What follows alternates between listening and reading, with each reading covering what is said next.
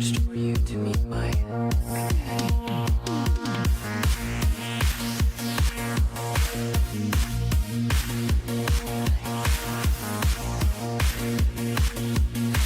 Introducing Sega Saturn. We are 5 years away from entering the 21st century.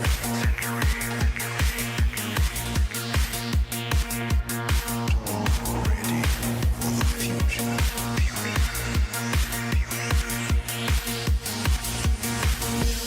Everybody supersonic racing, gotta keep your feet right on the ground. When you're supersonic racing, there's no time to look around. When you're supersonic racing, running to the point of no return. Everybody supersonic racing, come on, let the fire burn.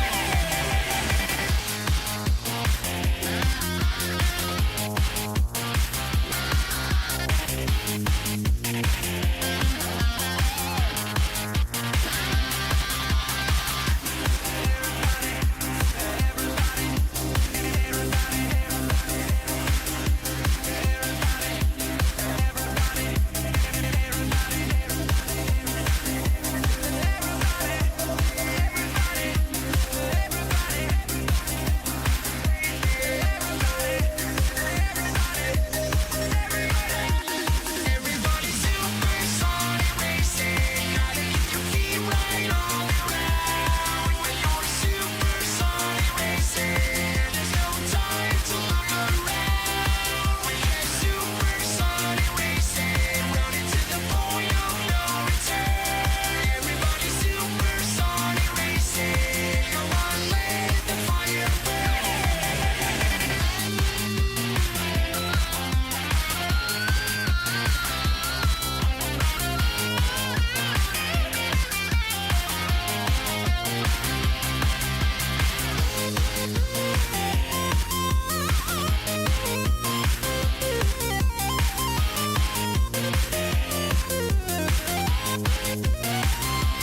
Everybody supersonic racing, gotta keep your feet right on the ground. When you're supersonic racing, there's no time to look around. When you're supersonic racing, gotta keep your feet right on the ground. When you're supersonic racing, there's no time to Hello, everybody! You saw it right. I'm starting on Metal Overlord. It's gonna be a big one, and as I mentioned in the description, I'm not quite ready to start working on it because I have so many other projects going on. But a deal is a deal. Thank you, Choppus, for the $5 super chat. As always, I very much appreciate it. All right, let's catch up on chat. A lot of people chatting. Awesome. Welcome, Flesh Grinder. Flesh Grinder says Choppus called it. Did Choppus call it? I haven't seen that. If that's on the Discord, a message about that. Oh, let's see. Oh, I don't see it, but I trust that Choppus called it at some point. We have. Did I say Flesh Grinder? Yes, I did. Malamations, Whimsy, Pro Tyler Adventures. Choppus, Gabriel Tenorio. In fact, you're kind of a newer face, right? Welcome to the stream. And yeah, you say Jack's Metal Overlord. That's amazing. Yes, and this is Jack's to the 4-inch scale. So I'm not talking about a 4-inch tall Metal Overlord. I'm talking about making him the size. Like my Black Doom figure. If anybody hasn't seen this video, go check it out on my channel. One of the coolest things about this figure is these little, they're called lock line. And they're primarily meant for machining. I think it was Pitt who gave me the idea. They're meant for like machining parts, like vacuuming metal shavings out of a drill press or things like that. And I also just got these because I'm going to be using those for Metal Overlord. Hopefully they can dye well, or I can find black ones. But I found these that are specifically for doll parts, and they are thinner. And I know there's going to be a lot of thin bits on Metal Overlord, so hopefully these will dye well. I have to... Oh man, I'm going to have to separate each one of these to dye them. And, you know, that comes with a tool to separate them and put them together. This does not have any such tool as far as I can tell. So that's going to be really interesting to... Oh my god. Maybe I'm going to need to heat them up or something to separate them. There must be some known way. But so these are going to be used for a lot of the thinner parts of Metal Overlord. Assuming they dye well. I see no reason why not. They're white, so they should take to the dye pretty well. Let's see. Hi, Well Plays is here. Welcome. Nathan Dennington. Where's Supersonic Racing? Is that the song that was playing when you made that comment? Let's see. Who else we got? Fandom, welcome. Welcome Pichu Sonic. Welcome Sir Chompy. How's everybody doing today? I think somebody already made the metal bootleg Sonic. It's on the suggestions tab on Discord, and either it's there or somebody just brought it up at some time, but I think somebody ended up making one. All right. Well, thanks to Highwell Plays, has gotten me the 3D model, so we have a good starting point. Just like the squid. Have you guys seen my giant? Most of you have seen my giant squid. I'm not going to get up and grab it, but it's way over there. That's getting close to done. I have to build more structure to hold up its arms for when I have it sitting down, because at other times I'm going to be having it hanging, but it's not always going to be hanging. So I want to put like a 3D printed part that slips on the bottom. There's a little carbon fiber tubing coming up to really support the arms, and then just a little thing to support that. Highwell says he's saying Heather going to keep an eye on the color map and normal map for Metal Overlord. He said, yeah, I noticed that.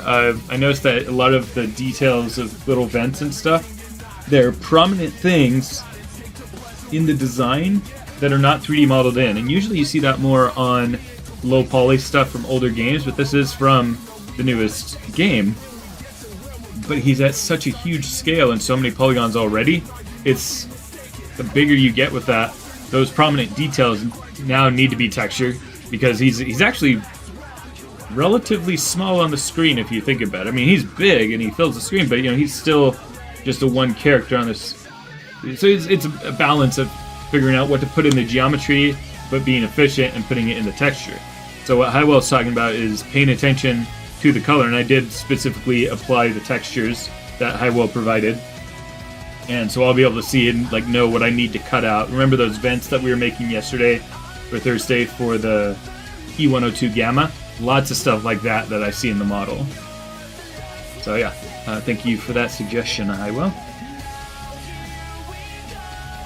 Yeah, Nathan, like I said, I think somebody else made it, but if I'm wrong about that, I could certainly sculpt one up if I can get this monitor working. This is my tablet monitor. It'll work for a while when I plug it in, but then it fails again after some time. What's up, Extra? Good to see you. What's up, Chaos Cola?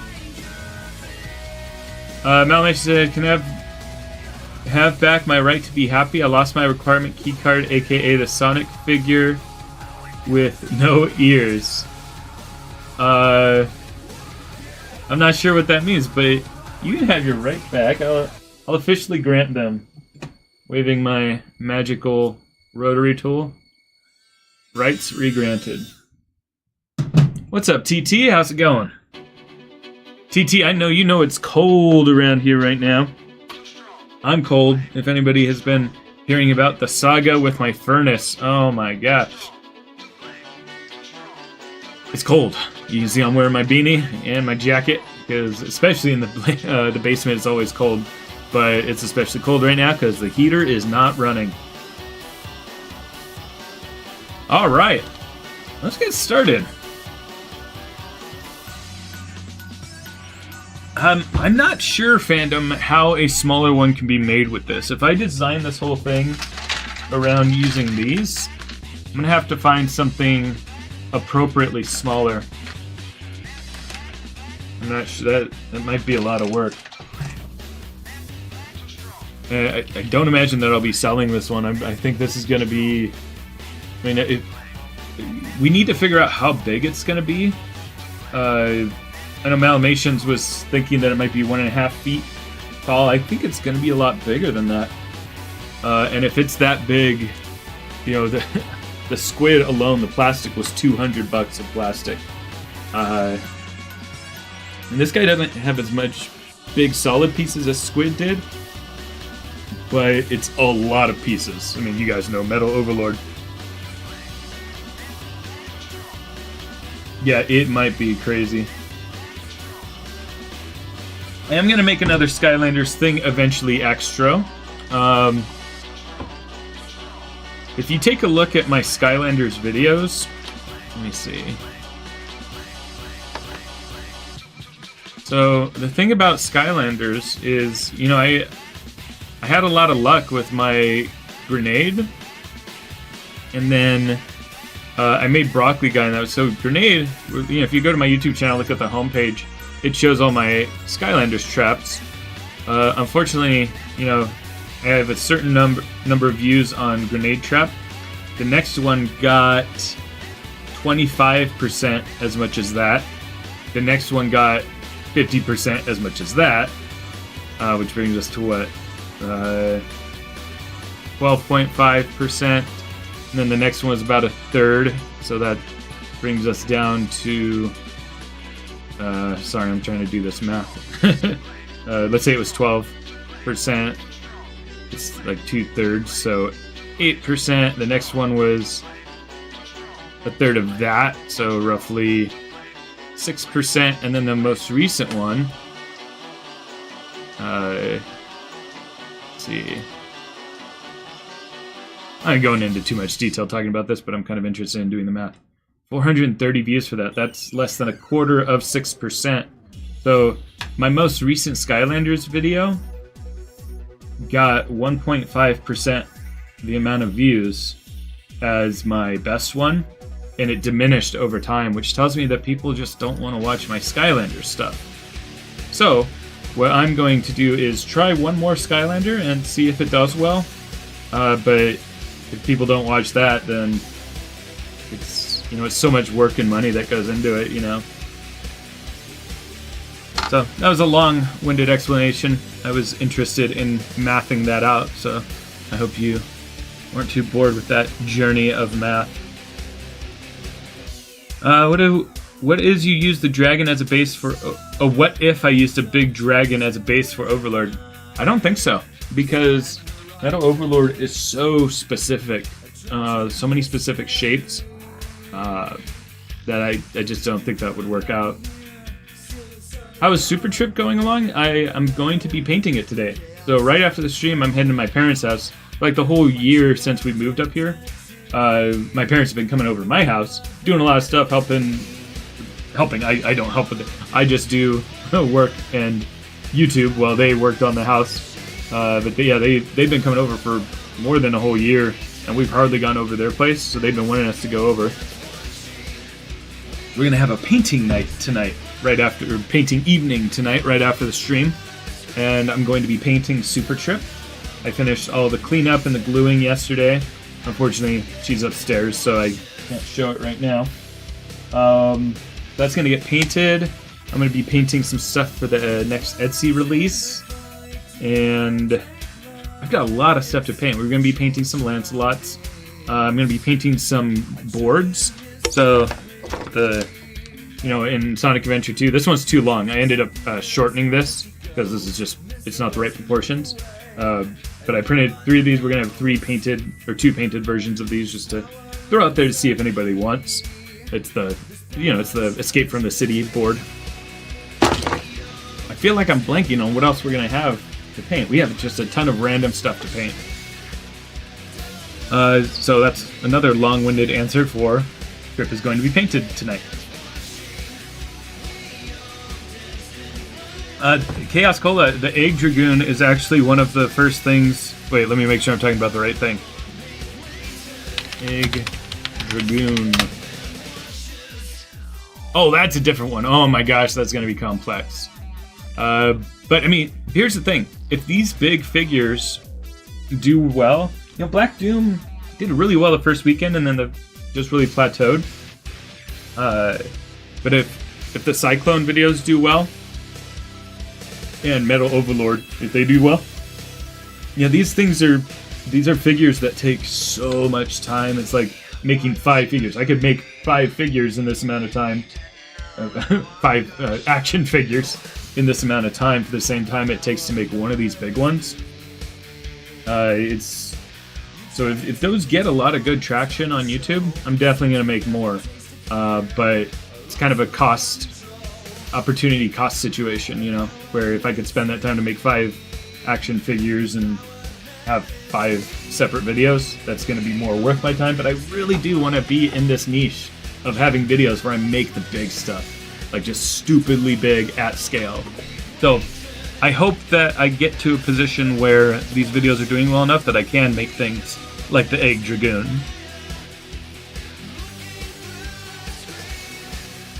What's up? Patton79. Yep, like I said, I'm gonna try another Skylanders thing and see how it does on the channel. No, you're right, Malamations. Absolutely, it's about having fun making stuff. But to that point, if I was going to strictly do things that I found fun, it would be I wouldn't just be doing Sonic stuff. I'm not burnt out on Sonic stuff, but I want to have more variety. Like pretty soon, I finished that Womp the other day, actually, from Mario that I had gotten started on a while back, and I don't think that video is going to do well because most of the audience is Sonic, but I think there's some good techniques in that video, so I'd say please take a look at it, even if you're not interested in Mario. Because I would like to expand more. You know, I used to make a lot of Halo figures. I really want to make a full-size Spirit dropship from Halo.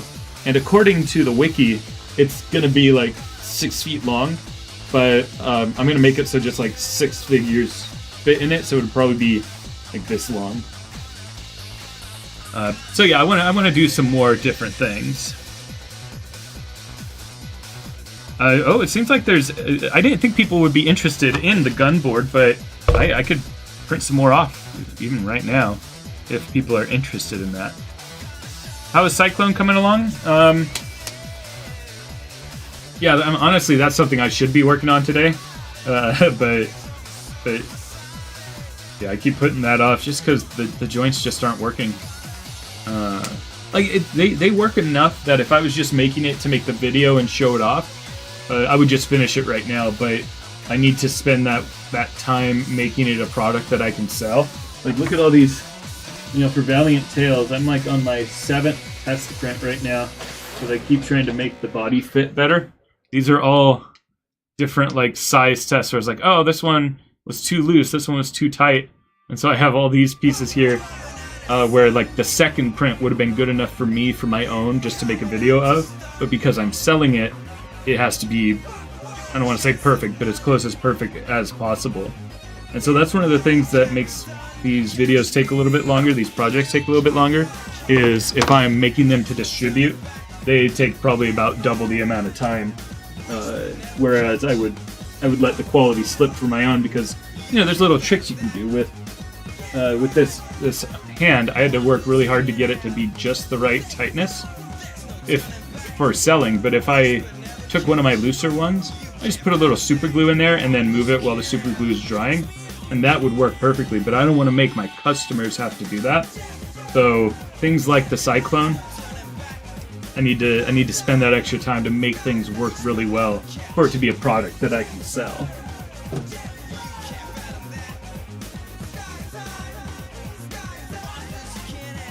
Do I do all the figures? You really like doing customs, but I'm not that good. Oh, how do I do all the figures? I actually have a whole list of questions that you guys asked me across Instagram, Discord, and YouTube. And I'm going to make a video where I answer a bunch of questions. That was supposed to be Friday's video, but I just got busy with making Tails and Super Trip. I'm getting a little bit too warm. I got the heater running down here. I have a little electric heater. But how do I do all the figures? You know what I should do? It's beyond making that video that I'm talking about where I answer people's questions. I should do a video where I just like go over like the basics, everything you need to do to get started in making these figures. I think that would be really cool because there's such a like from the digital side, it could be like things we're doing today, like how to take a game model and make it good and printable without errors, how to get rid of the faceting on it, how to merge things together. Because when you take a game model, it's all over the place. Different parts are not connected to each other and stuff because it doesn't need to be. There's so many requirements for 3D printing. So I could talk about the 3D printing for that and talk about how I do my painting, what materials I use.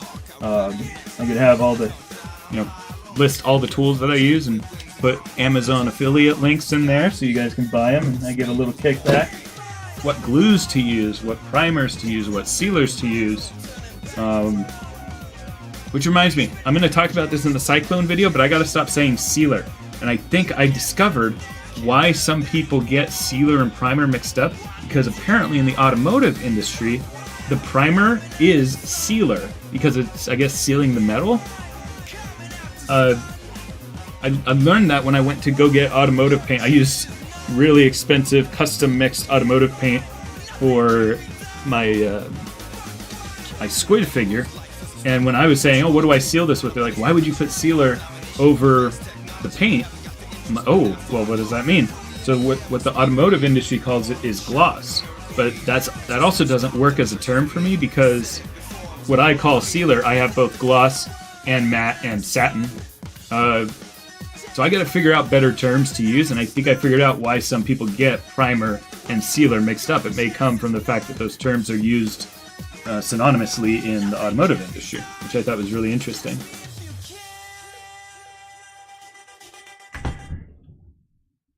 Oh, that's a really interesting question, Digi.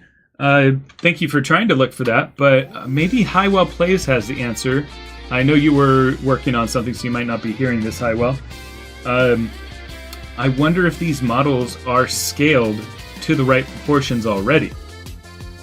That doesn't always happen in game design, myself included. I've definitely had characters when I make video games that if the character is this size, but in the game somebody else is this size, well, sometimes I just scale it in the game so the models are kind of the same size. But if they were clean about it, we might know the exact height between the two if I could get a hold of Shadow's model specifically from that game and ripped the same way. Any chance we can see the Eggman mech from Sonic the Fighters? Yeah, possibly. So on the Discord, we have a section that's suggestions where you can say what you want, and I have people thumbs up what they like. And I kind of, at my discretion, pull from that list of what I want to do next. It gives me a good pulse on what the community likes. So if you're not in the Discord, the link is in the description. If you are in the Discord and don't participate in the suggestions page, know that I do pay attention to how many thumbs up are on those, so I can know what people want the most.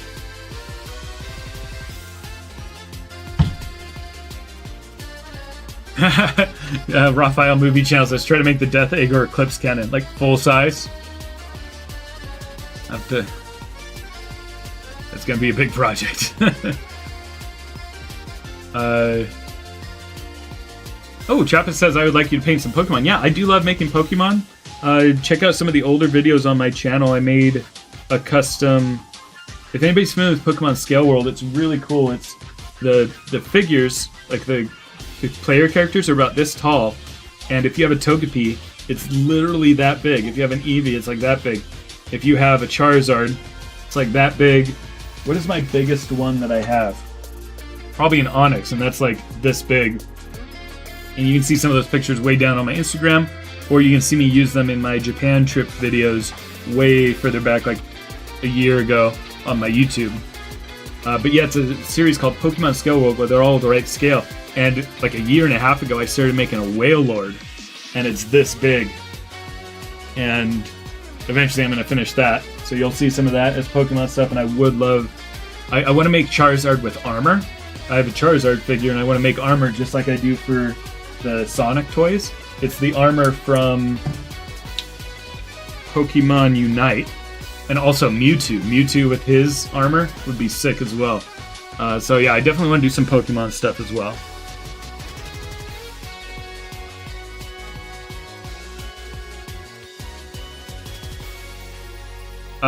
You made a community poll on our Discord? I didn't see that. But the result was Terios, huh? Everybody loves Terios. I wouldn't mind doing that. How big would a Jack's 4-inch scale egg carrier be? Oh my gosh. I don't know. I'm going to guess 30 yards. 100 feet. That's going to be my guess. If anybody actually calculates it and finds out, I'd like to see how close my guess was. Oh, I see. Malamations was talking about on their channel. Yeah, I love seeing y'all's collaborations, Malamations and Pro Tyler. Nice, Pichu Sonic. I realize I'm responding to things that were probably said 10 minutes ago. I'm going to try to go faster on responding to the chat so we can get started. Welcome back, Highwell Plays. Yeah, I see Malmation saying, Steak, we're talking too much, we need to get to work. And you said that 6 minutes ago. Alright, I'm gonna just say hi to everybody who has come into the chat and not respond to everything. Welcome, Sonic Geek, good to see you. Welcome, Simon Bird. Yes, Highwell, that would be super helpful. If you think that their scales are correctly proportioned in the rip, that would be insanely helpful.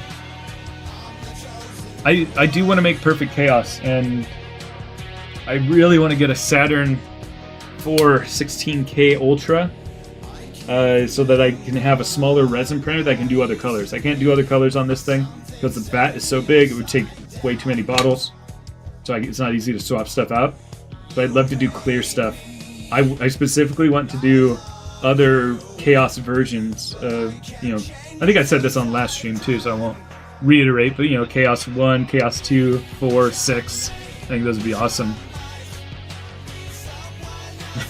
No, TT, I will not hear you out on that. Oh, I think the Ark would be bigger than your bedroom. I think it'd be bigger than a house. Welcome, Chaos Element.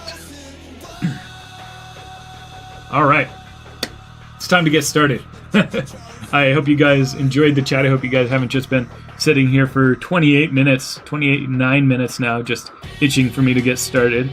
I hope that y'all enjoyed all the talking that I did. Let's go ahead and set up my screen. Be able to show what I'm going to work on.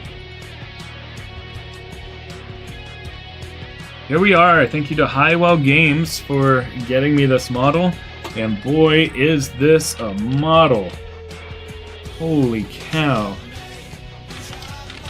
Look at this. It's all rigged and everything too if I wanted to pose it, but I don't know if I'm gonna do any posing in 3D for this, because you'll see in the video for Squid that I did pose the rig and then print out full pieces, but these is gonna be so many tiny pieces. It's gonna be nuts. So check this out. I've selected the whole row of them so I can. Oh, how cool does that look? See, normally if I wanted to print this as one piece, I would, pose this the way that I wanted. In fact, let me go grab my Squid now to show you what I'm talking about, because this is interesting.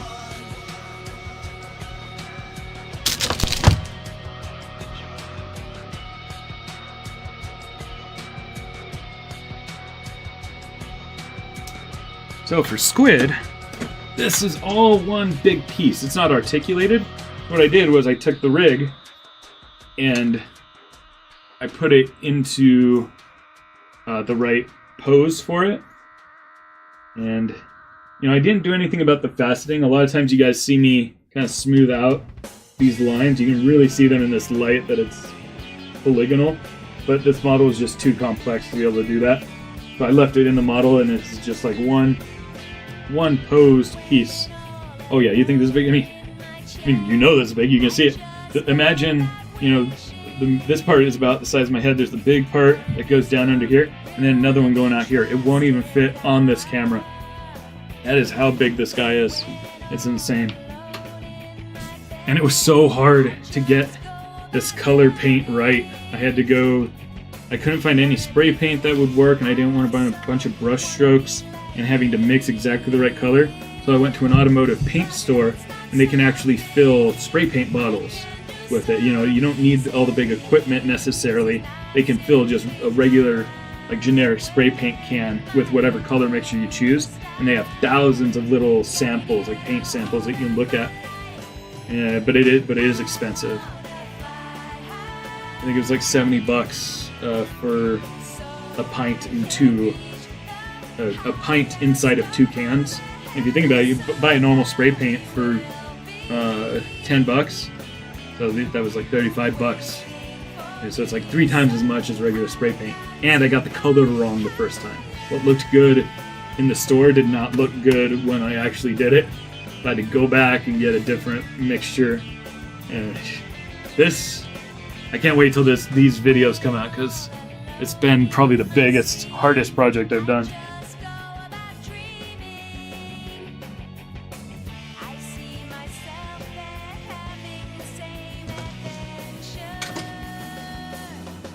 Yeah, true, Sparkle Wolf. The machine look could work, and we're gonna see.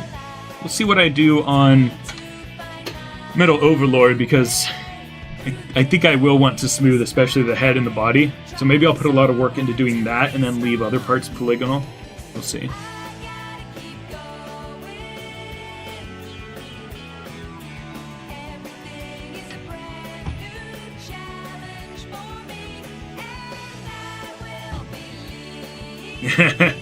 Yep.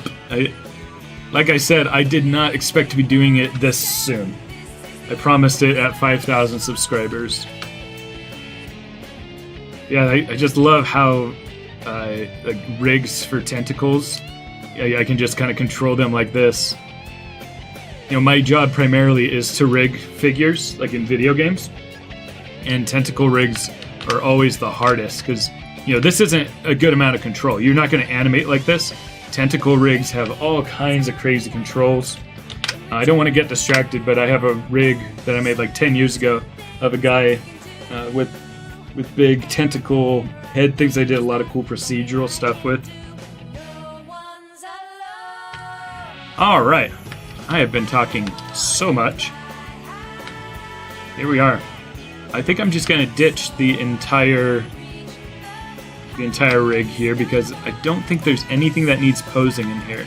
I think almost everything in here is just going to be my making articulation. And let's think about how much articulation this is going to be, guys. This tail will likely be made up of these thin, dull posing parts. So I think we can just say that each one of these is going to be an articulation point. 1, 2, 3, 4, 5, 6, 7, 8, 9, 10, 11, 12, 13, 14, 15, 16, 17, 18, 19. 19 for the tail, guys. Help me keep track of this. I believe this part might all be... Come on, select the right stuff. Oh, awesome. Thank you, Highwell Plays. Look in DMs on stream, you say, Highwell? Okay. Alright, so I'll take a look at Shadow after. So what Highwell got me is Shadow ripped from the same game. So hopefully they scaled it properly, and we'll just know exactly how big this thing is going to be. But I don't think this part rotates at all. That's 19 there.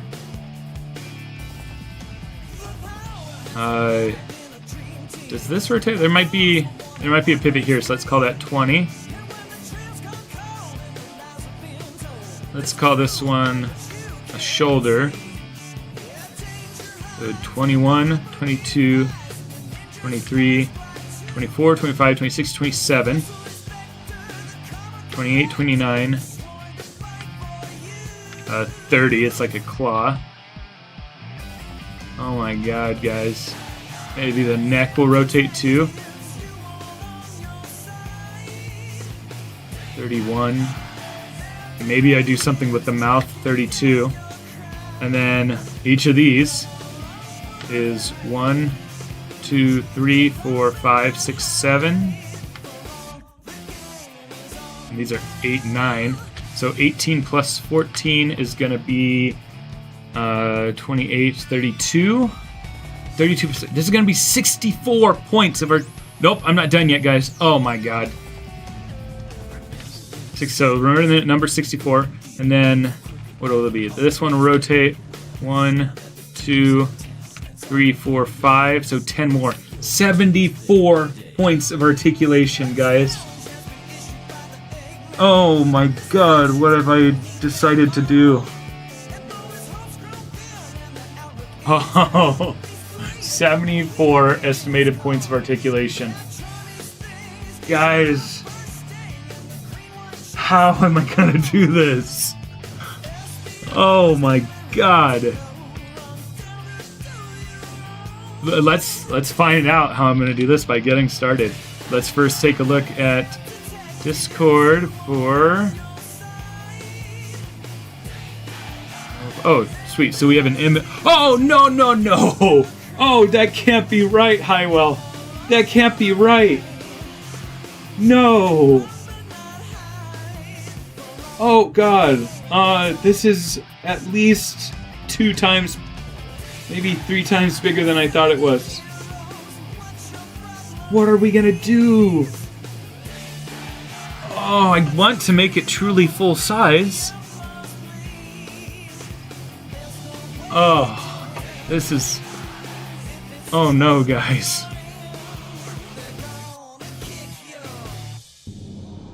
Oh no. Oh no, guys. Okay. Oh. Let's just make sure. Let's make sure Highwell knows. Oh, uh-oh. So this is something bad. If you bring in 2 FBXs into Maya. Oh no, guys. Dang it. I hope I saved this before fixing the textures. I forgot about this. When you bring an FBX in with another FBX of a similar hierarchy in, it messes everything up. It's possible if I just do rigging, skin, unbind skin, it'll go back. It did, okay. Alright, so I don't care about this rig, so we got lucky there, guys. It's hard to explain why that happens, but it's a known thing that I should have thought about. Whatever rigging system they've built uses similar joint names, so it screwed things up. So now, let's go ahead and bring this guy in.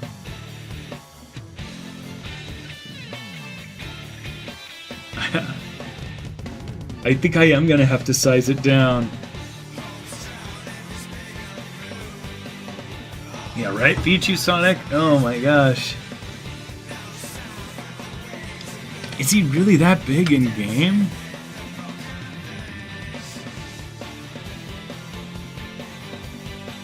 Unbind skin. Delete. Now let's bring Shadow out here.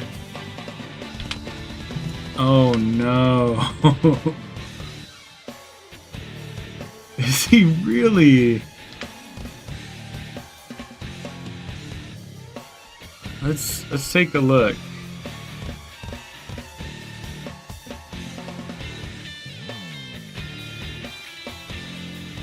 Let's see. Metal Overlord. Oh, no.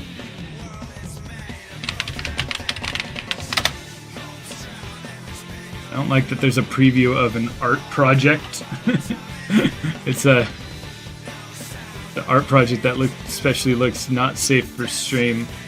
It's like an art projects fail thing. That's what you guys saw. Alright, really. I mean, I believe it. It's just... Yeah, it's because he's kind of far away, so I don't think him as that big, but if he really got up close to him, like, I think we're going to see that in a second.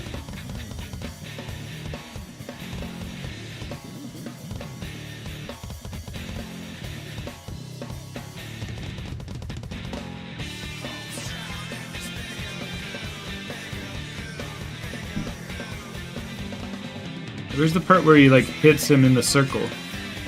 There we go. Yep, that's how big he is. Oh gosh. Oh man.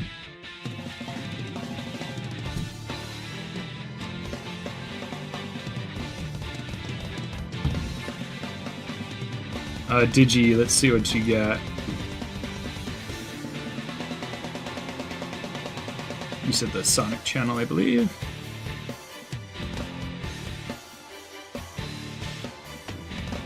Wow. 42 pixels equals 4 inches. Roughly 62 inches. What if I did it, guys? What if I did it at full size?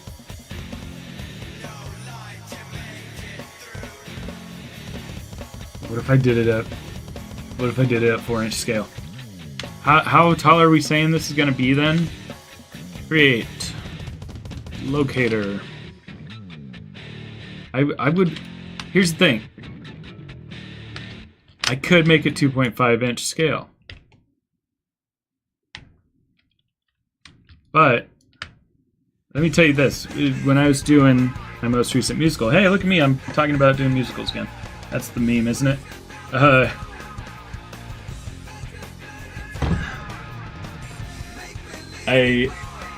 My music director wanted me to go an octave higher at the end, and I had to increase my note range by 3, but we also had a backup, but I was too afraid for that. And the backup didn't sound good. And I told Bailey I wanted the story of this to be that I got my range up 3 notes higher and managed to perform it well each time. I wanted that to be the story instead of me going for the backup, and I was so proud that I went for it.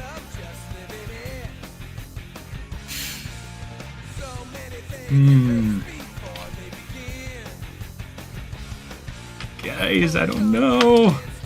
I want to go for it. So here's let's scale this to the right size to see how big it is, and I'm gonna make a 10-inch cube to see that's how big my printer can print, and we'll go from there.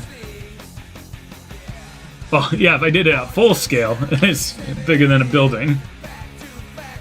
Mr. Troll says, "Bro, make it massive."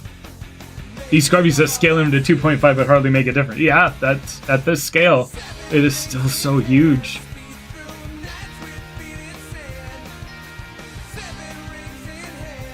I know, but I really wouldn't mind this. So Digi's estimation was 62 inches.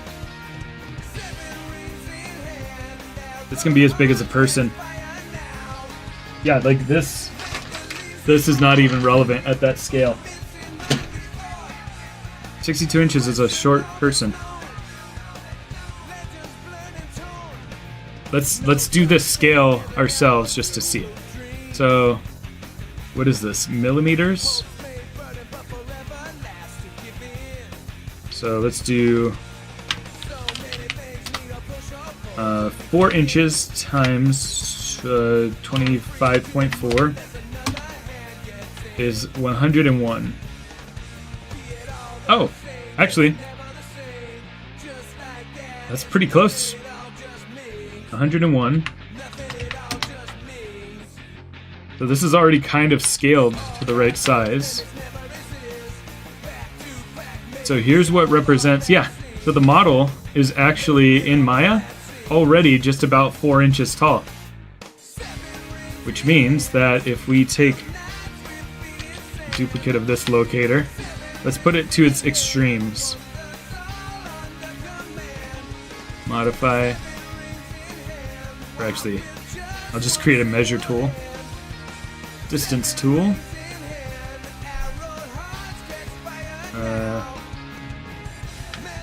One there.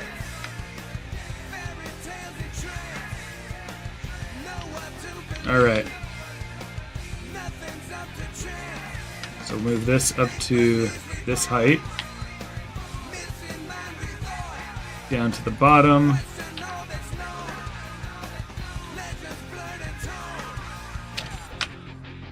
So that gives us... Let me just match that up properly. Oh, I see. I need to move it this way as well. 2186 divided by 25.4. And that's inches now. 86 inches. And let's divide by 12 now. Taller than me! Taller than some NBA players! Oh my god! No! Oh no, guys! No! Ah!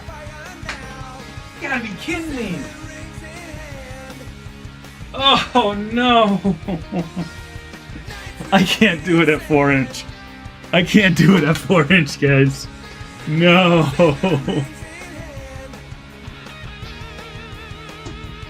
Ah! Let's create a cube. This is what my printer can do. Let's see, if we're at centimeters right now, I need to be 25.4 or do 254. Let's find out.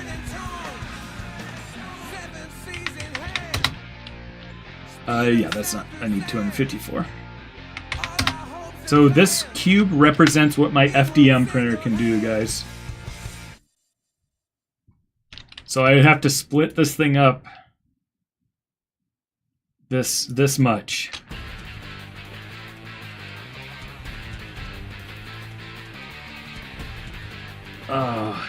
Did I do the math right? I mean, we're talking about, like, that's the biggest extensions of it.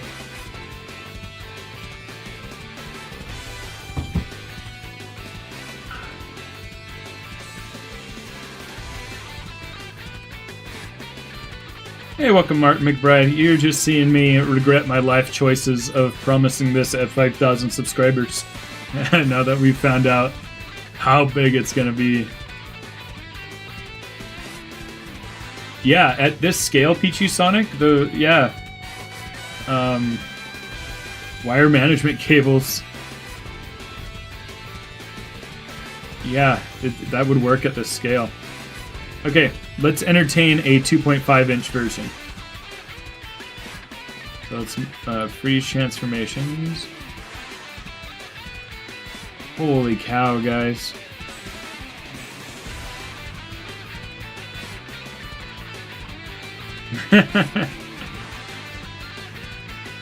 Yeah,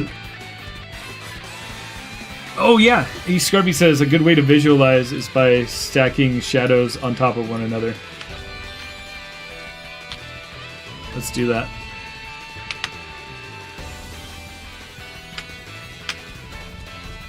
So we want it to go up by 100, so here's what I'm going to do. Control-Shift-D. Edit. We want to duplicate special. That's what I'm looking for. And we want to make it go higher by 100 each time.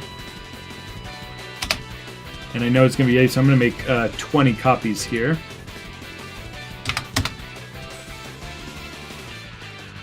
Alright, so that is how many shadows tall this guy is. These are 4-inch shadows right here. You missed, Chappus, us finding out that at 4-inch scale it would be 7 feet tall. That's with it all extended out, but still, I mean, with it not extended out, we're still looking at 5 or 6 feet. It's 24-inch shadows tall.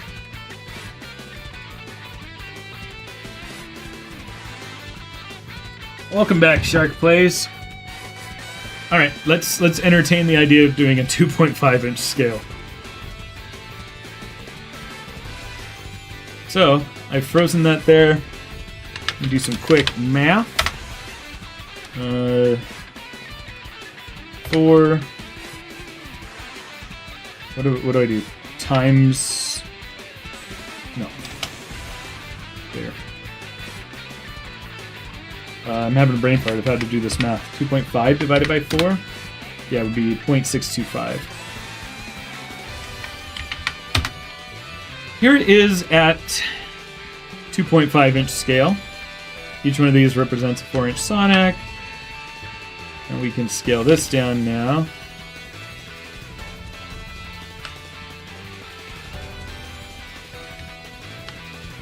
About this tall. Yeah, like eScarby said, it's not that much difference. We're now looking at 1432 millimeters divided by 25.4. I'm gonna say that this comes out to like 4.5, almost 5 feet. That divided by 12. Wow, a little over 4.5 feet. That's more manageable though, guys. Look at this. Here's the cube that my printer can print. You know, we can now print this in. Oh my god, that's still gonna be so huge.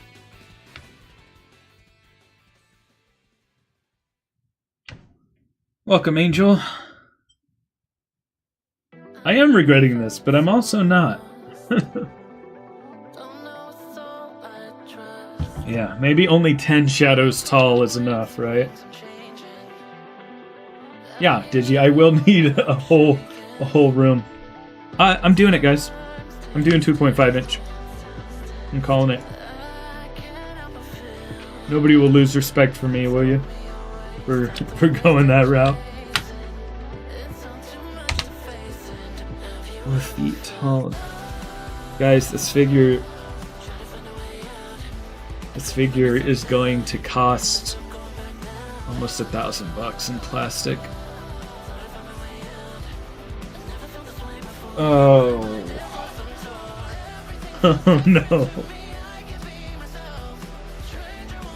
This is an investment. No, I'm not gonna do a GoFundMe for it. I'll just rely on Chavis' super chats, right? Yeah. Oh my gosh. Oh man.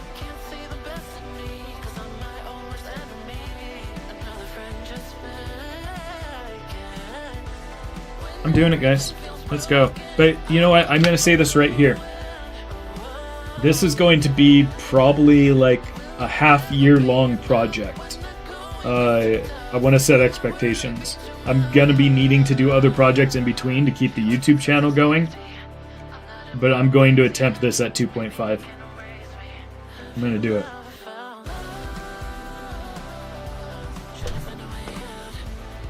Yeah, no, yeah, let's put all the bells and whistles in.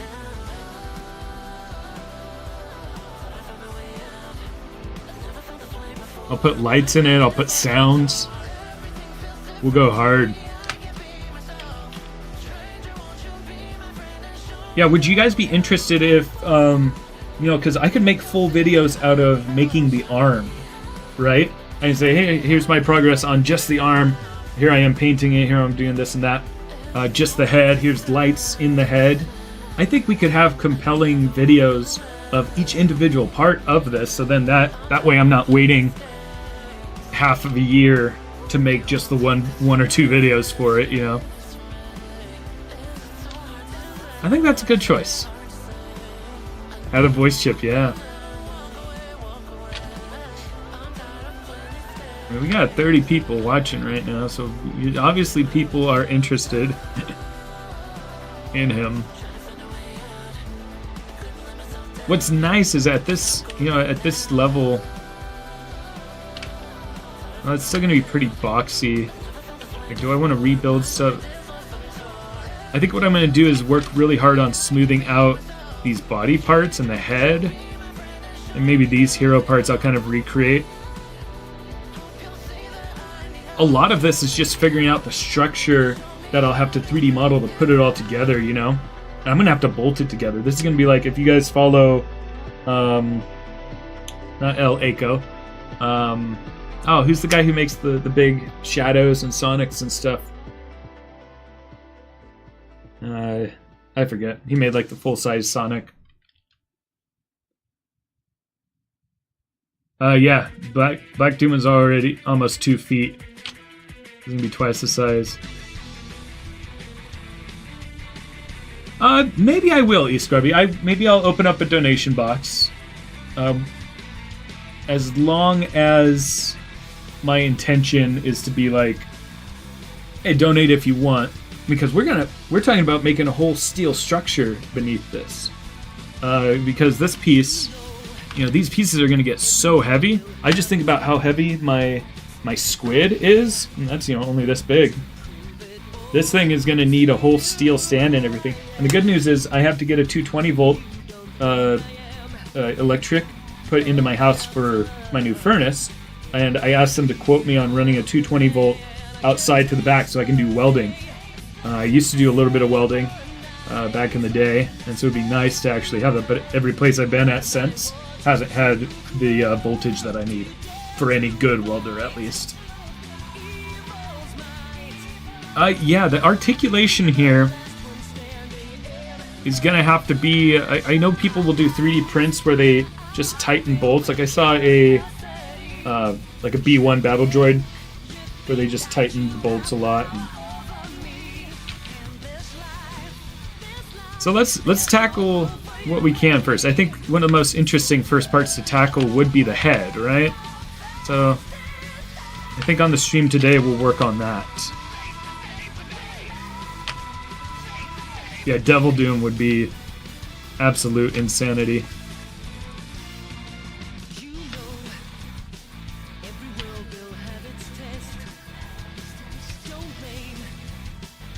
How big would a custom of Diddy Kong be? Yeah, I saw what you wrote and I assumed it was Diddy Kong.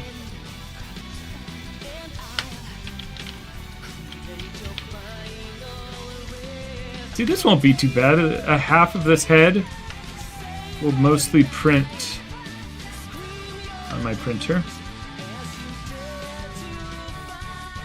It's not terrible. Yeah, let's work on this head today. Let's go to modeling, mesh, separate. Can I estimate a price for the head? Yes.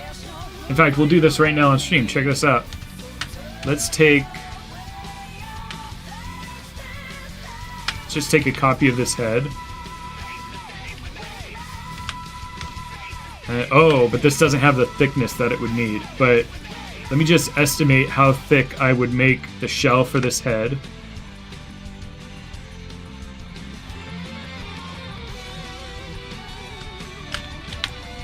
By doing something like...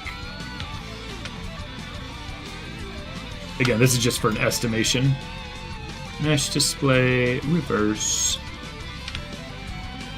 And so let's give you an estimation of how much, probably, like, what is this, 1/4? Like, if I do this here, and then on another print do this.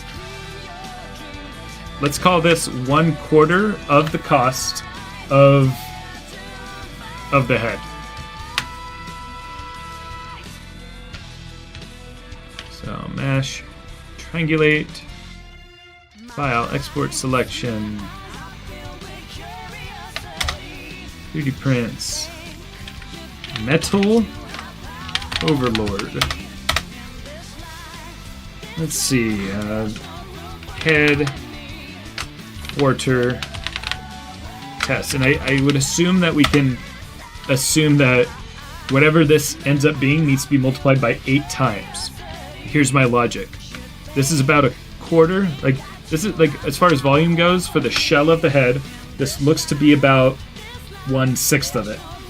Or as far as the mass goes, it looks to be about 1/4, and that's just the shell. We'd have to make, these back parts and everything. So I'm gonna call this, I'm gonna say we're gonna multiply what we find in a second by 8.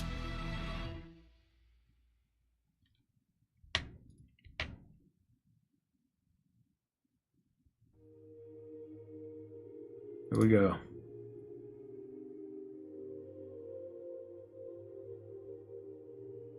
All these things are okay. Oh, it's not okay because it's... I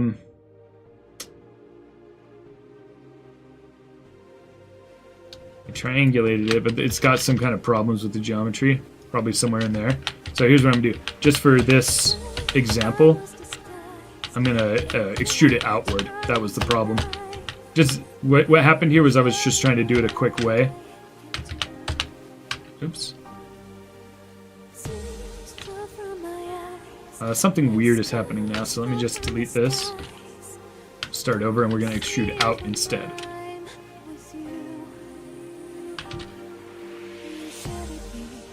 just know that this isn't quite the right shape because of that reason.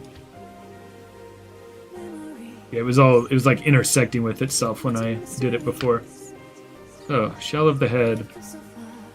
The other thing that costs is the support material for it, and for something big like this, there's gonna be a lot of support material. Now it's to live for love. My heart was disguised. The girls brought it to life. Not knowing what I need. Alright, so now let's bring this into Bamboo Labs. Now that I'm here, the face makes me frontier. Oh my gosh, look at this. Imagine how... Oh. And yeah, there's also ways that you can orient it to try to save some support, but let's just say this was it. Override my fate to play this game. So we're going to multiply this number by 8 for our estimation. It's time to face my 545 times 8. That's actually less than I thought. Oh, look how little support material it gave. So that's good, actually. If it successfully prints that well. So my estimation of like this being about 8 times more. The head alone is going to be 40 bucks. That's a little less than I thought, guys. A little less than I thought.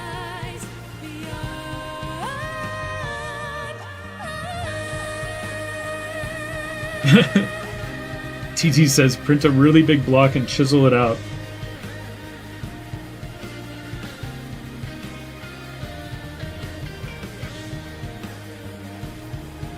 I don't, because I actually haven't played Sonic Heroes. I need to. Oh yeah, totally. Yeah, please let me know when the music's too loud. Because I definitely don't want my voice getting taken over. What's up, YBZ? YBZ, have you not been in here this whole time? You need to be caught up. 4-inch version of Metal Overlord would be over 7 feet tall. So we're going with 2.5, and that's about 4.5 feet. And so we're gonna go with that, but I decided it's gonna be like a year-long project. Maybe half a year. But I'll be making a bunch of different videos on it.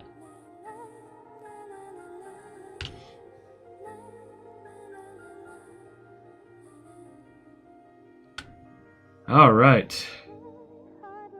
Yeah, is right, YBZ. All right, well, let's get started. Here are the first steps on a very long journey. First thing we need to do is make a shell of this. And I'm going to try to make it as thin as possible. And I actually do think we can get away with what I did before. Because this thing is going to be scaled so huge, normally I would extrude inward so that we have the same original surface. But that's causing a lot of issues. I think we can get away...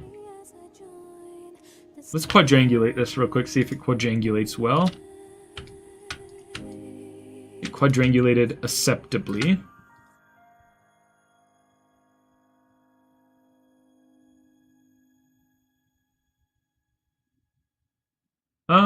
This is weird. Looks like Malamations is talking to Sparklewolf, but I don't see Sparklewolf's chat. And I know Sparklewolf was here earlier.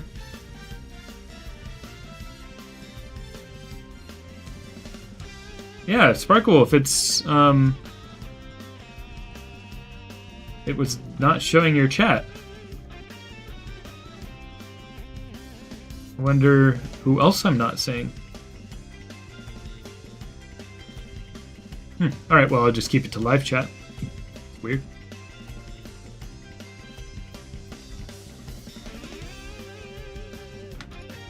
Yeah, so I am going to extrude from here, because I think at this scale, it's not going to make much of a difference. So, edit mesh, extrude. Yeah, I'll try to keep this as thin as possible.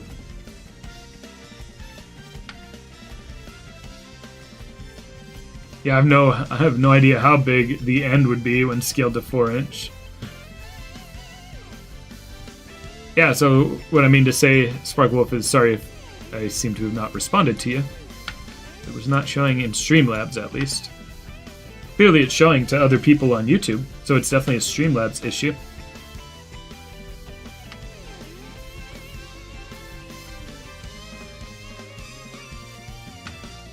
Alright, so what I'm going to do is we want to get this into smooth preview mode, and we already see a few problems. It looks like these vertices here are doing some weird things.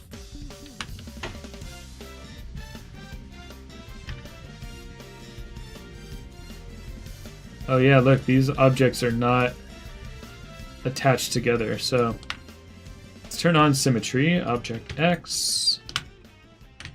And yeah, so it looks like the way they built this, they left a little gap in here. See, these are just some of the weird strangeties that you find when you're working on game models.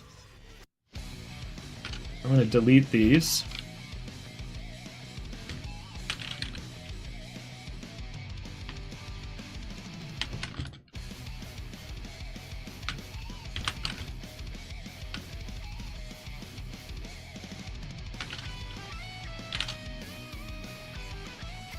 I should be able to just merge those. Edit mesh, merge. And now when I smooth it, we should see at least a connected curve here, yeah. Same with this thing. That was a strange thing that happened, and it seems like that's the only place that something like that happened.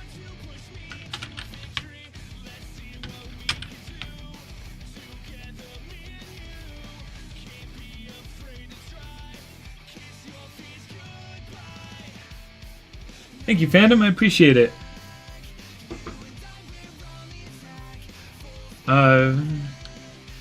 Oh, interesting. Yeah, I do get more dragon vibes, but I could see Leviathan, especially in the head, for sure. I'm going to turn up the music just a little bit.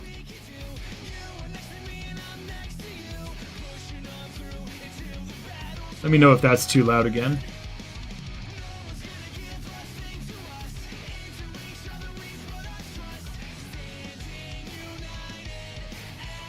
This is based on the Shadow Gen version. Highwell ripped the model for me, and that's what we're using as a starting point.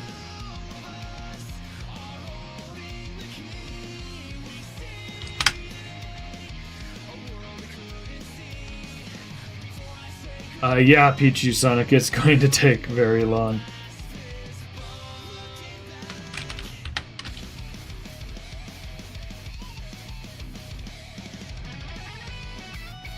What's nice is at this scale, it seems to have kind of kept the right amount of sharpness that I might not have to do a lot of work on this piece.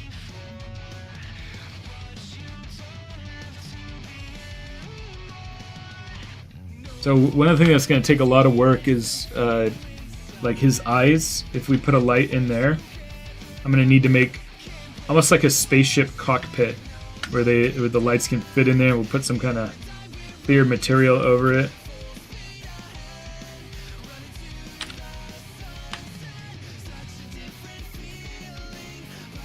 What is this geometry in here? Oh, I see. It's got these parts that come in that we need to add to it. Got it.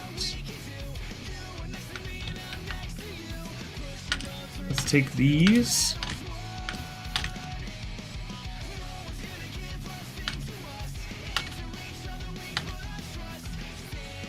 I'm not going to take those two pieces. I'm just going to take these, and we're just going to merge that into our shell.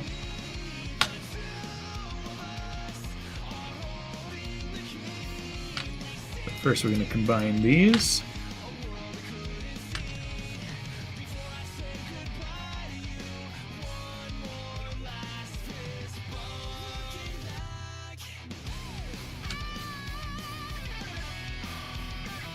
Mesh, quadrangulate. And then I want this to be kind of a shell piece as well. And the way I'm going to do that is now by extruding.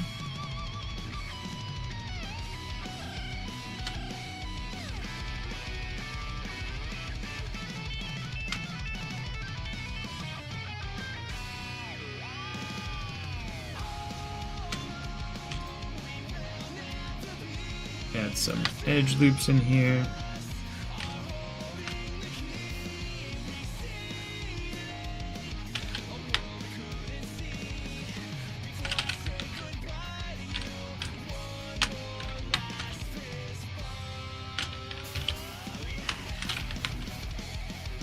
You can see a lot of what goes into this thought process of deciding, you know, as I model this, how is this going to be constructed? Do I want this particular piece to be built into it or not? And have decided I do want that. I do want it built in that way.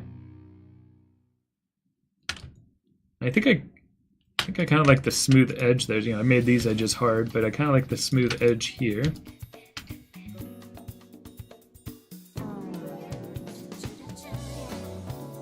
That is a good point, Pichu. If I make every piece individually, make the transformation scene in stop motion.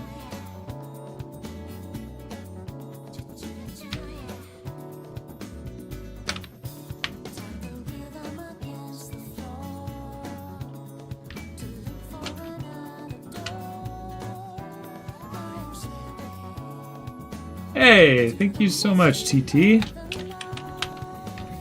I'm so used to seeing Choppets, it always shows green, so when I saw the super chat as yellow, well, this is $10, thank you very much, yeah. And so when I saw it as yellow, I was tripped up. I was like, oh, this is TT. Thank you so much, man. Yes, this is quite a journey is beginning. But I'm finding that I like working with this model. You know, there's sometimes like Sage. Sage was so hard to work with. And so it kind of depends on how the models are constructed. I'm actually pleased with the way Metal Overlord looks. And it could also be part of the ripping process. You know, maybe Sage had some issues getting it ripped, like certain pieces weren't together the right way.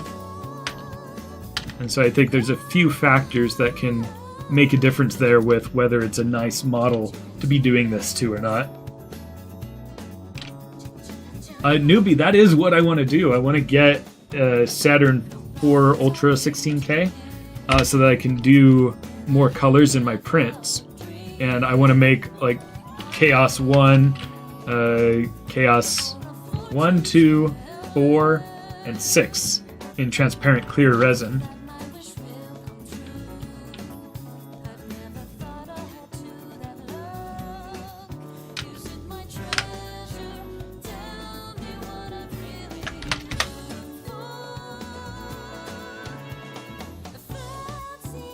Uh-oh, why did... Oh, that must not have been the center of the object. Uh-oh. How do I want to do this? Is that right? That is right. So what I should have done is made it pivot here, and then I'm going to need to fix up a few things on the back side.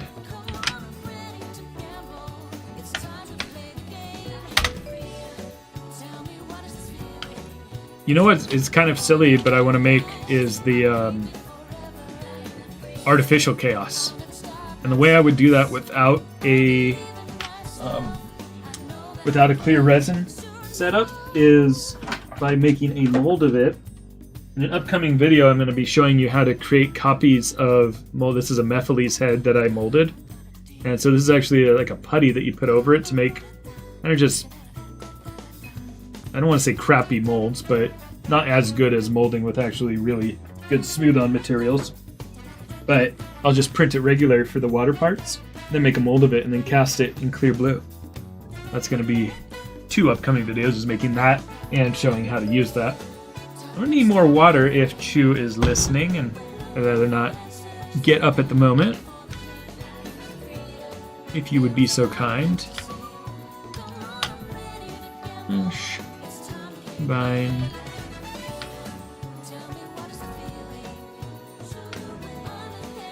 Baileysaurus is probably upstairs being like, oh geez. If she is listening, she's like, I can't believe Corey's doing this. What's going on here? Did it mesh? Merge to center. Why is it not behaving? Yeah, I'm definitely gonna make them light up.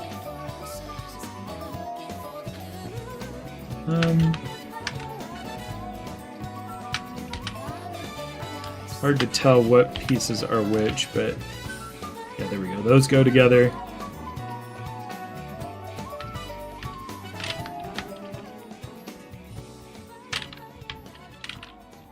It looks like, let's see. Oh, it's so hard to tell. I think it's these two. Nope, that was wrong.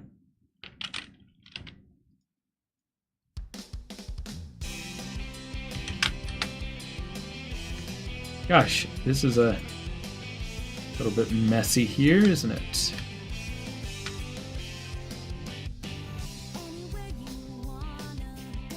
Trying to get the symmetry working, but it's not right.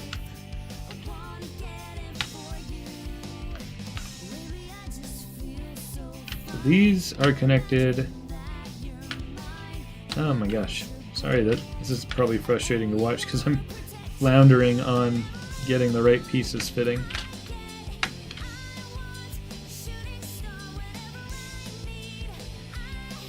So that is right. The next one is this. Oh, this is messy. No, this is... I gotta just merge these all into one spot. How did I mess that up so much?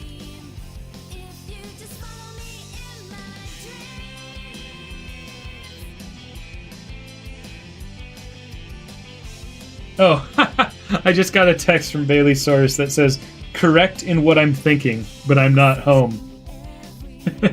I thought she was upstairs. Yeah, she is thinking that this is ridiculous. But she's not here to give me some water, so let me just fix this problem and then... Oh, what are we doing here, guys? What? How could I have messed this up so much?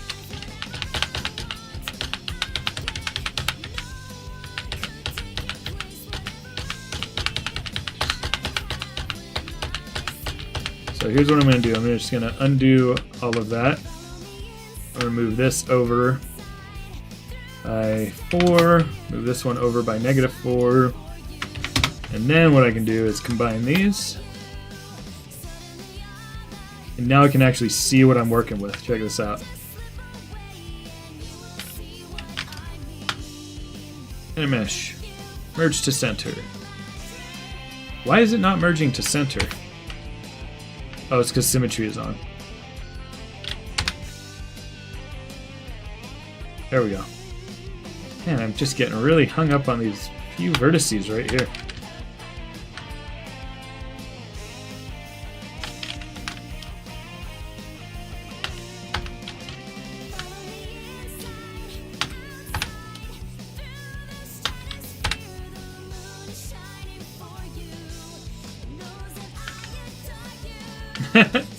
I like that quote, Malamations.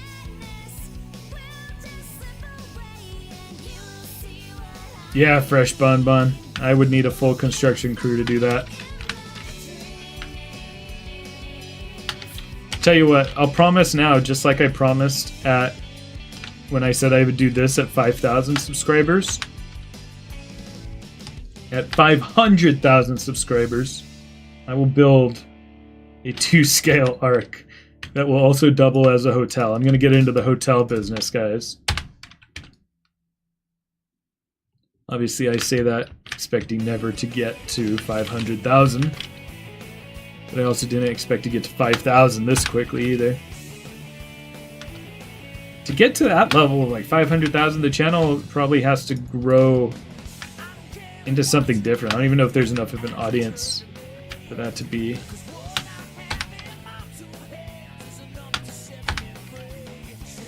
Can you imagine though? Like, I'm just spitballing. Imagine having YouTube go so big that I have to like hire people to help. And then I have a whole team of people making Sonic customs. I'm daydreaming.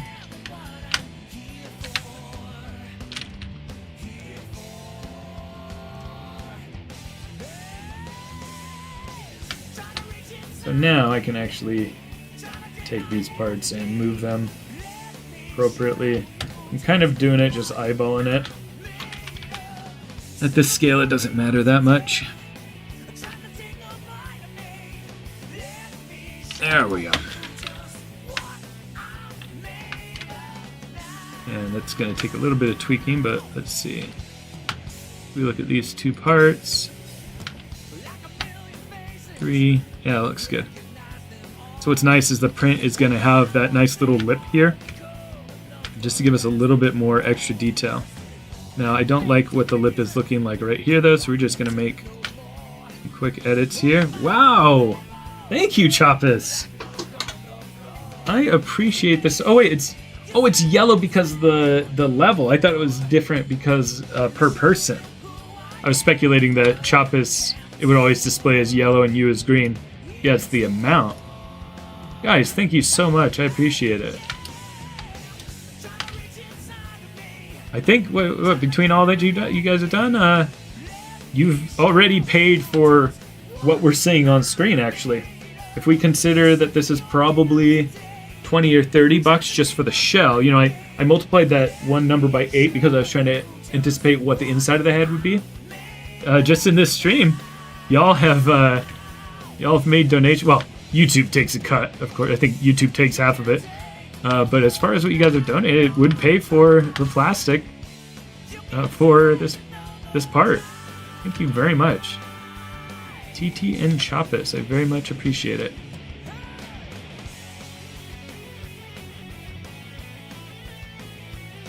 I think I don't like this is an inner lip that I do like. This is an outer lip, and I think I want to try to make it be the same on top and bottom.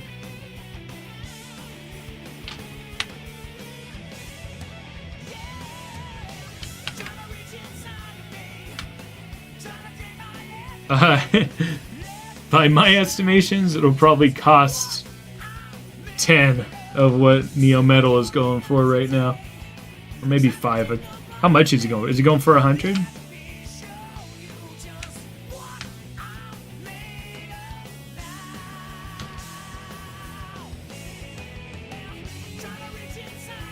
There we go. Now we've got a bit of a lip just like on the bottom.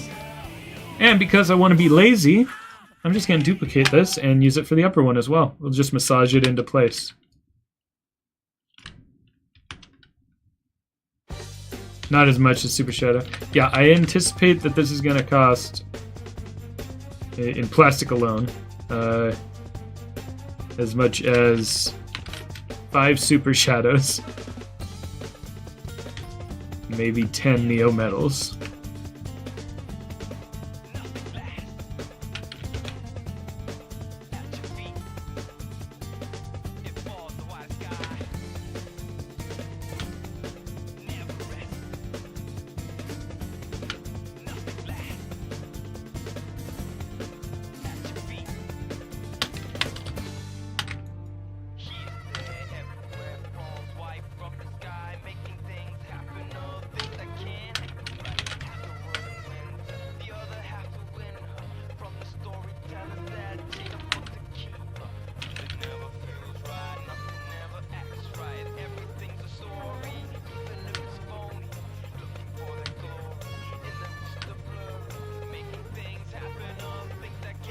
Yeah, there we go. I see we've knocked out the shell of the head. There's going to be a lot of work to figure out how I'm going to mount everything, so that's going to take some work. Choppus says, take more money. Wow, thank you so much. Oh my gosh, you guys are great. Wow, thank you so much. Now as I look at this, I think I want a sharper edge all around here. And because of the way it didn't quadrangulate perfectly, nor did it quadrangulate symmetrically. Look at that. It's asymmetrical. So, we need to go to the front view and we're just going to cut off a whole side of this.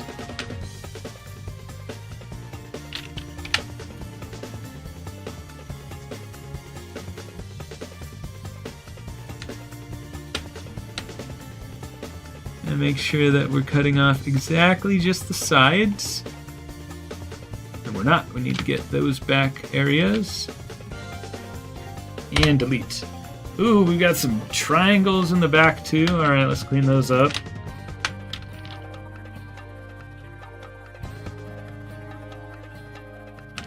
Getting a bit messy.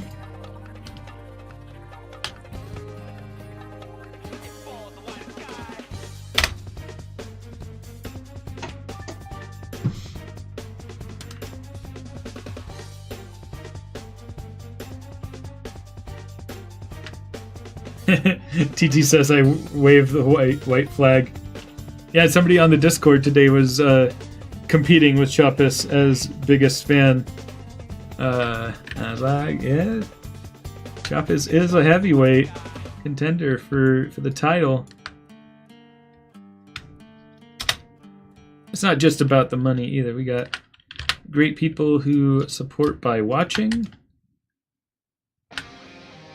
participating in the Discord chat. And wait, thank you, Fandom. Fandom is one of the ones who's always watching and supporting. And look at that, we got a super chat from Fandom. Thank you very much. I kind of wish that I was listening to royalty-free music right now, so I could use a lot more of this in the video without worry of copyright strike. And I still am going to. Not copyright strike, but being... I forget what the term is. You know, when it does its thing. What is happening here? This is kind of an odd shape, isn't it?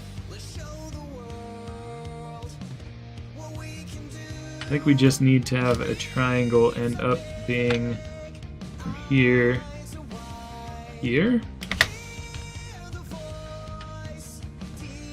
here, to here.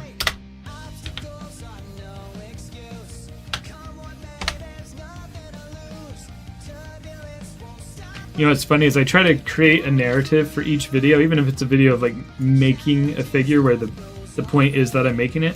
I always try to add a narrative of like, you know, one video might be like, oh, a lot of things aren't working, or a narrative of, oh, my printer keeps breaking. The one for Squid is going to have a real-time counter of cost, just because that one costs a lot. I'll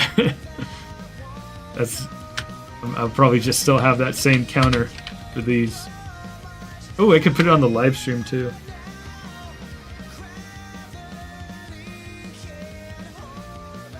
Alright, so now we can go in and fix up some of these edges so that we can get edge loops. So edge loops won't happen unless it's a nice quad shape. So watch this. If I try to make an edge loop here, it's going to stop right here because it doesn't have a nice edge to go to.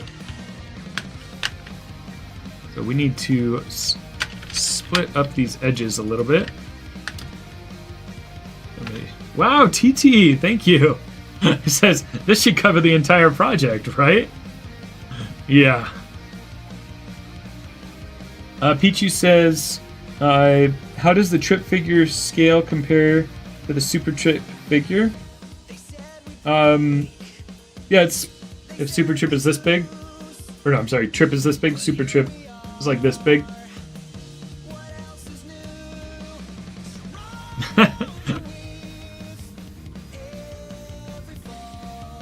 Yeah, oh yeah, I could totally just redub it. All my reactions to the super chats and stuff. It'd be funny if I didn't quite get it right. Like a bad anime dub.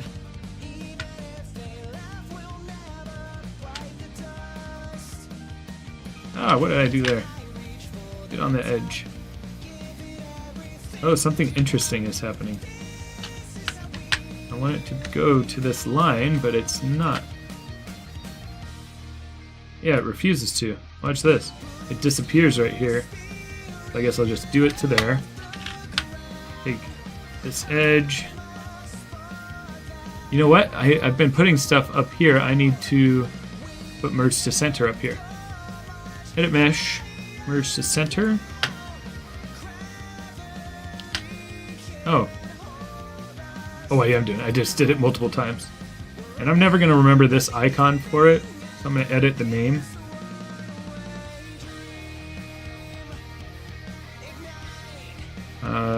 Icon label will be merge. Oh, but I want to do. I'll do M RG center because the merge command is a different thing. There you go. Thank you again, TT. What's my favorite Sonic form? Yours is Dark Spine. I am partial to Werehog. Sonic specifically. Let's see.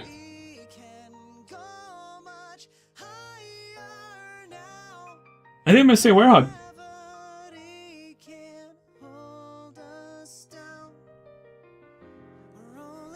You're finding a job, Malamations? Oh, for the yeah, I see what you're talking about.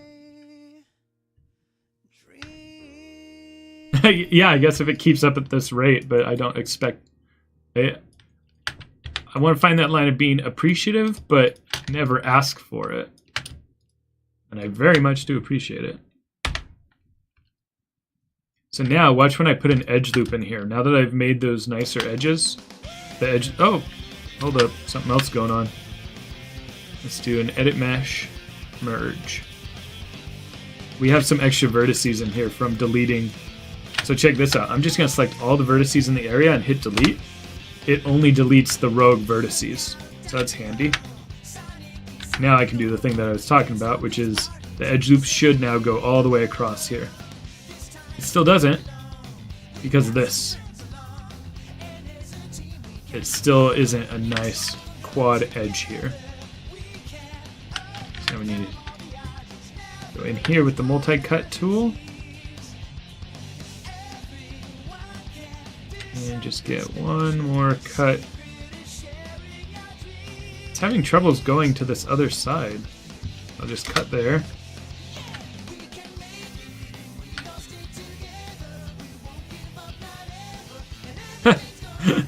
Thank you very much, TT.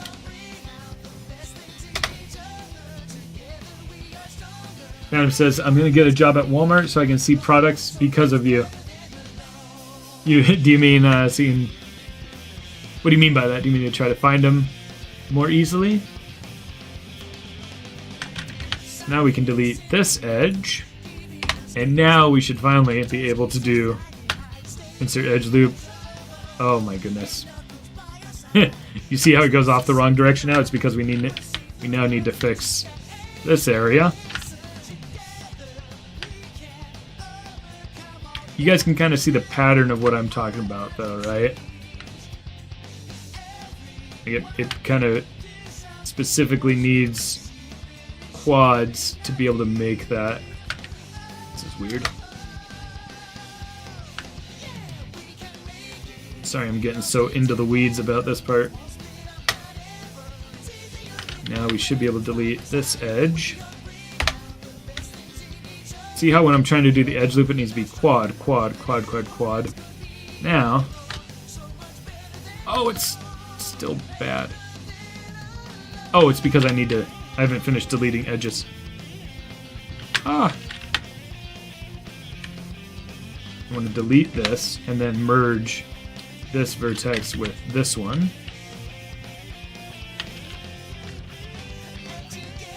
Then this will be a triangle here.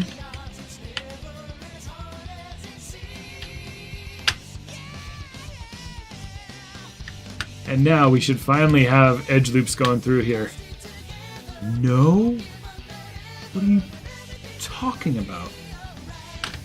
Is it this geometry up here causing a problem?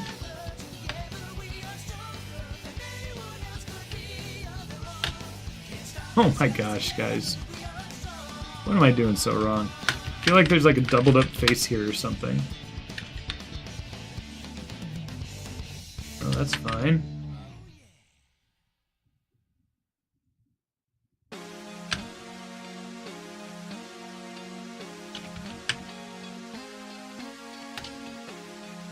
Alright, whatever. Here's what I'm doing.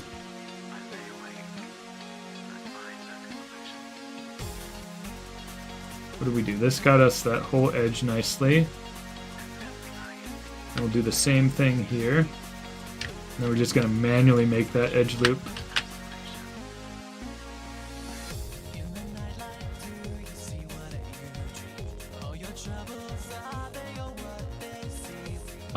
Yeah, this stream is likely just going to be the head, because we have a lot of work to do just for the head.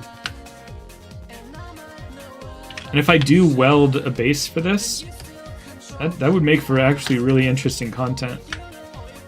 Because part of it is me going to be relearning to weld.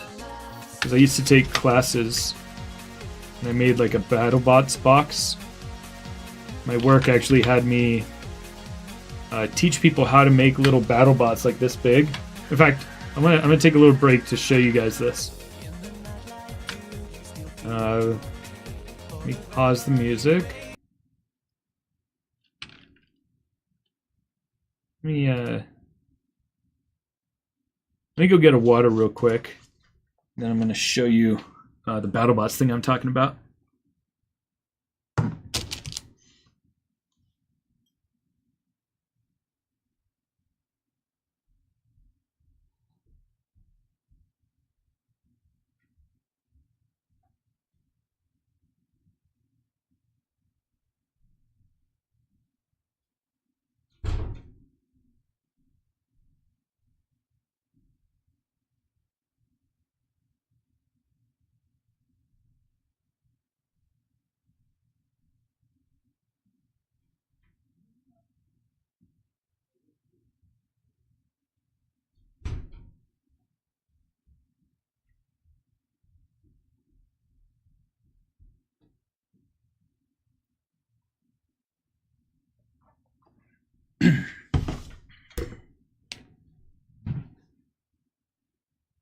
Oh, don't tempt me.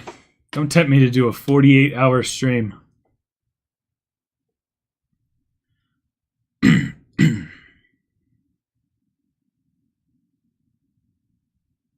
All right, let's see. What am I looking for?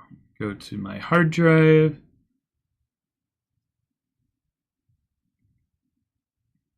BattleBots.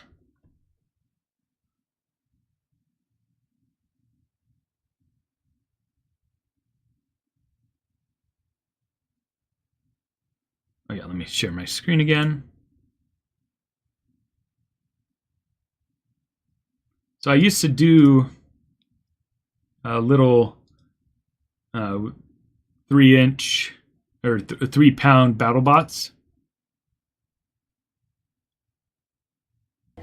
This is my first one. I didn't do very well. So mine had a big spinner on the front, on the blue one. I know. And so it's like BattleBots that you might see on TV that are, 220 pounds. But instead, these are little. This one is a 1-pound competition. And mine didn't do too much damage. But let's see. That's my BattleBots. Bot battle. This is what I'm looking for. So what I did was I welded this box.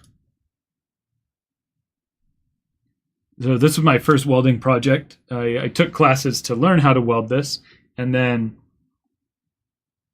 at one of my old companies, they actually gave me a budget to teach people how to make little 3-pound bots and how to do all the electronics for it, and I made kits for them to use.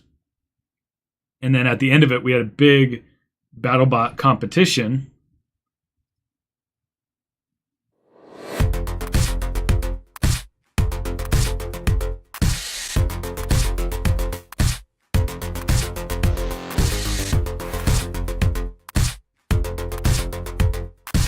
These are all the different teams that made things, and they did a really good job.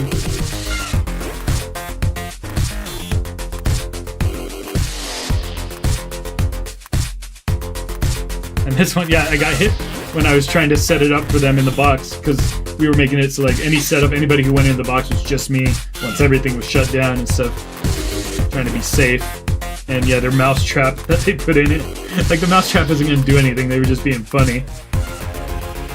And some of them got really creative with it. Like, some of them, like I made 4 different types of kits. Like one's a spinner, one's a drum. Some people actually made lifters. I didn't teach them how to do that. They kind of went on their own and learned it, and so they got really creative with it. And this box that I built has these trap doors that one of the competitors can control.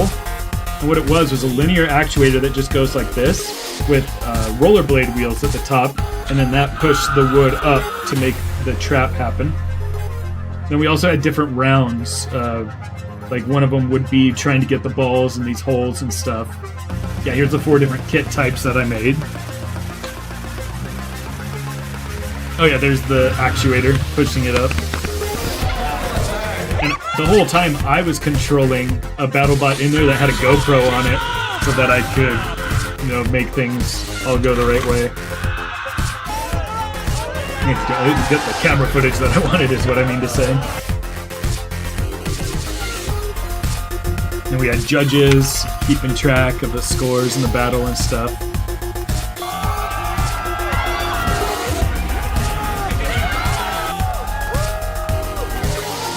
Yeah, and this was the end of the competition. Like, that was the final match, and they won just by being able to get it on its side. Pretty cool.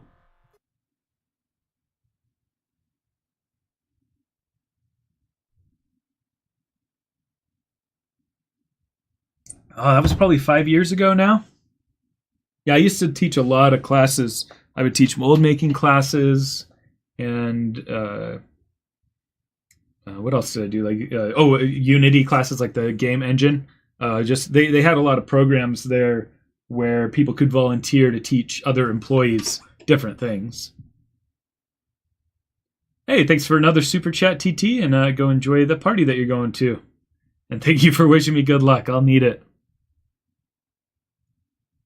Yeah, so all that was a tangent to say that was my first welding project, and we get back into welding for theater props, and this project is going to need welding of a structure for it.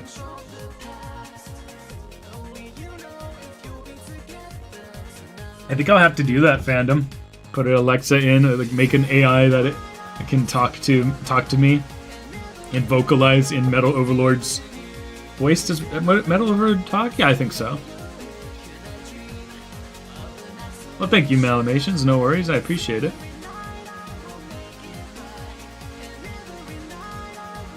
Alright, sorry I'm spending so much time on these edge loops. That was kind of messy back there. But now you can see what it does, is it makes those edges a lot sharper now. Before, the edges were really soft. In fact, yeah, you can see that here, because there's more work to do here.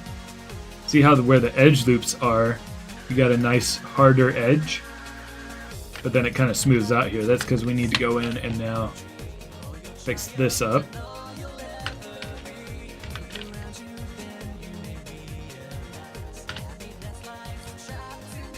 Multi-cut.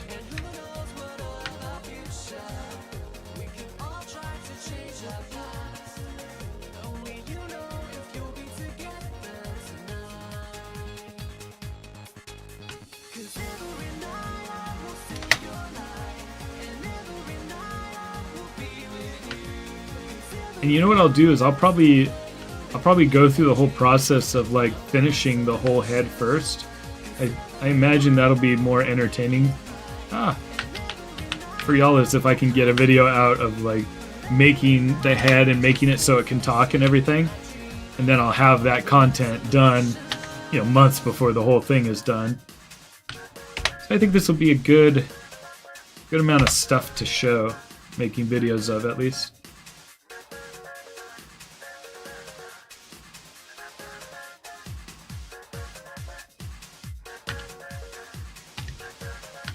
I think I just delete that entirely.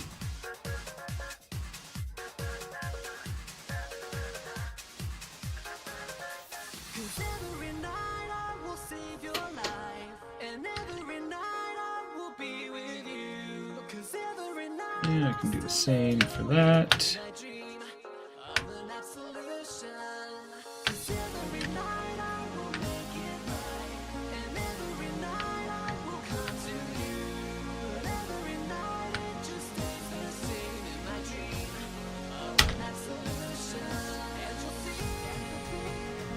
Yeah, I'm trying to think. I enjoy this song enough. It's not my favorite.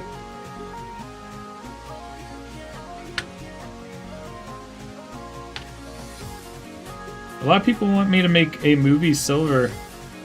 I'm gonna have to find good concepts for that because I'm not good at coming up with what the actual look would be if it was in the movie. I would need good reference. Yeah, a lot of people want me to make a movie silver, so that's one of the potential things coming up. But I did get my Chaos Sonic for making my movie Metal Sonic. Holy crap, Chavis! Thank you so much. Alright, this will be my last super chat. I need some gas money. Yeah, don't spend what would otherwise be important life things like gas money, but I really do appreciate it. Oh, they're the best. I wonder how much of y'all super chatted so far. I'll have to take a look after.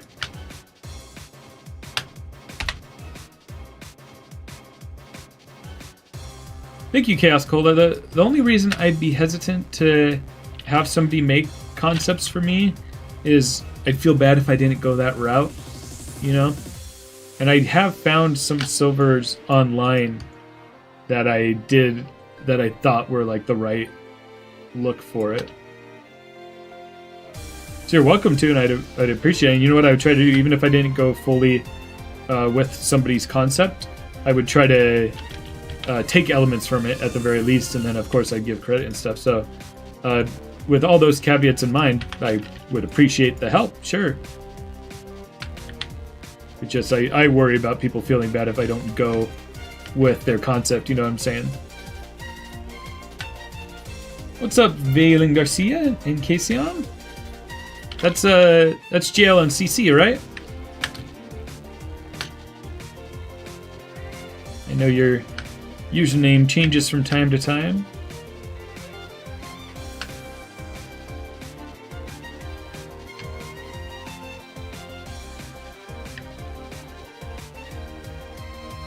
Yeah, I think Blaze would be a hard one to get right.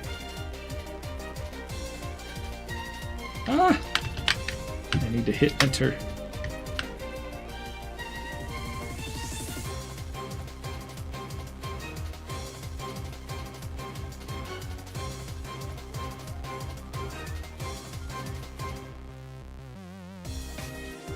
Alright, that was a long process to get these edge loops right, but it is going to make it look real nice.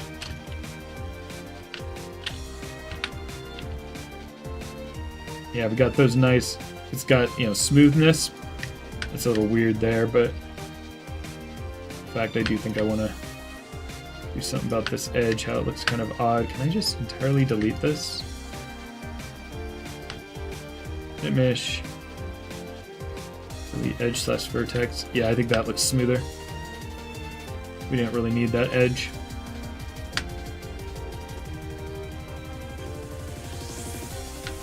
Yeah, and I think I do want edge loops in here, so we just have a nice sharp edge, but we don't care as much.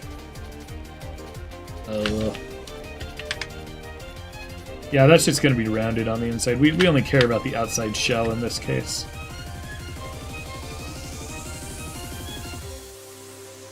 Yeah, I'd love to see a movie version Motobug.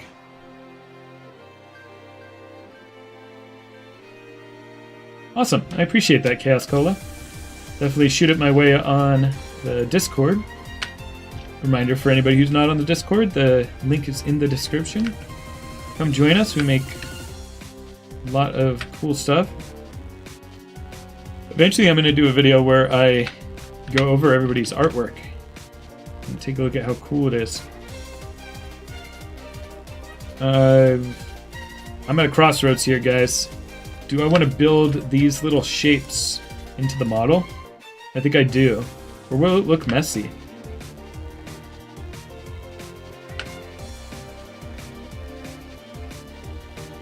Can you even see those? I know he has kind of a grid pattern on his face too. No, I think he generally looks smooth, so I'm not gonna risk messing things up by adding those details. if I want to do that, I'll just do that with paint. In this version, he doesn't even have those details. Some music up. Oh, oh. Didn't mean to show that. Yeah, I think painting Mom would be better. Sometimes I just like to have a guide so I know it's exactly in the right spot, but for this I think it's going to be more of a paint job thing.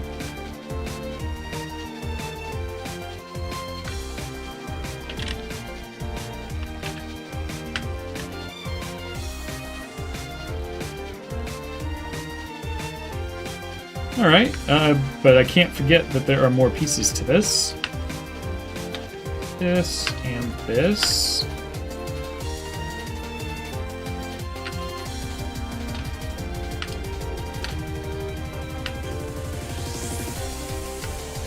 So, like I said, this is now a little bit messed up. See how it's on the inside of the surface now? It's because I extruded outward from that to make easier to edit geometry. So we're just going to fudge this a little by moving these parts out a bit. Or maybe those could be separate pieces. I think I might make that a separate piece. But either way, I need to move it.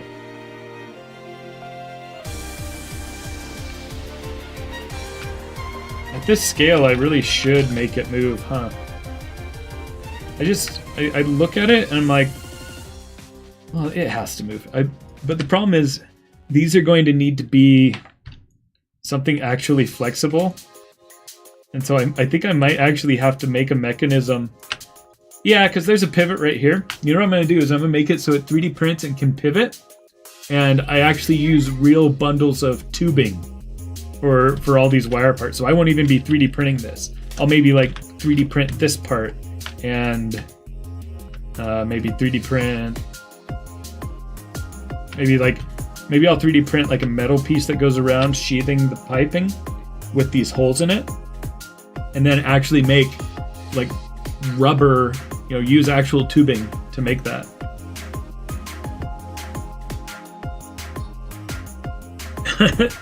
Thank you for the kind words, fandom. Hey, Car the Marvel fan. Much appreciate me making this. As someone who played Sonic Heroes at a younger age, this gives me a ton of nostalgia, and the fact that you make this into a figure is absolutely insane.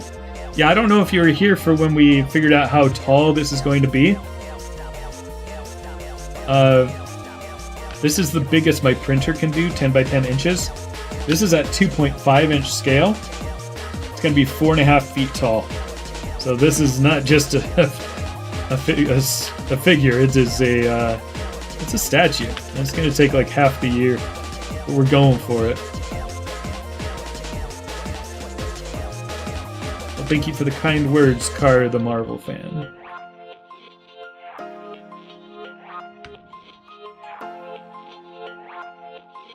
I think I'll get to sculpting. I don't think there's going to be hardly any of this that requires sculpting. I think this is all technically hard surface modeling, even though there's round parts, but it's still technically like a, the term hard surface modeling.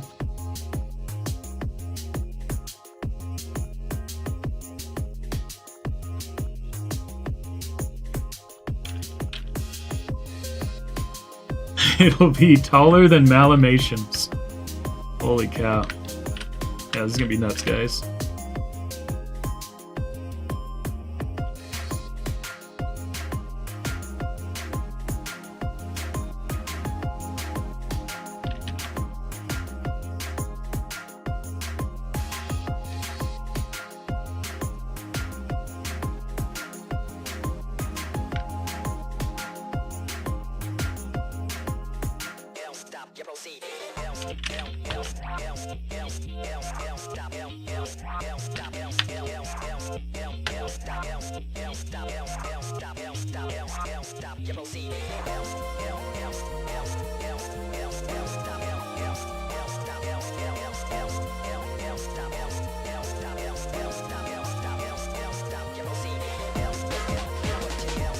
I see talk of ages in the chat. Honestly, I don't particularly care if you guys say your ages. just personally, but I think as the host of the channel, I have to say, be responsible about the information you give. That's all I'll say.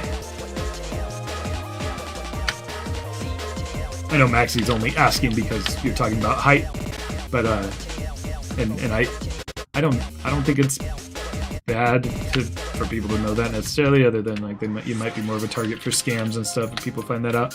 So generally not a good idea to do it, but I'm not saying don't. I'm just saying be responsible.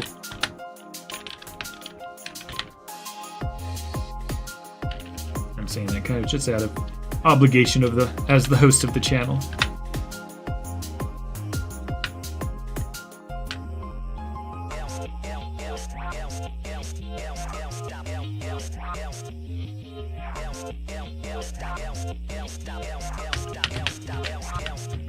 You see, I've smoothed this piece out because it was going to be pretty faceted. I know we kind of already determined that it would be okay if this was faceted like squid is, but I think with a little effort I can make this smooth, so I'm going to.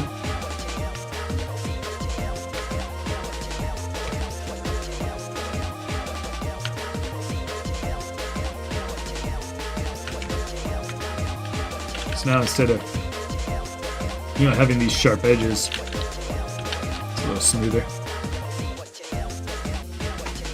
Yeah, Zabak would be pretty cool. I don't like the rest of the Deadly Six, but I would be interested in seeing a Zabak for sure.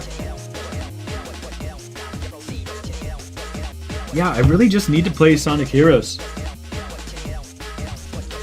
A lot of people talk so highly of it.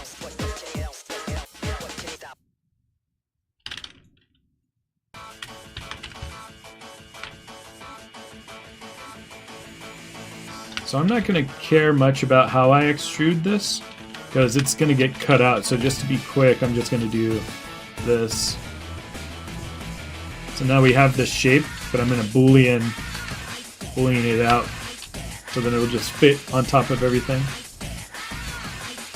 Oh, that's right, Highwell. Happy birthday soon. Everybody in the chat, say happy birthday to Highwell.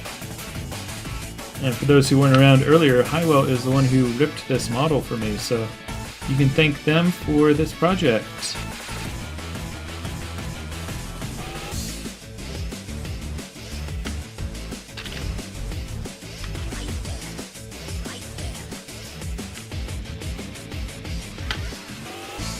Ooh, this one came out nice and clean to be able to do these edge loops.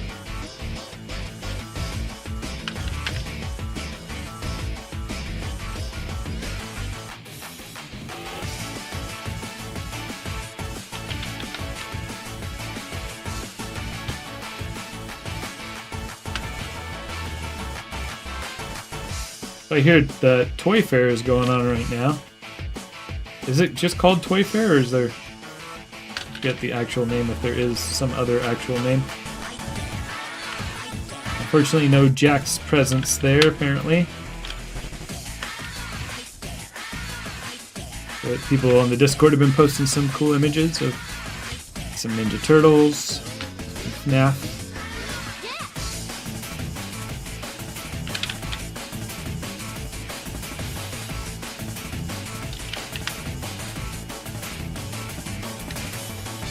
Oh, that looks weird, but we know it's going to get cut.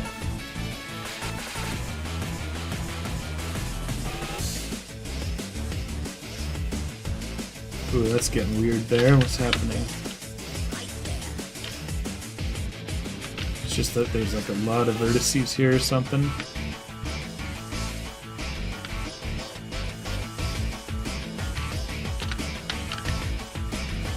Yeah, that'll be fine. That. Yeah, this will just be a whole piece, or it's probably going to be multiple pieces because it's long. But then I'll cut it out. So I'm going to duplicate this. Mesh smooth. To like 3. I'll do the same thing here.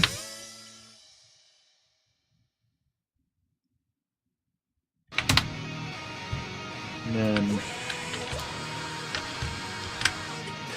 duplicate, and Boolean difference. So now what this is going to leave, because this is just a shell that I'm cutting out, watch what happens.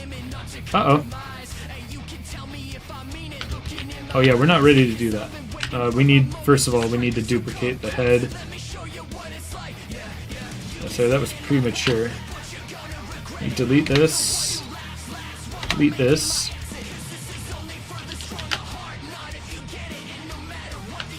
And then what I need to do here is work on making this a solid piece again. I'm going to take all these edges, just make sure they're all flat by putting a 0 in here. And I think I need to convert to vertices first to do that. What this does is if I put it to like -5, see it all moves to -5. If I put it to 0, it all goes 0. Just gets everything on a nice flat plane in the center.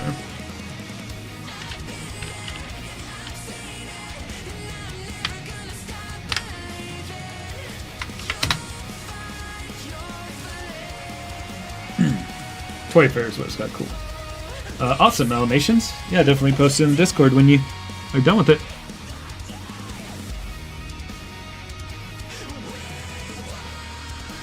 Have I made Perfect Chaos from Sonic Adventure?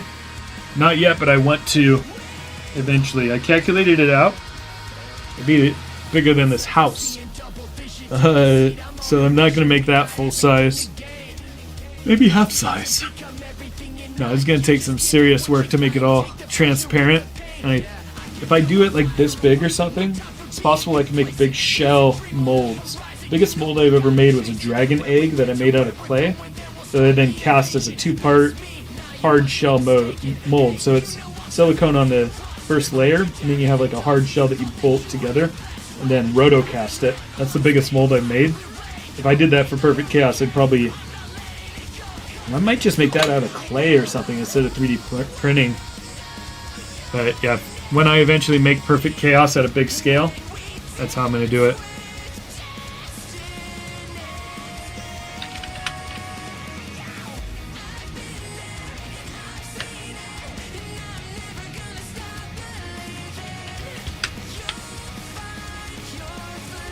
Alright, so now, if you look at this, it's perfectly smooth.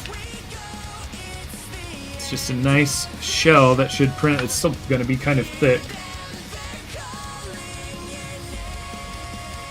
That's one of the things I wanted to do that Baileysaurus said I shouldn't do, is not build a city, but I wanted to build a 2-scale Bob-omb battlefield from Mario 64. 2-scale with 4-inch figures, and I calculated it was going to take up our entire backyard.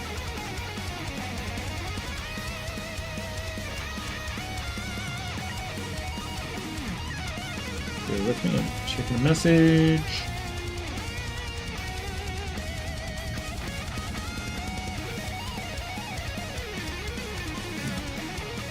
Close.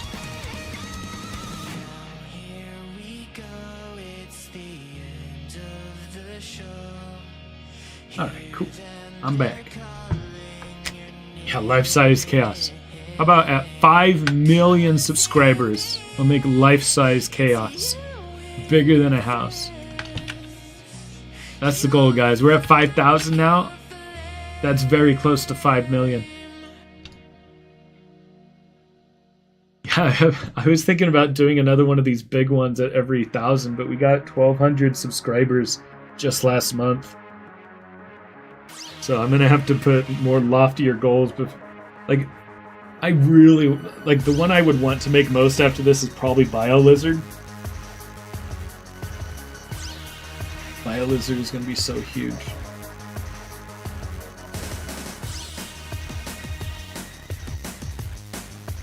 Peachy says, "Let him do it, or he will cancel Valiant Tales." No, I have put in so much work into Valiant Tales this week. I'm not canceling Valiant Tales. I've invested too much time. Yeah, I would try to make the jaw articulate, Sparkle Wolf.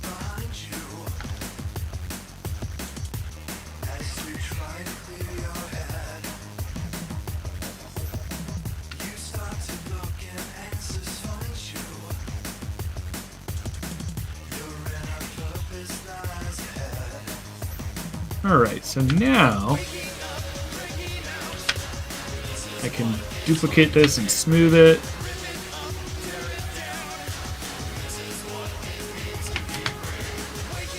And yeah, look at this. This is gonna be nice and smooth for the print now. I'm not gonna put this much work into every piece. I want to take the hero pieces like the head shell, the body, and things like that, and make them really smooth. And then other things can be faceted, but I want the main parts, these main shells, to be very smooth. And so, for instance, I'm going to take one of these and kind of want to move it forward a little bit, just to make sure that this is prominent on here. And then I'm going to cut out that smoothed version from this. But that alone is not going to fix this because we're only cutting out the shell from it, right? It's a thin shell. Watch how we're going to have this gap. That looks weird, right? But what we can do is now say mesh separate and then just delete this extra part. So now we have this nice top piece that'll probably print in 3 pieces that I can then put onto the surface and just glue it on. Maybe I could even paint this part separately so that I don't have to mask things out.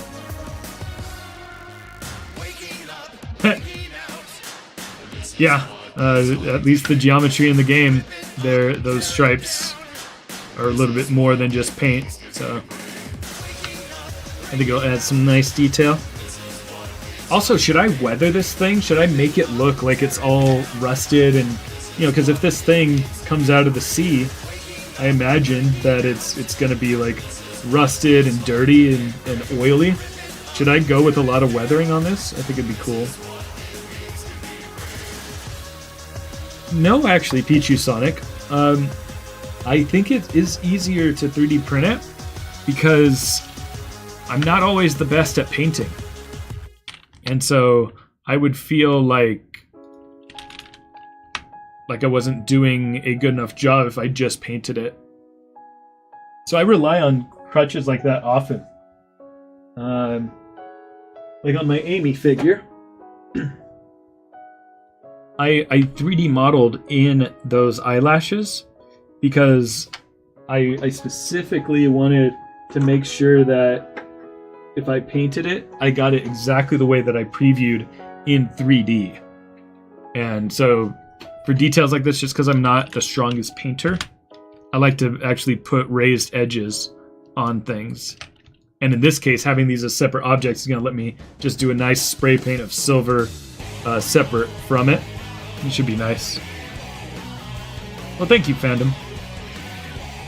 I've just been looking at Tito's and E-Scrubby's super clean paint jobs lately and being like, I gotta up my painting game.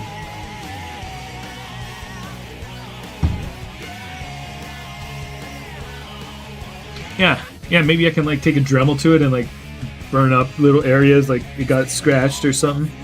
Yeah, it would look really cool. Car the Marvel fan, I'm sorry I missed your message that was only 3 minutes ago. Thank you so much for being here. I appreciate you. And looking forward to seeing you the next time. So I'm going to move this object to make sure that I have it at the same thickness. Like the amount of raised off of the surface that it is.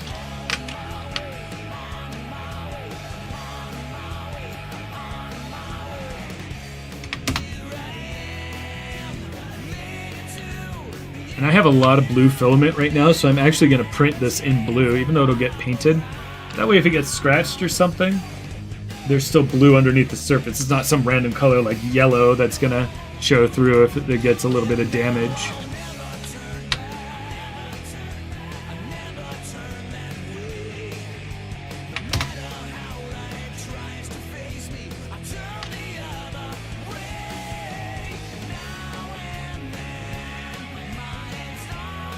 Thank you, LJ973. If you weren't here for the beginning, this is a straight up statue, 4.5 feet tall. That's with everything extended. Yeah, this 1432 I think is millimeters, not centimeters, right? I think it's millimeters. And when I convert that, yeah, 4.5 feet tall, guys. Gosh. What's up, Silver4G?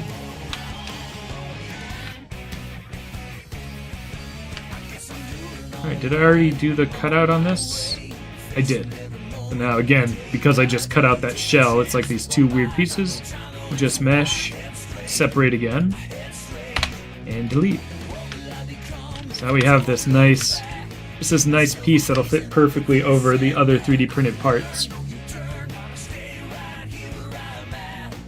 Oh yeah, I don't know if you heard me talking about the squid, but I had to buy automotive paint to get the right color for that. And so I got all just like the right mixtures to match it. This is going to be a more straightforward blue, but I can see some silvers here. Like this is like a bluish silver that, you know, they just don't have spray paints of that color for sale at Home Depot. So I think I'll be making another visit to the automotive paint store.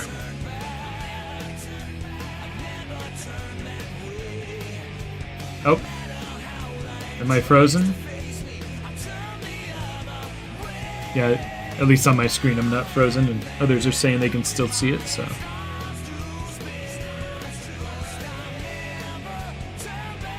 Alright, well I've actually made some good progress so far on the shell.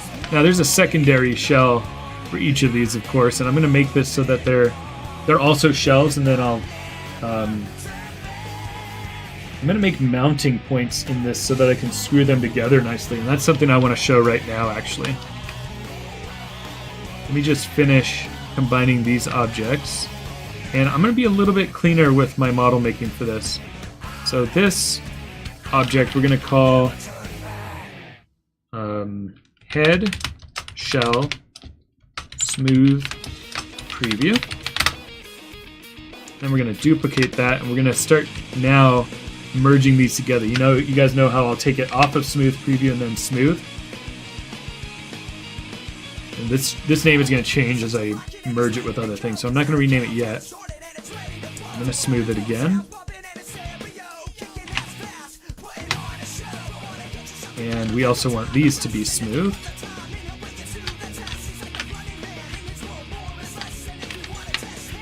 Mesh, smooth. Take it to 3.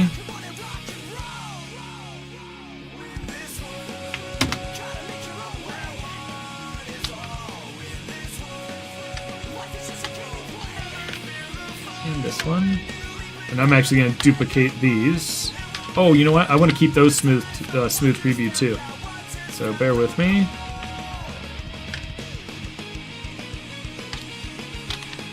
So I'll duplicate just because I want that history.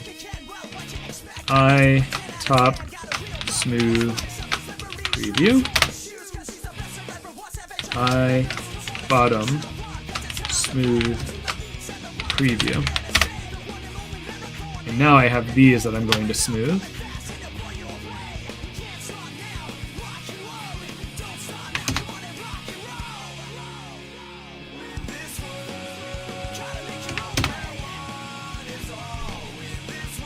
I have, and I think it actually might be in this playlist, Whimsy. I'll have to check with Malamations. What is better, Reaper Metal Sonic or Metal Overlord?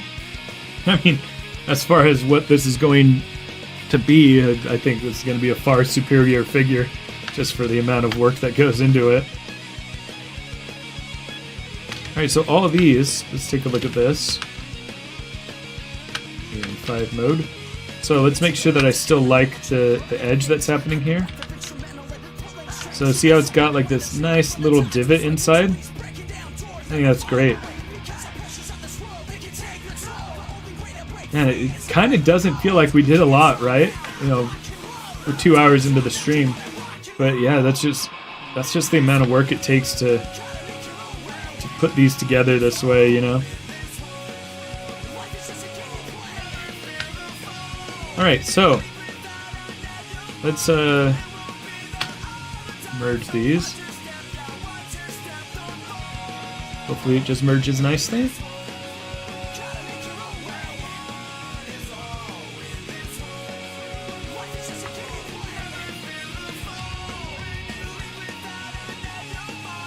Neo Magic Star says Metal Overlord is seriously one of the coolest things that came out of the Sonic series.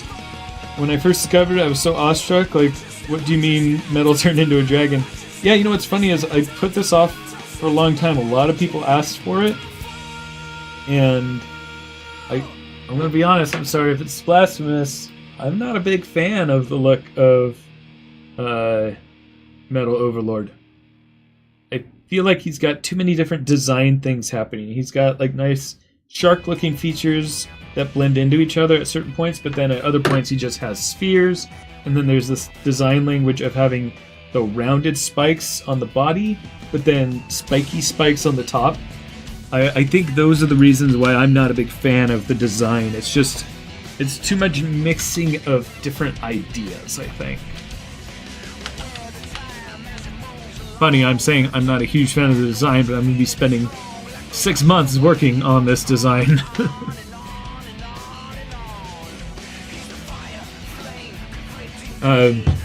Yeah, Pichu, I do expect it to be 6 months, so I'm definitely going to be making individual parts of this one at a time and making individual videos. So it's going to be, you know, because it would be crazy to spend 6 months and then just have 1 or 2 videos.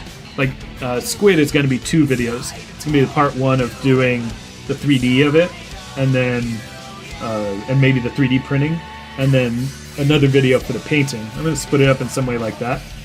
And so there'll be 2 videos for that big Squid figure, but this is going to be videos in a format where I put out, hey, here's the update. I finished the head, or I finished printing the head.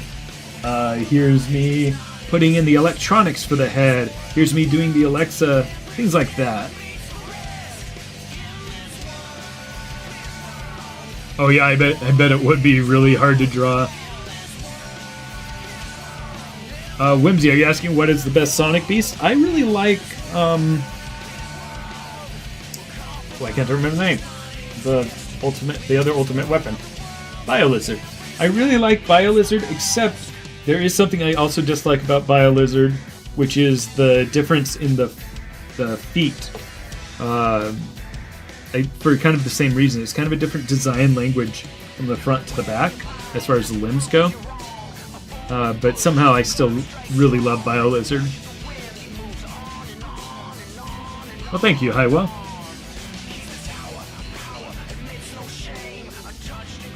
Oh yeah, 3D models are great reference. In fact, let me show you something.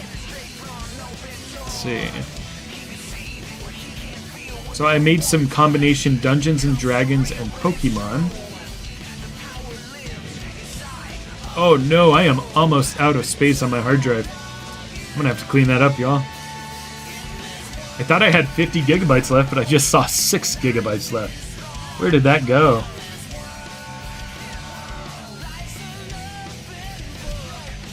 Let's see, videos, art projects. I think I called it D&D Pokemon. Yeah. So what I did was I took 3D models of the figures and kind of put them together. So if any of you are familiar with Dungeons and Dragons, this is a combination of muck and a gelatinous cube. And I put like a Cubone skull and a hone edge in there. And then I took that and I traced over it. And I did kind of just I did a tracing and then I did my usual line work on it. So here's kind of a time lapse of that. And this might be a video someday. I might just kind of put together a video like, hey, I made these stickers. So you can actually buy these stickers on my Etsy shop when I reopen it. Yeah, for like Growlithe, I just took an existing Growlithe model and then put 2 more heads on it, so I made a Cerberus Growlithe. I'm really happy with how these illustrations came out. And you know, they weren't done by hand, they were done by tracing 3D models.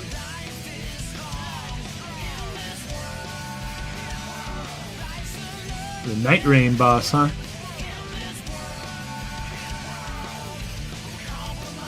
Yeah, that's true, Pichu. There's certainly going to be a lot of projects in between as well.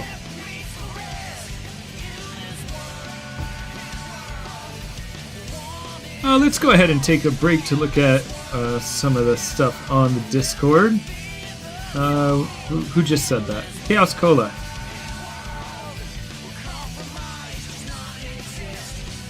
Oh, that's cool, drawing on the phone. Oh, this is a really charming style. This makes me... Well, this is Malamations. You know what this kind of reminds me of? Is some Pixar illustrations. Where it's a very... what's the term? There's a specific term for it. It's kind of a flat, like, stylistic look. And yeah, this definitely has, like, that feel. It's kind of making me think of, like, the door intro in Monsters, Inc. How they have kind of, like, that very stylized... There's a very specific word for it, I'm sure. Yeah, I really like that style, Melly. Ooh. Nice, Chaos Cola. I love this style too. It's what you've done with the black lines is really good because this is Shadow. He's black. It's easy to make the line work disappear on a character who has a black texture. But you've put a lot of great shading into this. I love the way that, you know, you didn't just fill it with black. This is some level of gray, and you've managed to make it so that the line work still really sticks out well against a similar color, if that makes sense. Good foreshortening on the hands and the feet. You can really see, like, you know, foreshortening. If my hand is forward, in the camera, it almost looks as big as my head. So that's important to get right in art, is that perspective, you know. Yeah, good work.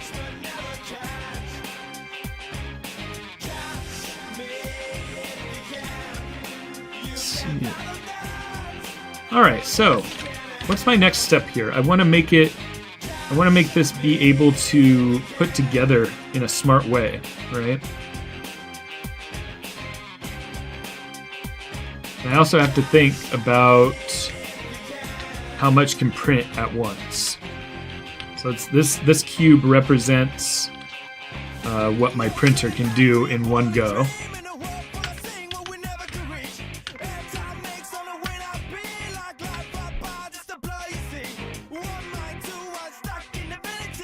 I'm wondering if we can quite get it. We can almost just quite get it to print this part while also getting all this. Let's see. Oh, it's just barely gonna have to be a separate piece.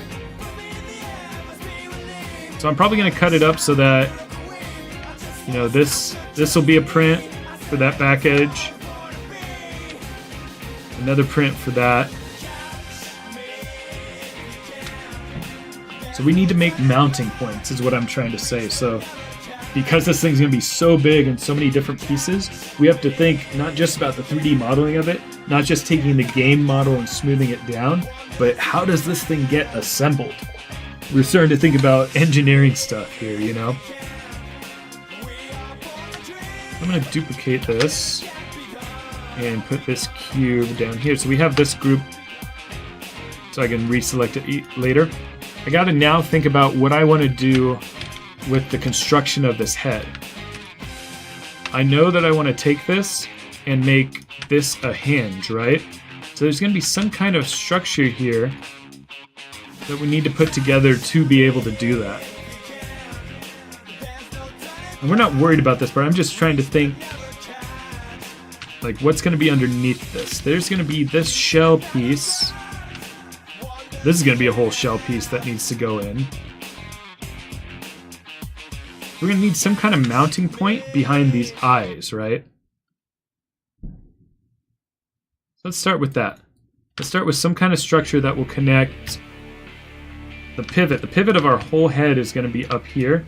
There's going to be some kind of structure in there, probably steel. I'll probably be welding this to be able to do this and make some kind of joint out of that.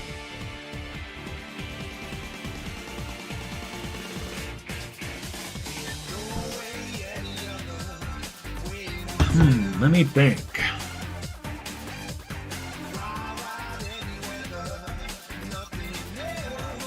I have something to say about normal math, Highwell. I got mixed results trying to do it on a Sonic Forces Warrior. That's going to be an upcoming video. I had a hard time getting the details to come out in ZBrush from the null, transferring the null map to ZBrush. And you'll see all about that in the video that I'll eventually make for it.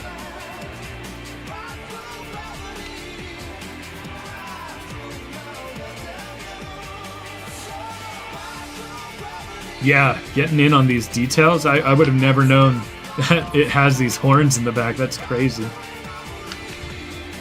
Alright, so I've decided these are going to be hoses and stuff from Home Depot. I'm actually going to get little bits, and when we make these parts, I'm going to make little bits for it to slot into. Basically, I'm going to figure out the thickness of what these hoses need to be, and then find the closest that I can get to those hoses, like at Home Depot. And then I'm going to make little pegs for them to fit into so that they can, kind of slot in. I don't want to make that gesture, but that they can slot into it in the 3D print. And then actually have bendable hoses here. And then I'll have to build up some kind of structure in steel with pivots here so we can move the head. And then all those pivots will lead to probably just like a probably 1-inch tube steel. That was the gauge of steel that was the type of steel that I used in the BattleBots project that I showed you earlier in the stream. So we probably just need like a square shape to do this. So let's create a 1-inch cube. And since we're working in millimeters, that is going to be a cube of 25.4 millimeters. Ish. Whoa, that is way too small. This must be centimeter. Oh, sorry. It's, I pressed the wrong numbers. 25.4. There we go. So this represents the size of the steel that we're going to be putting into it. So I want to make that a little larger too, because we want the steel to fit inside of it. So I'm going to use this as our steel reference. Rename it.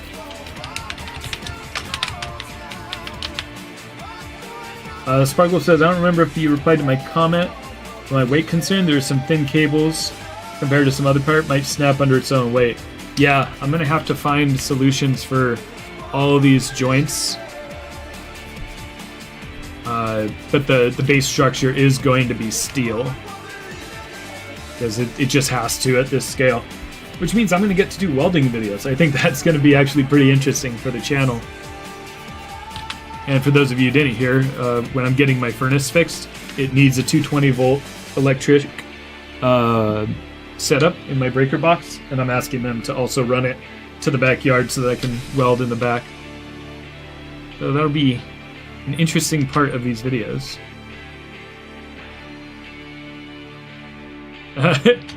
Yeah, right, Malamations? Hey, Cash Media, good to see ya. Howell says, I'm sort of expecting you to just sculpt in the detail itself, as it seems pretty straightforward. Yeah, true.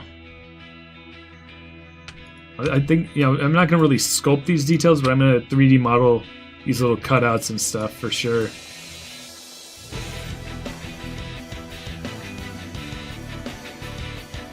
Alright, so let's look at the steel. I'm going to take all of this and make it a reference right now. So we can still see the structure, but place what we want inside of it.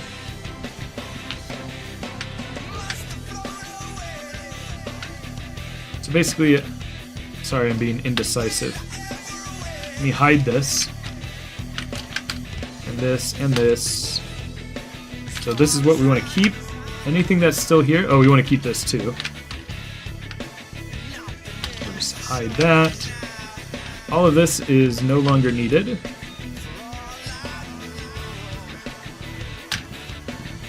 Because we've got what we want from that. Wow, there's a lot of like separate pieces here. Crazy.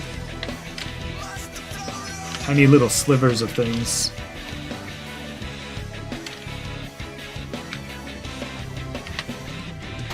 The tentacle is just going to be those wire management cables. But yeah, I'm going to find some kind of either tubing or hoses for this of different sizes. The tentacles.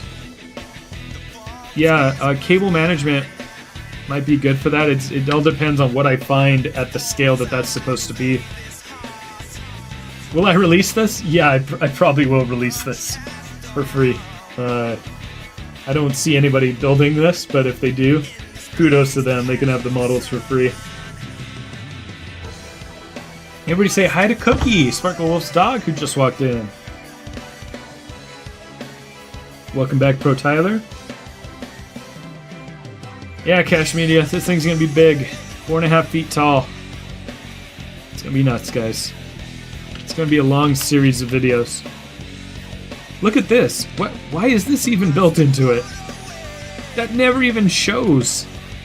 Right? That's crazy. I guess it shows when the mouth opens, but holy cow, who would ever need that? Anyway, what I want to do is select all this. Everything except the steel square tubing reference, which is currently selected, but you're going to see me deselect it. And we're going to make all this a reference so that we can see inside of it. But you can practice, you almost can't see inside of it because it's so much geometry.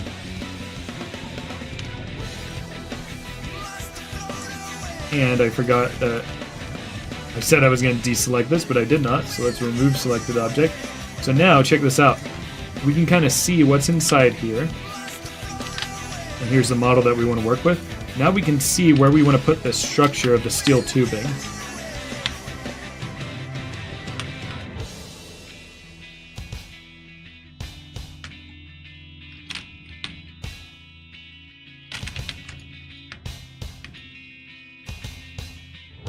So I think I want to butt it up against this.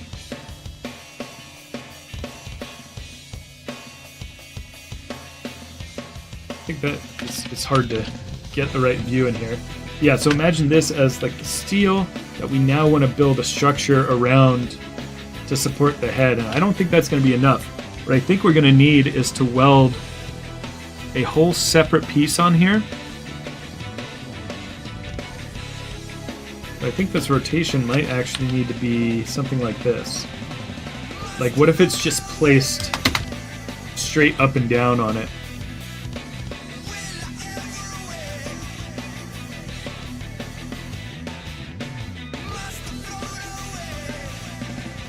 Or maybe an angle perpendicular to it. Yeah, because you know what we'll do? We'll have one piece of steel tubing just going all the way down the head like this. And this is where we'll connect it to the rest. So that way everything can rest on it. I think that'll be an elegant solution. Now let's look at these two pieces alone and see where we are. We can move the steel further up. I want it as far up as possible.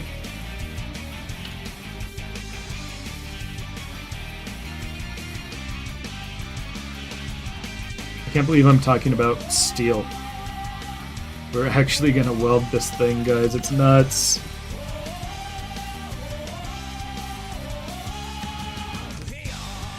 Yeah, it's kind of a it's kind of a hard to explain thing. The thought process of figuring this out, you know. It's a lot of watching my dad in the garage, like looking for different stuff. When we were building projects back when, you know, I lived at home. And he would just like be like, oh, this piece could go together, we could screw this and bolt it together. And so I think that thought process is just kind of impressed upon me. And you know, I might not always make the right decisions with this, but yeah, this is the thought process, and I'm glad you're finding it interesting and not frustrating, because you know, I've been looking at just this piece for the last 5 minutes. It's a lot of thinking, you know. The arms and wings will move. Yeah, I'm trying to still give this those 70s. What did I say earlier? 74 points of articulation that I was looking at before. Will I ever do a gaming live stream? Absolutely. I want to stream Crossworlds when it comes out. I want to do Rumble, and I'm gonna try to figure out. A lot of people are asking for me to play Shadow the Hedgehog with Baileysaurus, so we're figuring out the best way to get that. Oh, like a tournament? I don't know if I'd want to organize a tournament. Let's see what Sparkle will post in general. I feel like taking a look at that. Cute! It's Cookie!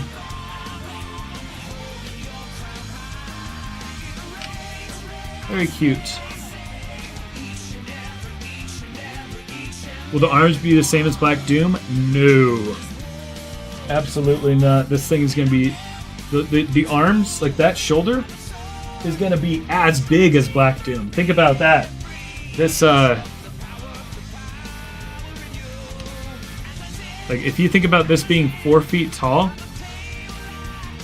you know, well, maybe, yeah, like the core of that circle there on the arm is probably going to be about this big at this scale. So not quite as big as Black Doom. So try to imagine that plus all the other pieces being held up by these. No, I would immediately get pulled down. So I have a lot of R&D to figure out exactly how I'm going to make those joints. But the nice thing about doing joints that big is it's almost easier in some ways, because I have more options. You know, when I'm doing joints for those, I'm fighting against the relative weight of a 3D printed part, you know, how much the 3D printed part can grip versus how much weight is on it. And when we get to this scale, I'm going to have pull-on things I can get from Home Depot, like pivots for... I'm trying to think of what kind of tools I have that have this pivot. Almost like a tripod. Like I could maybe do tripod pieces to do, you know, like the ball joints for a tripod, where you can really tighten it up with a bolt. Once we get to this scale, even though it's going to get heavier at this scale, we have a lot heavier duty materials. So no, I won't be using those. I'll probably be using like metal joints of some kind. Pichu says, but what if it's too heavy? Yeah, I think what I'm trying to say is as we get bigger in scale, we're going to have a lot heavier duty materials that will handle that.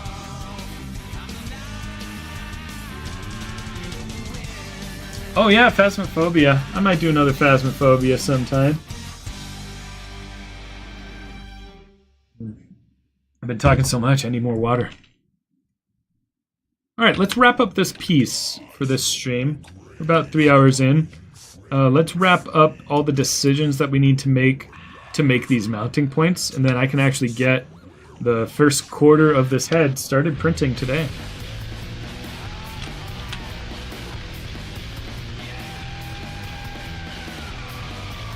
So one of the things I'm going to do is just make a nice bracket shape for this. And the way I'm going to do that is by taking our steel example, scaling it up this way, and moving it up into the object. Now obviously it's sticking out, I'll adjust that in a moment. So I would like these multiple pieces to be able to ride along it. And one of the things I want to make sure is that this steel goes up into the parts that I know will be separate objects.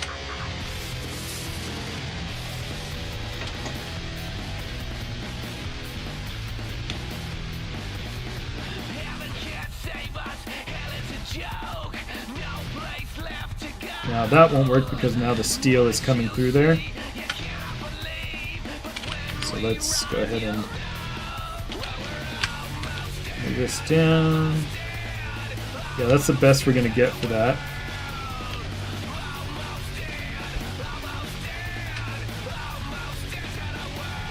The more time I spend planning it out here is time that's going to be saved later on, because it's never fun to take this 3D print part and go, oh, how am I going to put that together? Yeah, Fortner dude, I'm doing it. 4.5 feet tall. Oh yeah, interesting. My Streamlabs says 13, but let me check my phone. Oh yeah, my phone shows 19. Yeah, not bad. Like I said, Metal Overlord is going to be a very months-long project, but I think there's enough interest in the character that we'll have some good streams from it.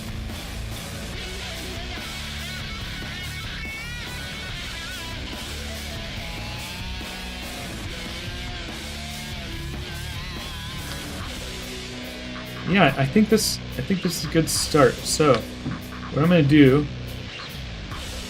is just expand this even a little bit more. What did I do to 1.2? Because I want to take those same numbers and put them in the original steel tubing reference. 1.2. So basically I'm adding some tolerance that's going to be more than needed. And the reason I'm doing more than needed is because it's better to have extra space than not enough space.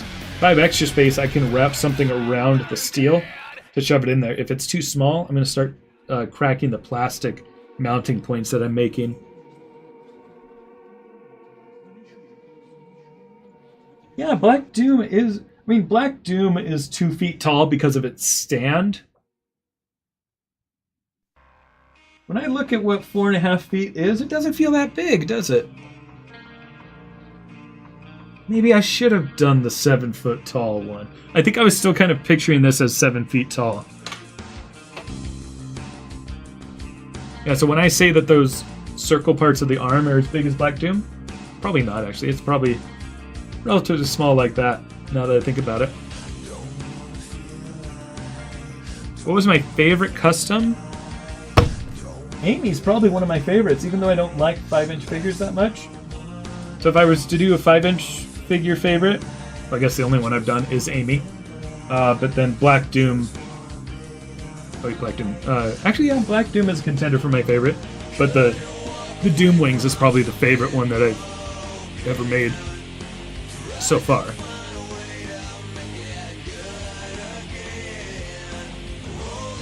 Alright, so I think that's going to be nice. We'll have these mounting points here that, remember, I need to consider where the break is going to be between these.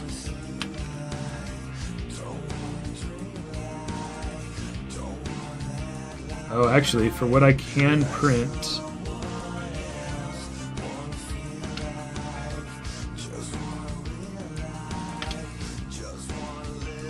so this is probably going to be the first print here, right? So now I need to look at this and be like, that's unfortunate. Yeah, because I do need the steel to go further back. You know what? These are going to be thin enough that this back part will just mount onto it. Yeah, that can just be a connection through 3D printed parts. Like, because this will be the first print, and then this will be a second print moving up this way. I was trying to think of making the steel work with that still, but maybe I'll take like a slice of aluminum and weld, well, I can't weld aluminum to steel. I'm not a TIG welder, nor do I intend to be. Well, I can just take a steel bar and extend that out into this part, and I can even just manually bend that and just kind of glue it, because this won't be a heavy part right here. Yeah, this will work well. So I'm even going to take this steel bar and move it inward like this.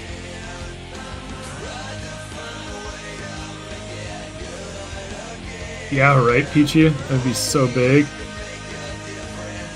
Ooh, Jackson Loves Trains. Definitely post that to the Discord once you finish it. I'd love to see it. Somebody made a pretty good Perfect Chaos out of the figure that somebody recommended to me. It was one of the Godzilla ones. And I was kind of skeptical of the idea of painting it, but they painted it really nice, even though it's not transparent. Every time I think about making Perfect Chaos, I'm like, oh, how am I going to make him transparent? How am I going to make him transparent? But they did an effective job without making it transparent.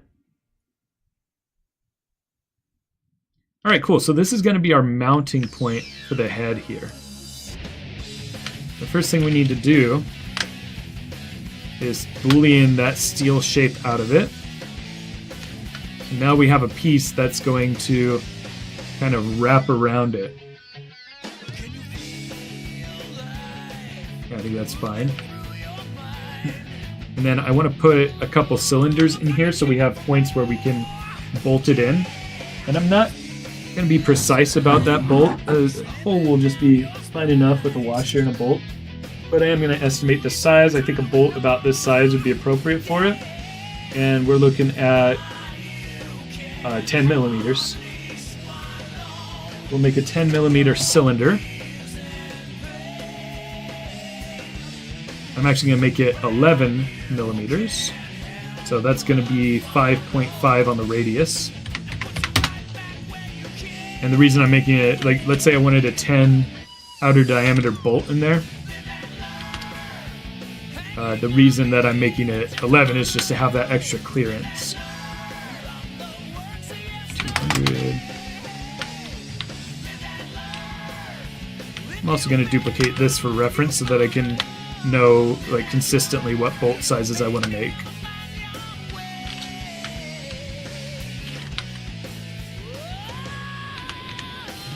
I'm so self-conscious that this part is really boring, but thank you guys for being here. Because this is not the pretty stuff. This is just like, how the heck am I going to put a 4.5 foot figure together? Yeah, so and this won't have a ton of weight on it, but I'm just doing the right thing so I can get it attached nicely.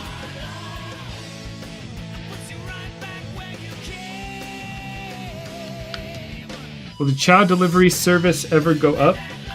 What was the delivery service?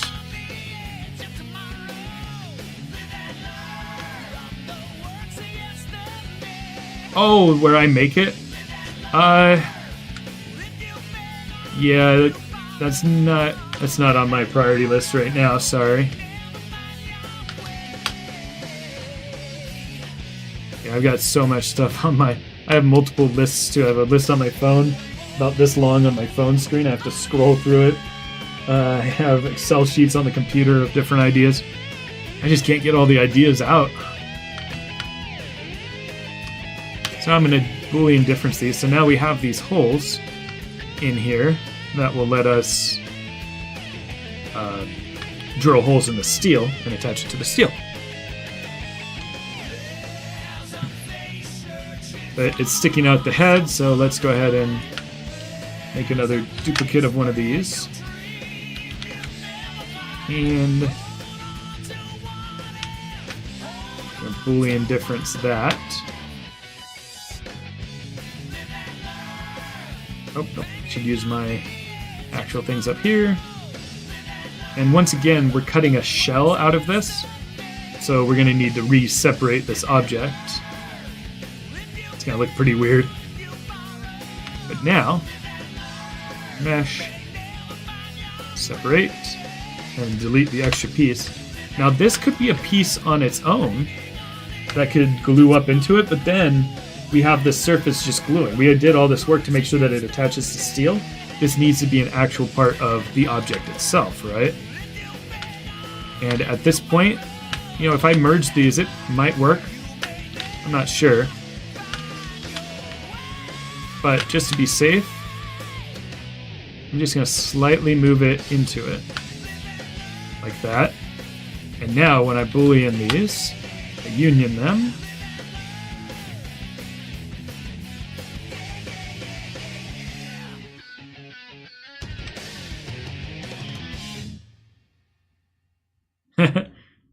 There will be metal components to it, yes.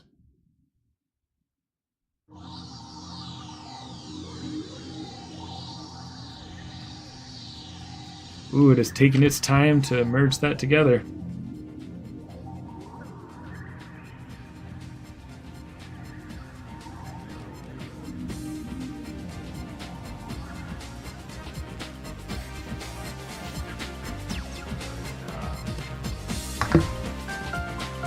Oh yeah, it's taking time.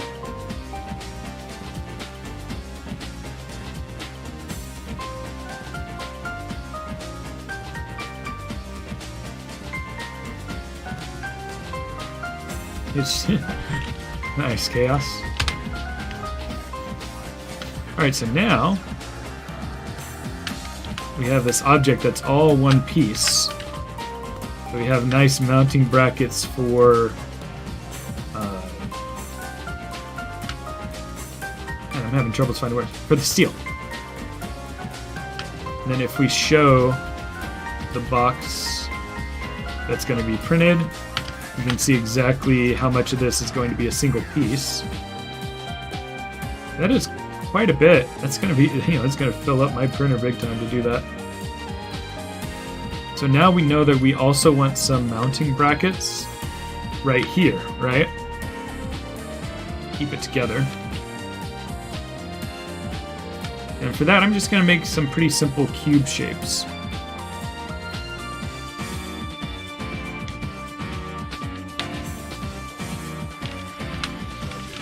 This is something I didn't do enough on my other big projects, like the cow head that I made for the production of Into the Woods, or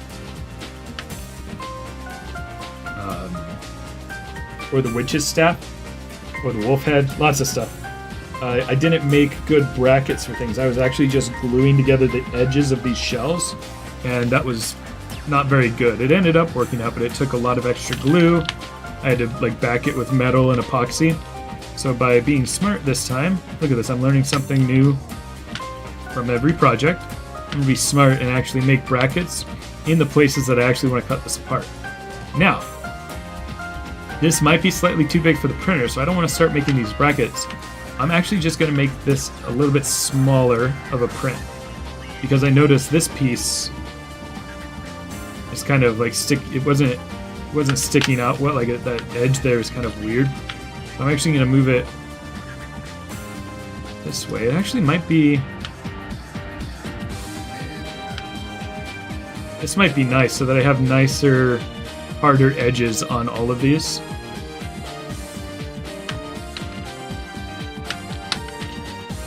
And we're not cutting too much into the bracket. I think this is going to be a good first start for it.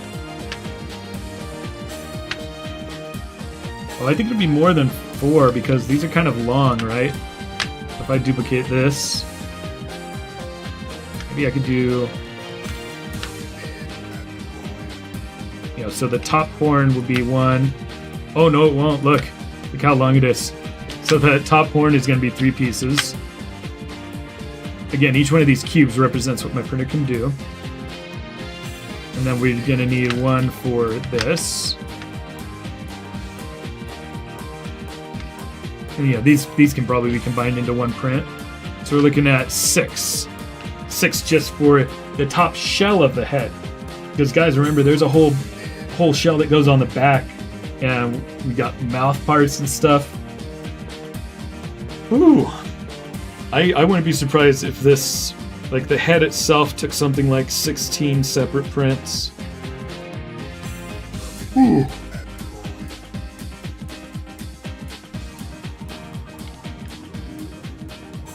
Yeah, so I might actually just leave these. No, I'll keep these cubes here, or I'll delete these. I'm getting bad with the words, guys.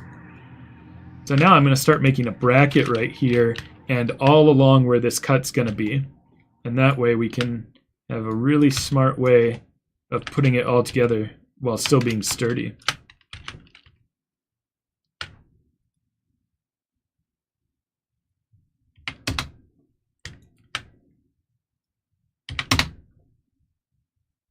I'm just going to restart the playlist.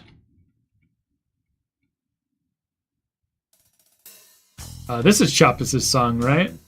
Which one were you guys talking about was his?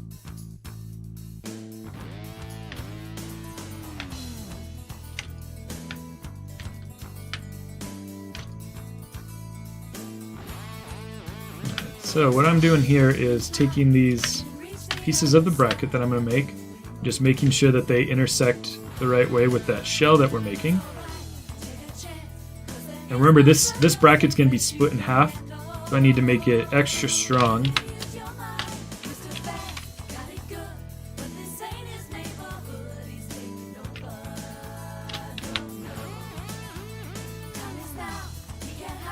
Find the power deep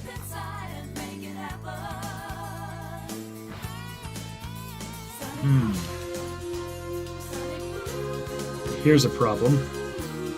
This is where the steel bar is going.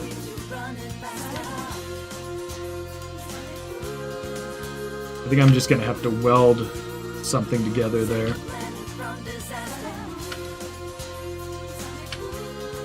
And so I'm gonna add some edge loops here so that I can take these parts, make them flush with everything else.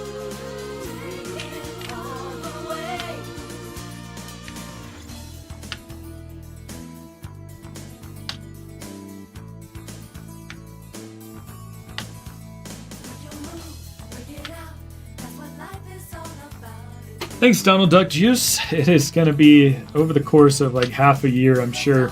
But I'll be putting videos out as I go. So I'm probably going to like finish the head first. And maybe I'll have a video where I put all the electronics into the head.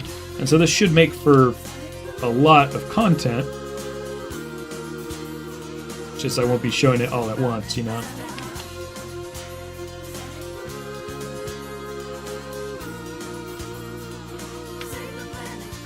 Alright, so now I'm gonna...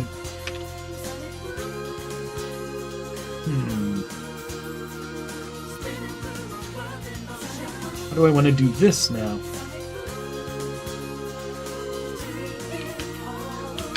So I'm gonna make this pivot back here.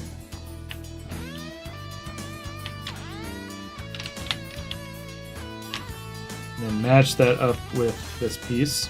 Now we have two brackets. But now this needs some fixing.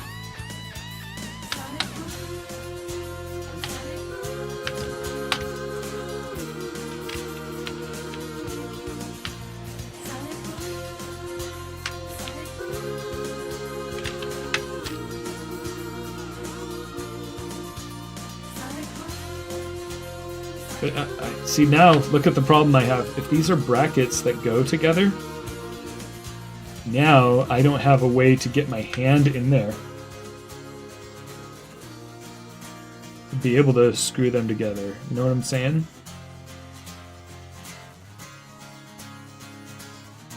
So what I'm going to have to do is make holes in the head that I can get a screw into first. So this is going to look a little weird. Like, let's say I wanted a bolt through each of these. I can't get my fingers in there to do it. So I'm going to have to put a hole in the head and then fill that over with putty. That's just unfortunately what I'll have to do with it. I could also 3D print a little cap or something too, but putty will be just fine.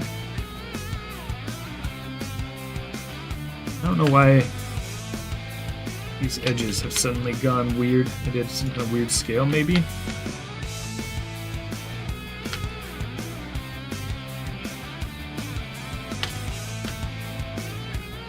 No, that's all flat. It just looks weird.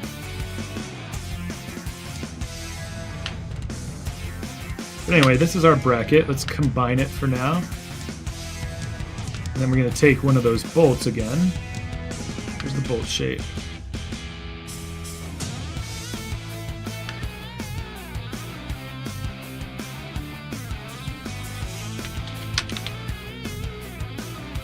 Put that down in here.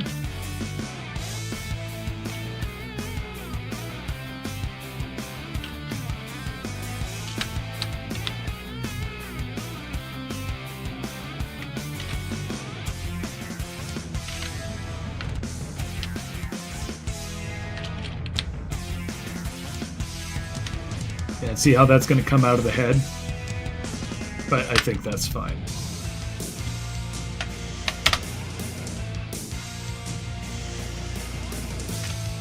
And here's the thing, that bolt that I've made this shape for, the inner diameter of the bolt, we need something bigger than that.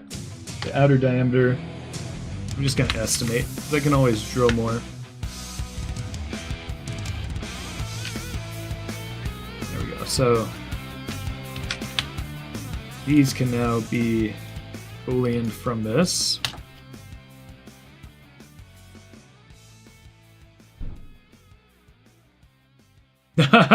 No malamations, I don't have time for commission.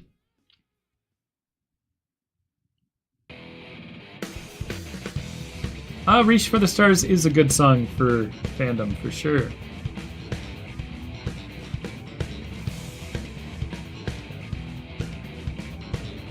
Yeah, what do you mean by someone else? Because I know El Aco is making a Metal Overlord of probably a smaller size. You know, this is going to be 4.5 feet tall.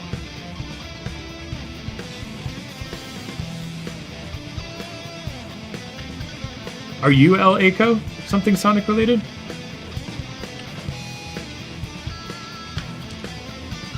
Either way, if you did something with Metal Overlord, like making it a figure, I would love to see it.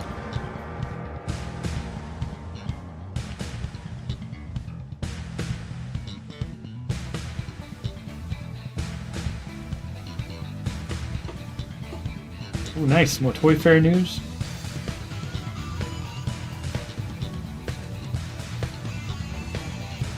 Yes, Whimsy, you will absolutely get a shout out in the Metal Overlord video.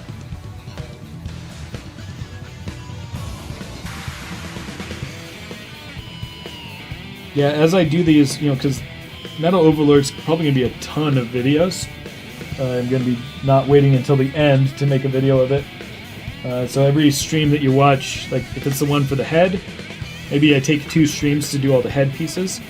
I'll combine all the people in those.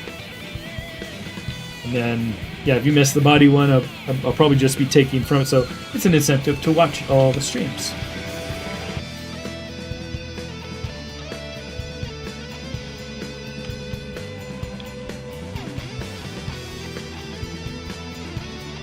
Rename this layer to steel structure. Can't believe I'm talking about a steel structure in the context of Jack's figure. But here we are. Alright, so here's the thing. This is also going to be split in half, you know. So what we also need to do is symmetry, object X. Add an edge loop here. Not gonna let me add edge loops. Okay, I guess we'll just create a cube.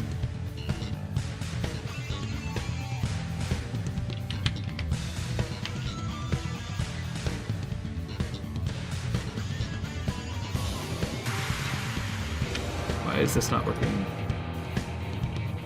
There we go. And so now what I'm gonna do with this cube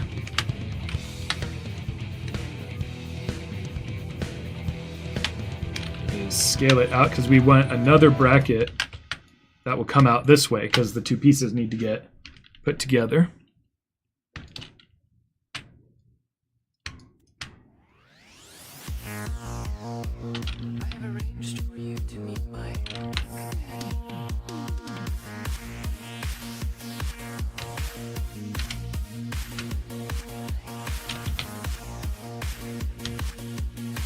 Introducing Sega Saturn. We are 5 years away from entering the 21st century.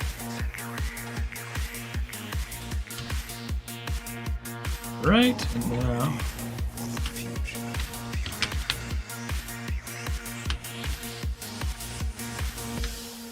move this even further out.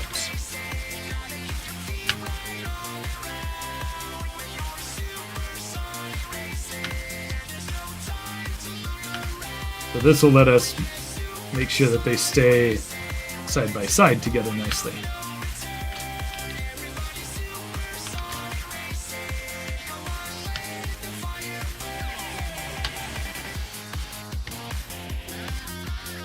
And I'm actually going to put it a little further back just so I can make sure that I have room for getting my hands in there to do that.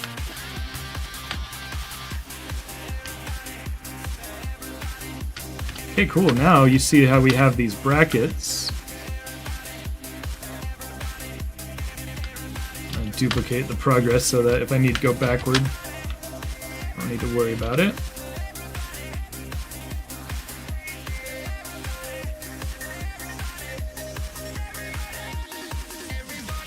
A Metal Overlord plush. Holy cow. I would love to see that. I can't even imagine what that would look like.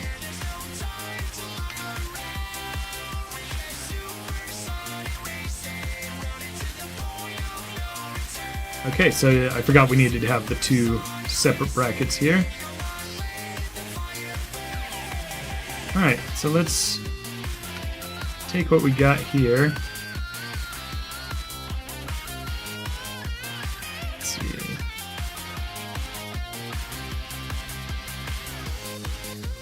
Rename this to 3D print planning.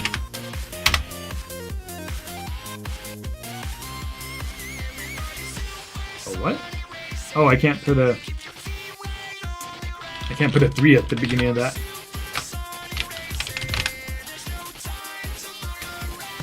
Okay, so we've got a bracket there, but I would like to make more brackets here in the same way. But I need more water, and I need to use the restroom, so I will be right back. Whew, let me put what we have on screen, so at least there's something interesting to see while you wait. Gosh, it's gonna be so big. Holy cow. Alright, I'll be right back.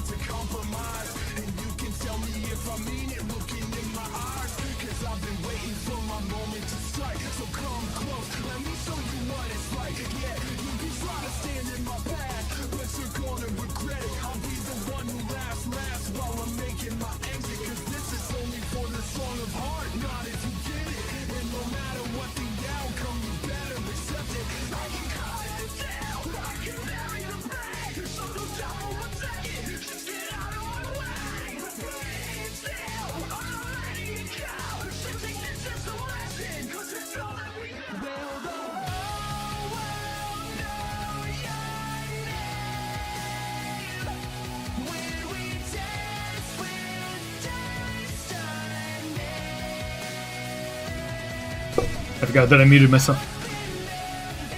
Whew. Oh man. Melanation says, steak, I'm getting sleepy. Me too. After this, I got a whole night of painting. Maybe I'll stream that. My family and I were going to have a painting night. I wonder if people would be interested in me just hooking up my phone.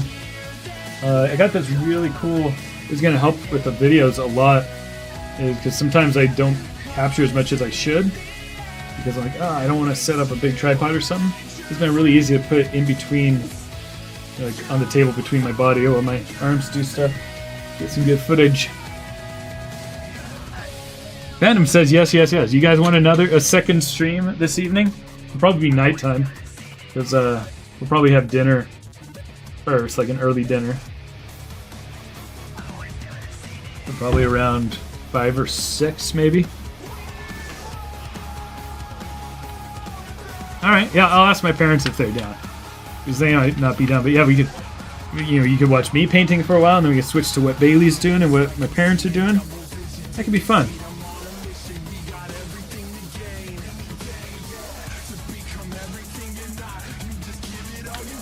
All right, so I want to make a couple more brackets here. And this isn't going to be too bad. These will just be little brackets to make sure that these come together well.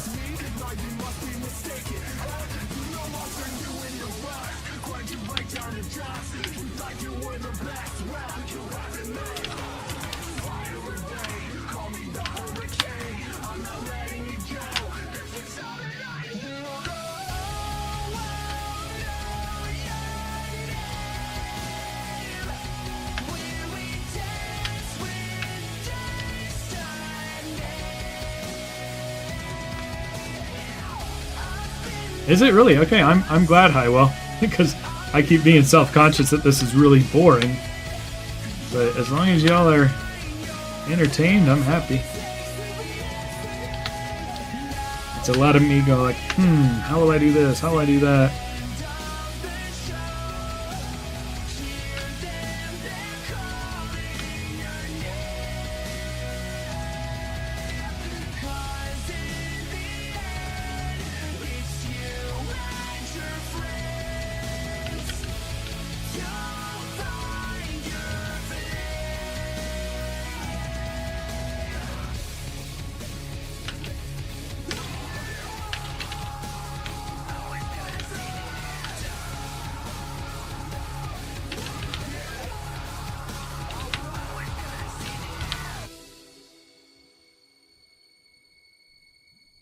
Yes, you can call them that, fandom. Papasaurus and Mamasaurus. Totally.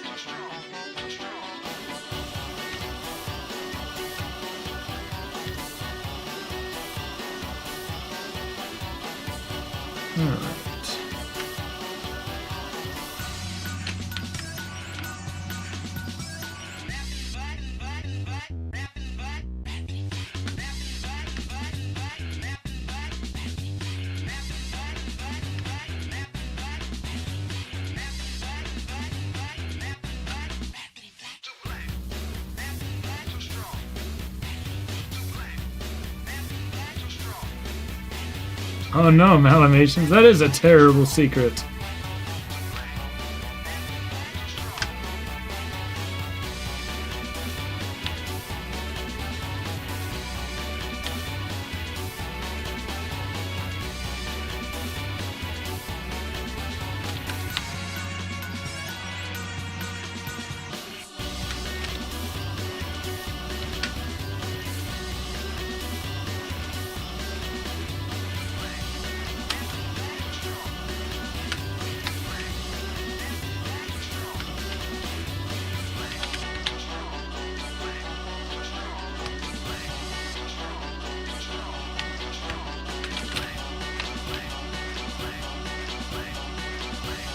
There's so much stuff on the screen. So many vertices and objects all over the place. This is definitely the most complex thing I've ever done on this channel for sure.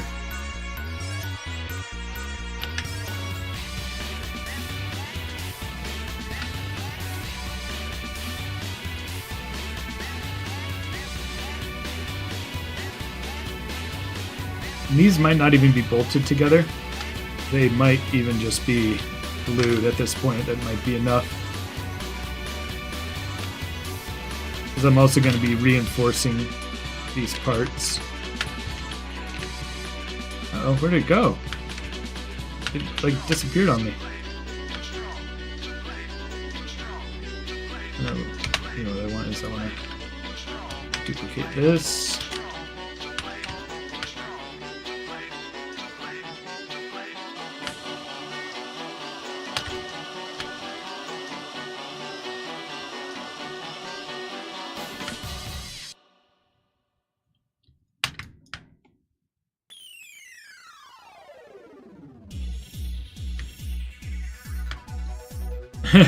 The brackets are not going to be metal.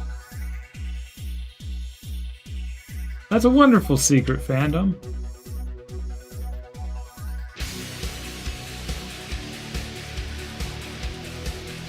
I'm kind of wondering if I'm making these brackets too big, but because you know there's the pieces that go on the underside. I think we'll be fine. Here's the... Yeah, see, they're going to stick out a little bit, but you're not going to really see the back of the head. I'm probably going to build it so that, you know, maybe like it's just this part. Yeah, I'm not too concerned about what's... I am a little bit concerned. So let's be a little forward thinking. And just... We can have smaller brackets here, I think.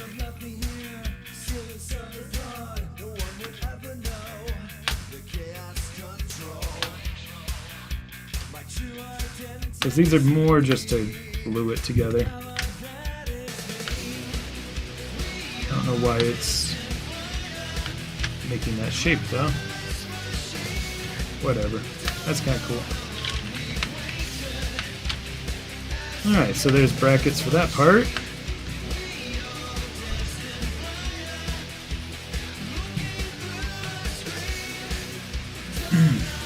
Have I thought how to protect your programs? Maybe copyrights? My programs? What do you mean by that? Maybe you mean projects? They're not my characters, so I doubt there's anything that could be done if I wanted to. As far as like copyright goes and stuff. All my models? Yeah, I guess it's kind of the same answer. Well, I guess that is what I was answering. More or less.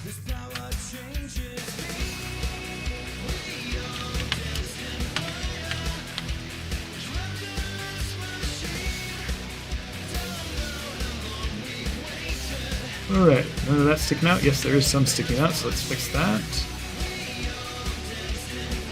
I want to make sure that that's all tucked nicely into the geometry of the head. Thank you, Remaswirl. Yeah, it's gonna be huge, guys. I guess I feel like I just keep saying about how huge it's gonna be. Oh my god.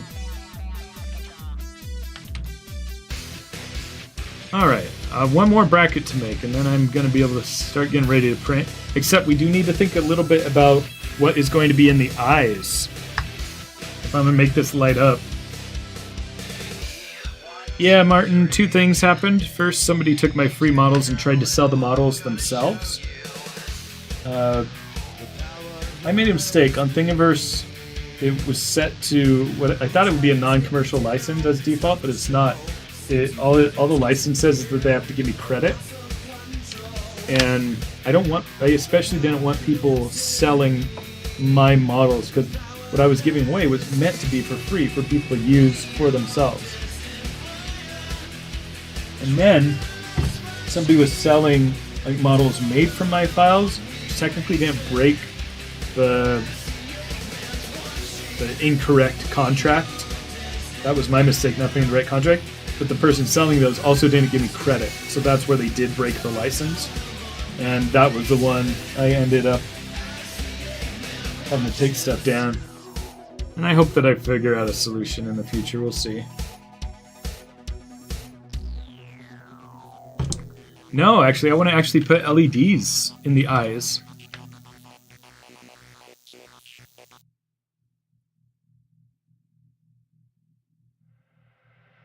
Oops.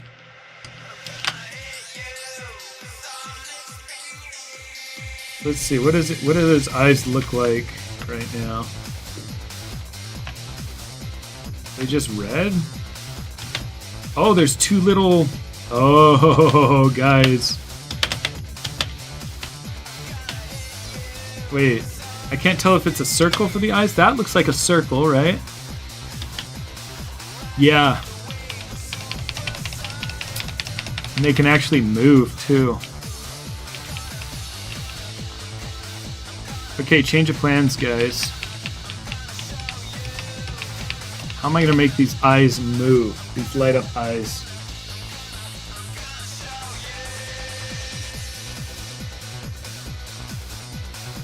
I'm getting some bad ideas, guys. These eyes have to move.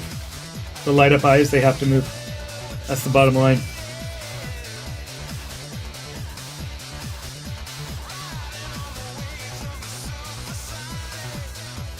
Yep. Okay, so here's what I'm going to do. That's a problem for another day, but I have a lot of ideas. One idea is to use something like these puck lights that I have and have them on a little mechanism behind that can be posed, and then have a clear part for the eye, and then I have a 3D printed part that, or even just painted or something, so that it makes a ring shape for the eyes. The other option is like LED ring lights. But no matter what I do with that, today I'm not going to make those mechanisms. I'm just going to make it hollow in there. And what that'll let me do is decide later how I want to make that. So we do need to make that update.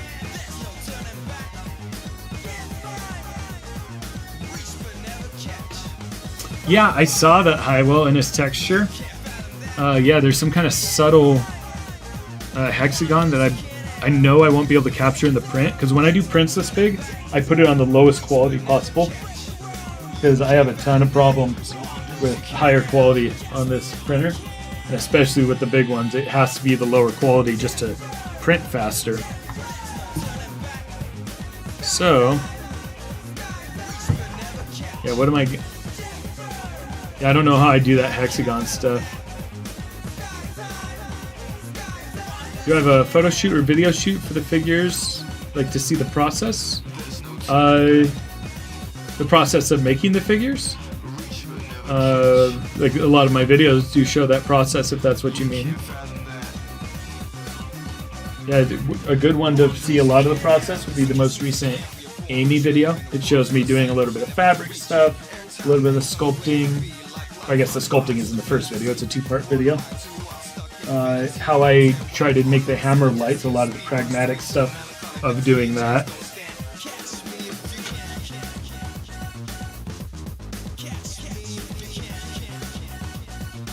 Alright, so for the eyes, yeah, how do I want to do that? Because if I do something with that, I'm going to have to make like a glass piece of some kind. Nah, Chaos Cola, just one will be good reference. Thank you. Yeah, I like this beanie on my head. It means I don't have to do nothing with my hair. You know, I'm old, I got that receding hairline. So I often have to comb it a nice way to not look like Dracula. But with a hat, it looks good. Oh, let's see what Chaos Cola got while I think about what I want to do about these eyes. Aw, Cookie. Oh, that's Chippy. That's Cookie, that's Chippy.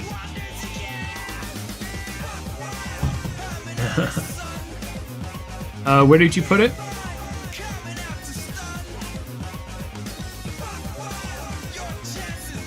Animals? Aw, cute. New bird that Highwell Plays got.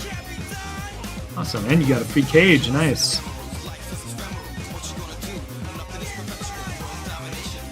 Oh, maybe you just haven't posted it yet?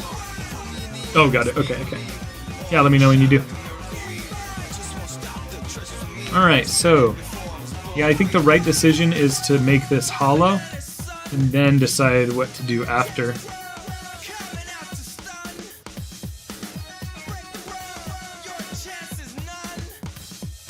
I'm being indecisive now, guys.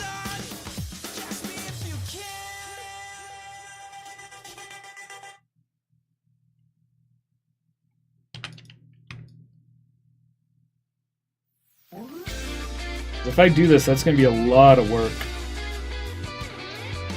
And I don't know if it'll necessarily look good.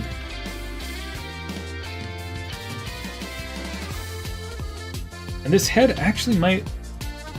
No, the head should be this big, so I should have enough room to put stuff in there.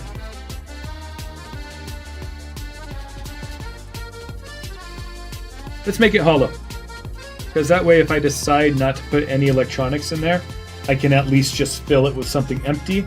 But if I leave it open right now, then I will have the option to do a cooler thing later. So that is the decision we're going with. So I need to take these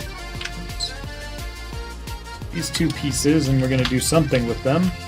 I'm going to use them to cut out shape. So duplicate these and hide the originals again. It's nice that I named those so I could find them really easily.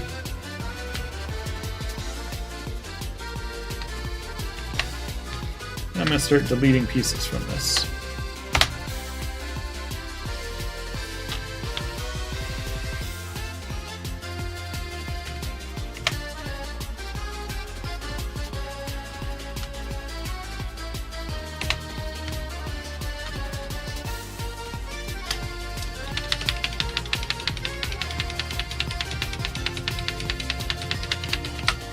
Oh, okay, great. Hi, well, for these purposes of me just cutting this out, I do not need them, but that's good to know.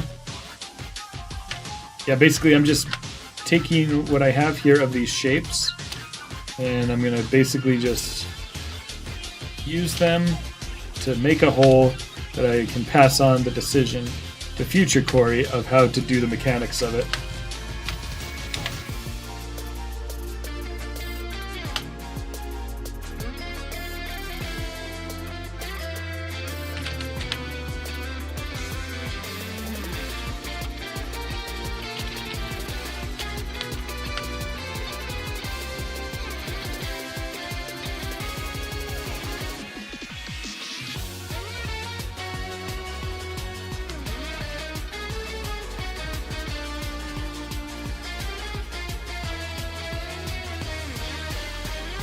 Yeah, that's what I'm considering right now, Martin.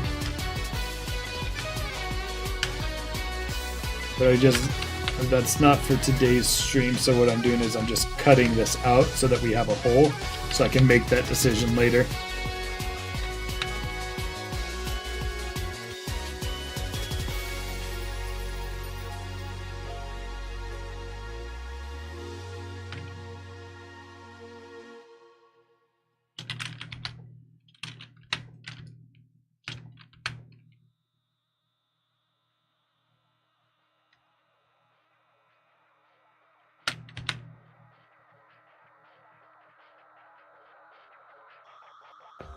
Ooh, let's see, Chaos Cola's silver.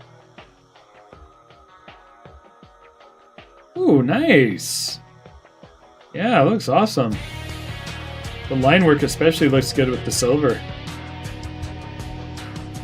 And yeah, these can be some tough shapes to make look right. I think it's really good. You got the bend of it really nicely. Awesome work. The only thing I could say is maybe if this is a multi-layer image, maybe scale up the, because this foot is in front, but it looks a bit smaller than the ring on that side. I really like that design that you did to make it into movie version, how it has, you know, not just the lines of, you know, Shadow had the cool ring around, but this one has the ring, and then the up, more ring, down, kind of that design, this motion right here. Good work.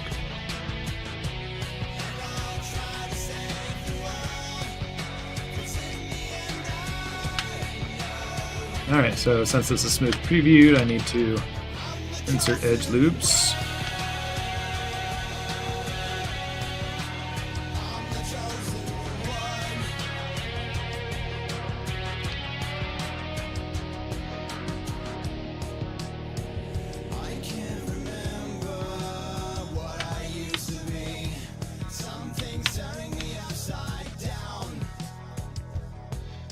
Uh-oh.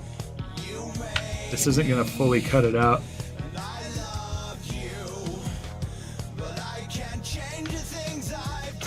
So I'm gonna be just a little bit lazy.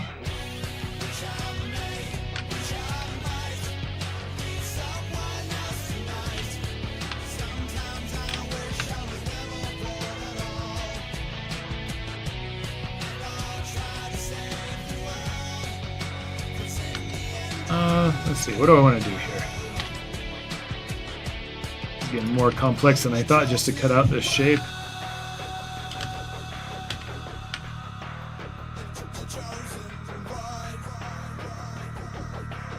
I just want to pull these all the way back.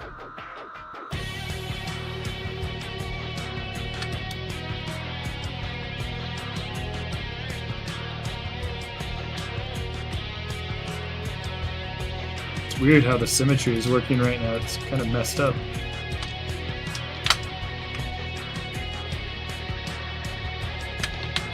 Now if I just pull these straight back.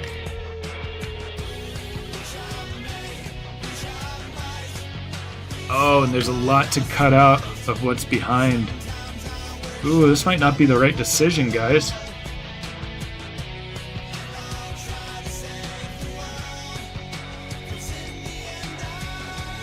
Yeah, I totally know what you mean. Like a Cylon, yeah.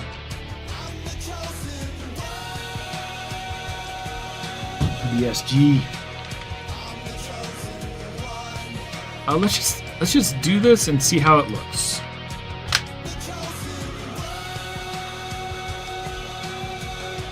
Let's do mesh, smooth.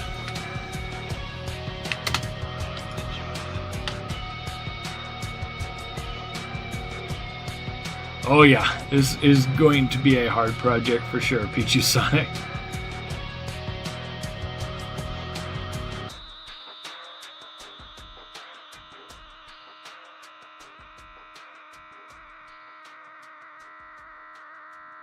We could, but I think even if I don't make them move, I think I want to use a real light in there, and so I still need the hole that I'm cutting out right now.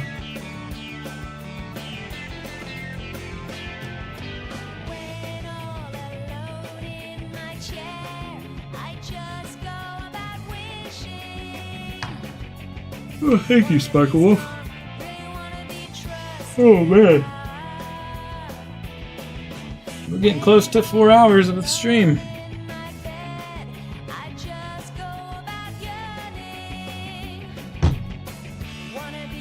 Alright, so with these cut out, how is this looking for me? Not terrible.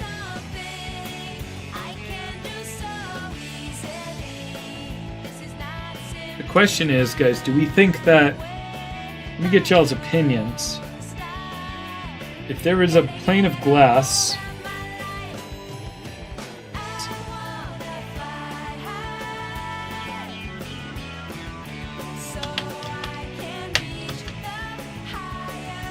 Let's get close up on the eye.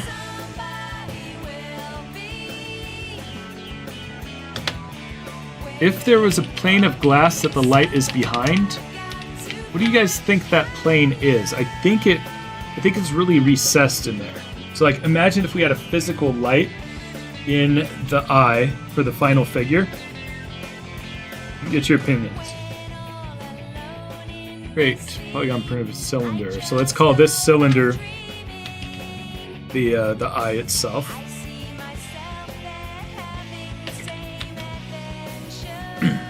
So let's say this was like the ring light for the eye, right? Do you guys think that the light of that eye is here and that there's like glass in front of it? Or do you think, and I hope it's this because it's easier, is that the light is back here in the head? Because essentially if it's in front, I can't really do that. There's no physical way. But if the glass piece is like right here at this level where I'm moving my mouse right now, and the light's behind it, then that's a lot more feasible for making it light up. So let's hear the chat. Front or back?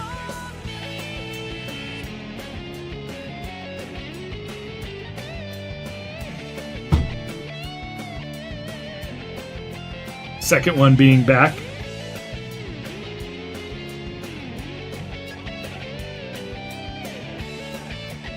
It's a little hard to tell. I wonder if there's other... Yeah, I think it's definitely further back, huh? And that's going to make it way easier for me. Like, I may just have to make that executive decision even if it was wrong. Because that's the only place that I could fit a light in there. Oh, that was a good shot. Look at this.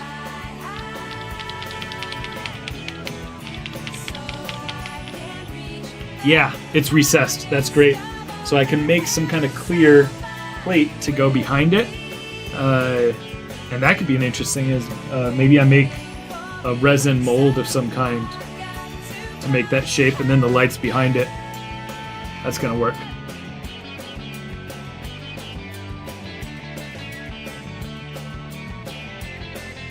Thanks, Fix Sus. No, it won't. It'll be done slightly before 2026. Oh yeah, it's a big one. Okay. Yeah, I think that works. So then we can have electronics back here. I might not make it be able to move after all. I might just make it a static light, but at least I can fit it in there, you know? Yeah, this will be great. Yeah, December 31st, 2025 is the day. Pixos, what is F4F?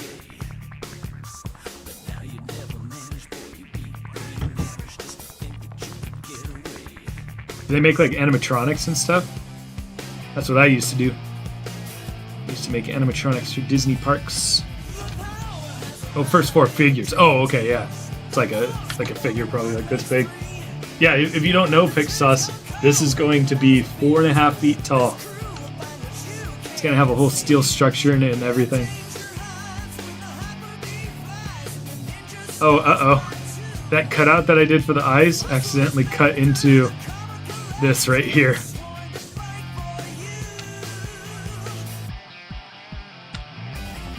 Yeah, that's right, Sparkle Wolf. Some Zootopia stuff.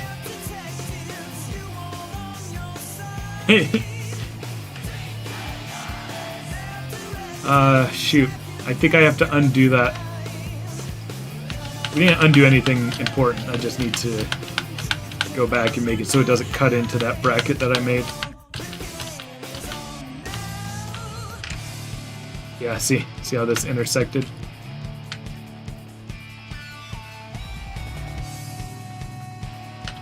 You know what I'm just gonna do? I'm just gonna do something kind of silly. Just gonna put a sphere in here. Just make that sphere big enough to make this cutout shape not touch it. This is so wonky, but it doesn't matter. And duplicate, move it over here. It's stupid, but it'll work.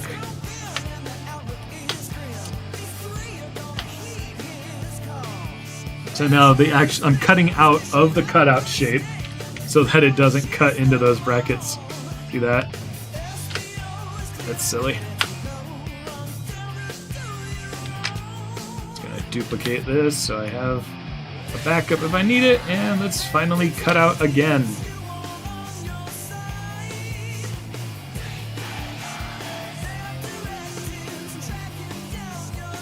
Oh yeah, Pixos, I don't know if you've seen this. While this is buoying, I'm gonna go grab squid.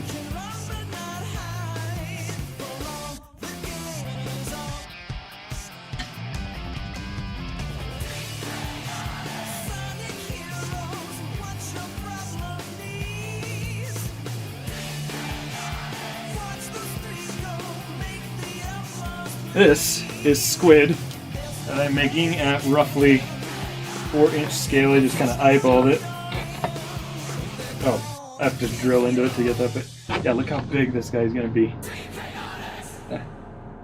It doesn't even fit on the camera. Isn't that nuts?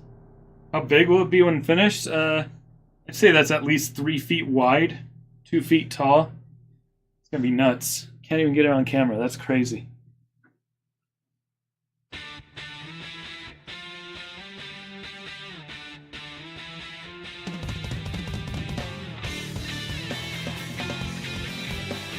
Yeah, as big as a real squid.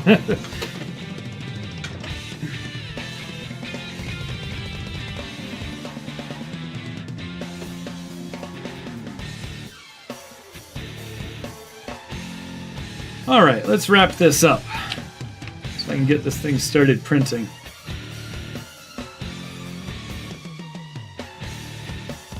Let's see, so now we've cut out these eyes. We'll need to add these brackets to it.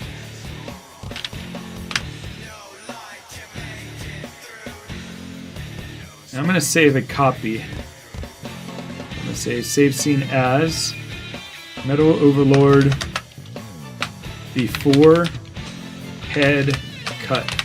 So just in case something goes totally wrong with the way that I've designed this, I want to have that history of files that I can go back to. We don't want to add these brackets yet until we cut this apart, so it's time, guys. We're going to cut it apart. Do I show them to the public? No, yeah, I've never really shown them anywhere. Nah. It could be cool to bring these to a convention or something.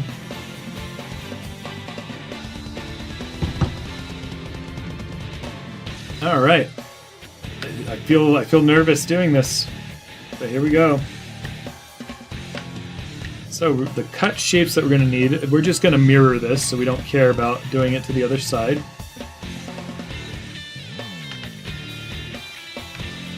I'm going to duplicate this object, so we have multiple. And then I'm going to do intersection, which means it's only going to keep what is inside the box. This is the size that I can do on the printer. I would have to wheel it in, yep.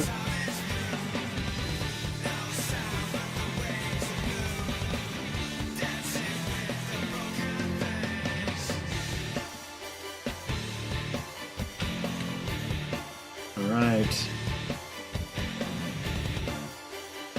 Look at this. This is going to be our... Oh no! That's not good there. How that barely touches.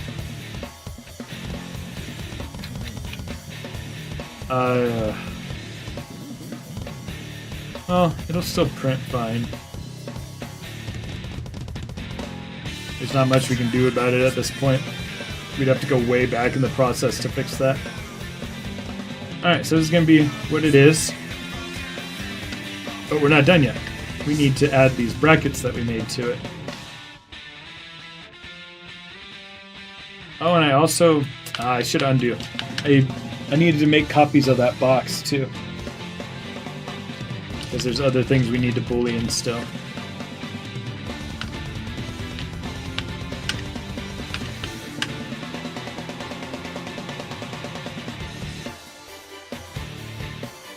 Wait, where is that box?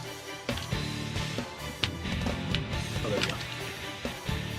But first of all, yeah, I need to make more of these boxes. Just hide them. And I should boolean on this bracket.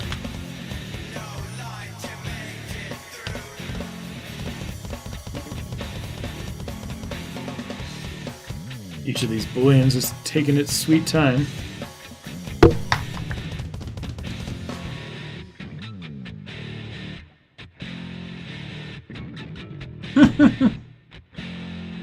Have I considered doing an in-scale the end? No. That'd be insane. I don't even know how you'd do that. Thank you, Martin. I appreciate it. Yeah, the guy was talking about... I can't remember. Animal One. Animal One makes, first he was making the big, backpack scale ones, but then he made a full-size one. I think he got commissioned for some kind of convention or something to make it, or a museum maybe. Yeah, I'd love to have this guy sitting out at an art gallery in town or something. Or at a convention, that'd be cool too.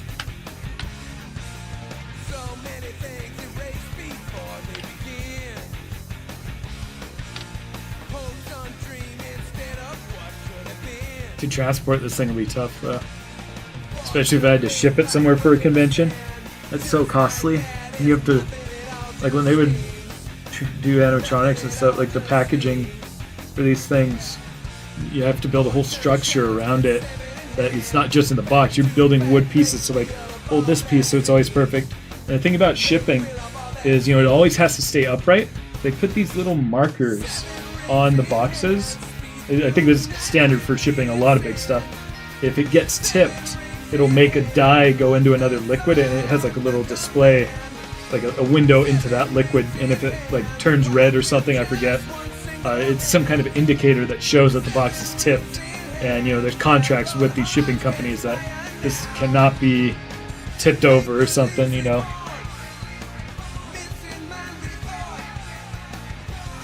Would it be as big as the moon, Peachy Sonic?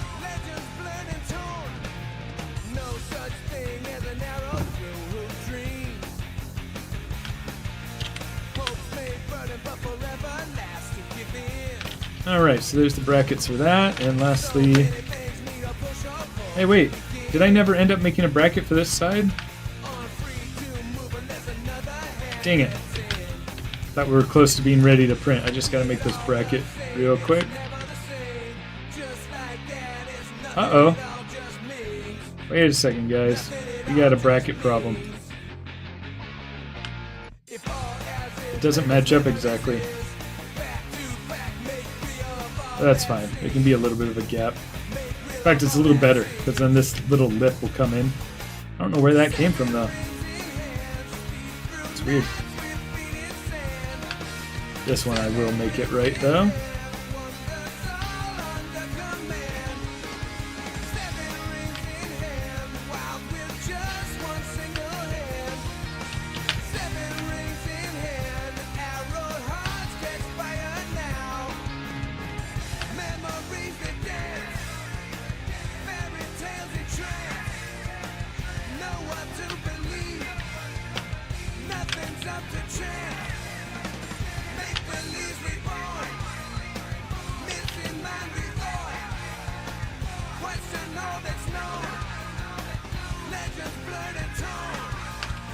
I'm just kind of putting these back into place to intersect with that shell.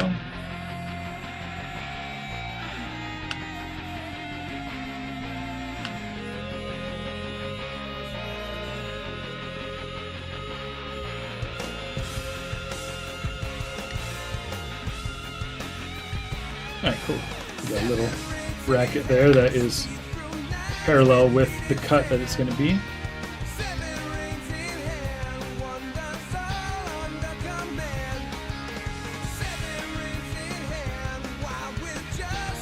Alright. Gosh, I'm not making a figure at this point. This is a straight up statue. Holy cow.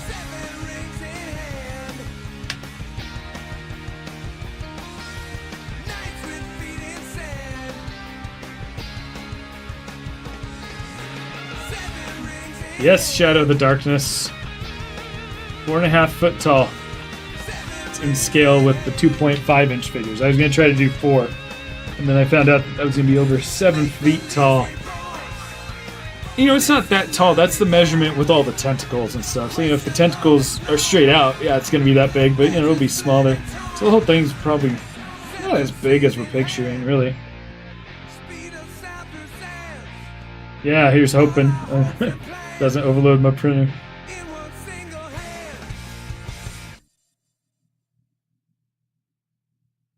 Yeah, well, I'm having a good day. This is great to have y'all here. Whew. I'm getting tired of 3D modeling, but I might stream again later today. For those of you who didn't hear, I'm going over to my parents to have probably an early dinner, and then we're going to have a painting night where we all paint together.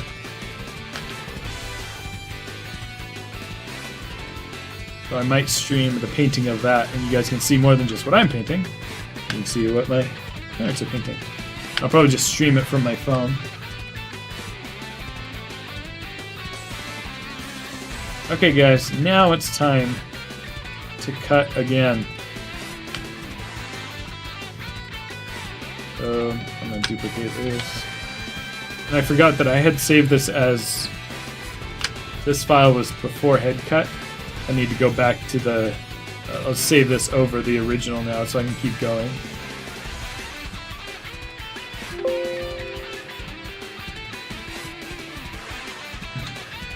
Almost printing time, as long as we don't have errors. So first of all, let's make sure I didn't make any user error. I've got all the Oh! What?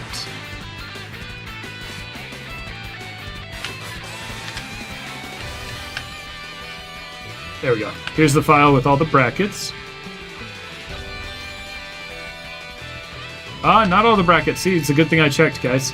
We did not add this one to it. Oh, but I see. That needs to be added. Yeah. So this one doesn't get added yet. So yeah, this is everything for this piece.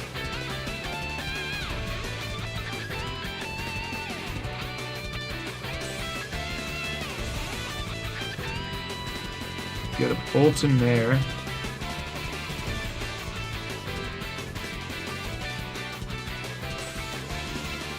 Yeah, and then I'll probably just glue the nut in here. That's how I'll bolt it together. Could have been more precise making that, but that'll be fine.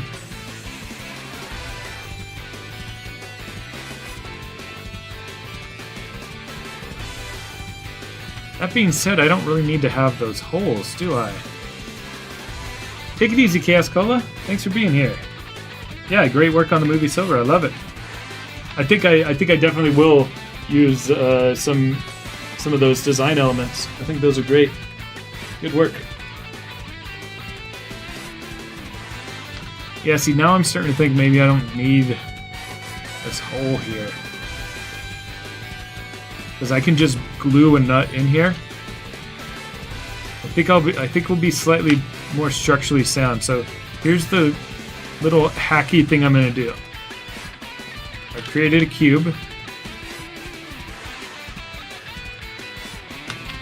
And everywhere that I want to have this extra piece come out, I'm going to cover this hole. Gosh, this is really janky. This would be, if I was using a CAD software, this would be so much easier. I wouldn't have to do janky things like this.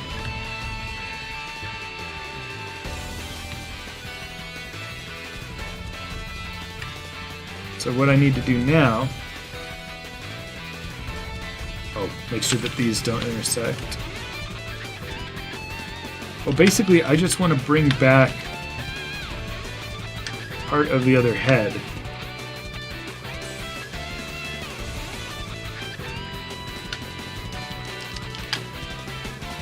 So this head I've brought back in. Oh, but no, not this one. Let's take one before I did those holes, remember? See, that's why I duplicate these things, in case I need them back. I do need this back. I'm going to match it up almost exactly with this.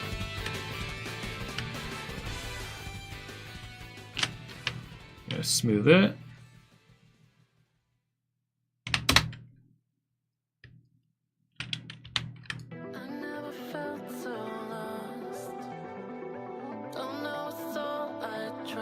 It's like this changed position or something.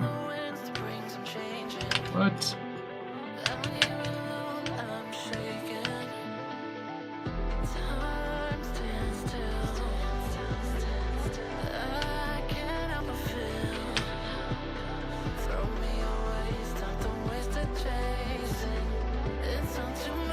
Yeah, it's like this is a totally different scale or something. Oh, this is the wrong... Stupid. I'm being stupid, guys.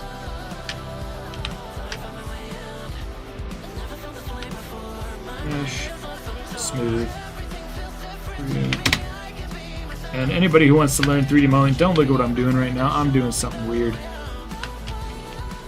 What I want is this to be just slightly above the surface so I can make a little patch of it. And then I'm going to intersect here. Hey, what's up, Diddy Tacos? Good to see ya.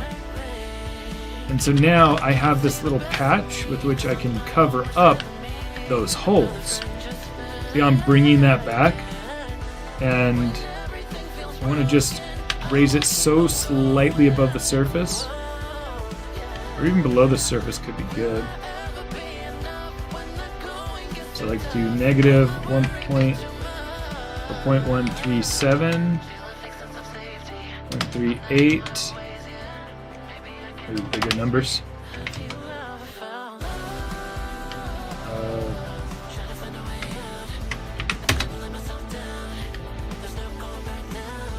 Basically, if I play my cards right, this is going to look completely smooth in the print, even though it's not quite exactly right.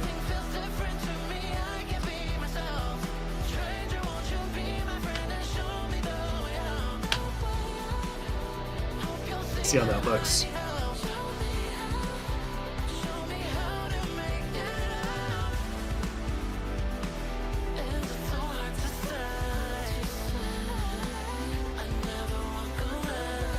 Yeah, definitely Peachy Sonic.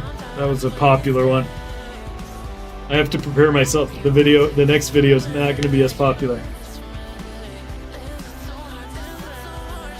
Ooh, nice. Good value find, Martin.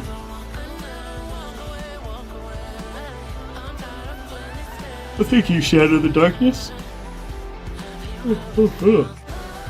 So I know what I just did looks super jank, but it'll look fine in the print.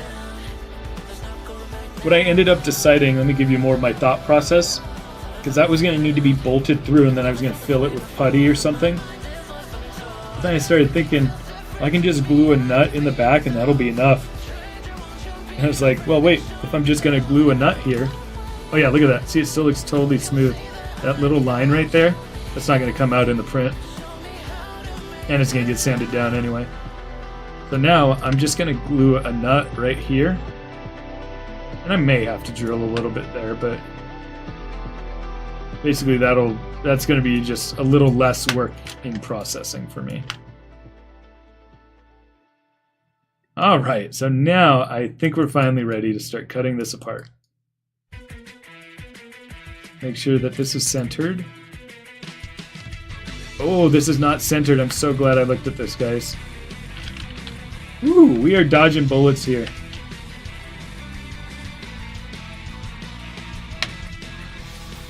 Didn't actually center this cut. Can you imagine how much of a hassle that would be if I didn't have everything centered? That would have been a huge problem.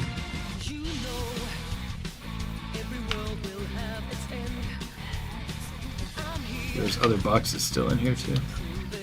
Alright, which one of these is the center? Right here. That looks like center. We look.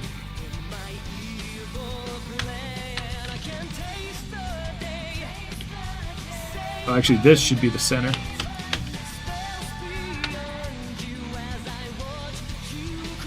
Is that really the center? If I look at the spacing between these. Yeah, that's the center. Okay, we're now finally squared up. Yeah, famous last words, right?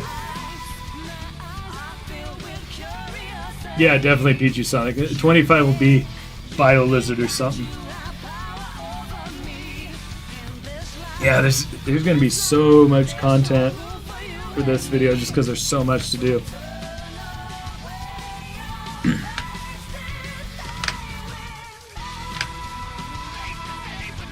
Alright, here we go. I'm ready. My body is ready.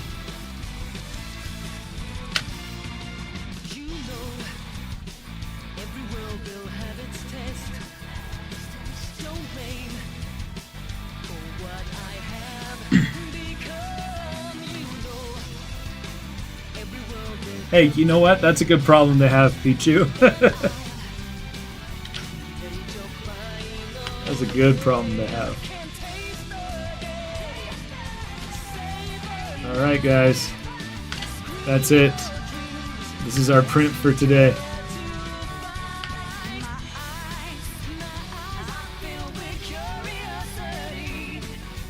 Ooh. Yeah, so we got brackets here for those other parts. We've got a good way to secure this to a sturdy base.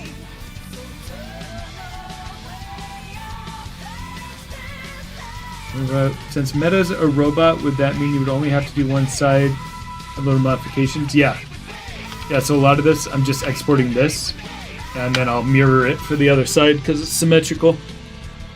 The only thing that I think is asymmetrical about Overlord is he has a claw here, and he has fingers here.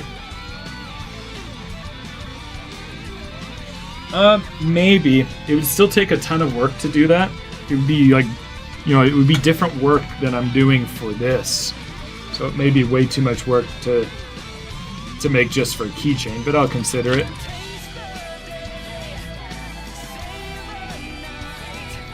Yeah, watch this. I print this and we have some kind of crazy error. Pro Tyler. I've been trying to be clean about it. Everything I've done. I mean, this is a little unclean right here, how there was a little gap right there, but I'm not going to sweat it unless it gives me an error.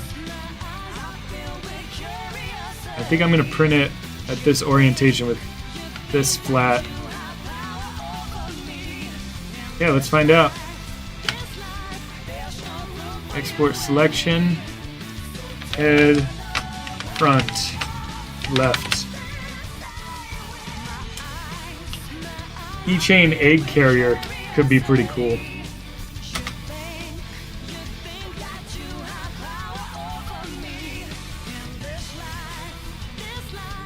Here was the example that I did just to check the cost.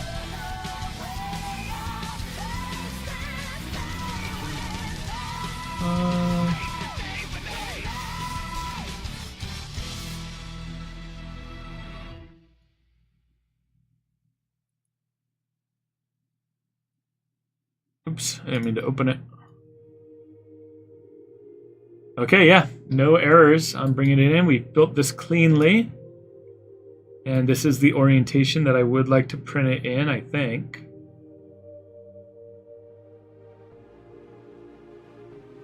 And as far as supports go, we want tree, auto, raft layers 2. Quality, we want to be 0.2. Alright, here's the moment of truth. See, hopefully this doesn't use too many supports.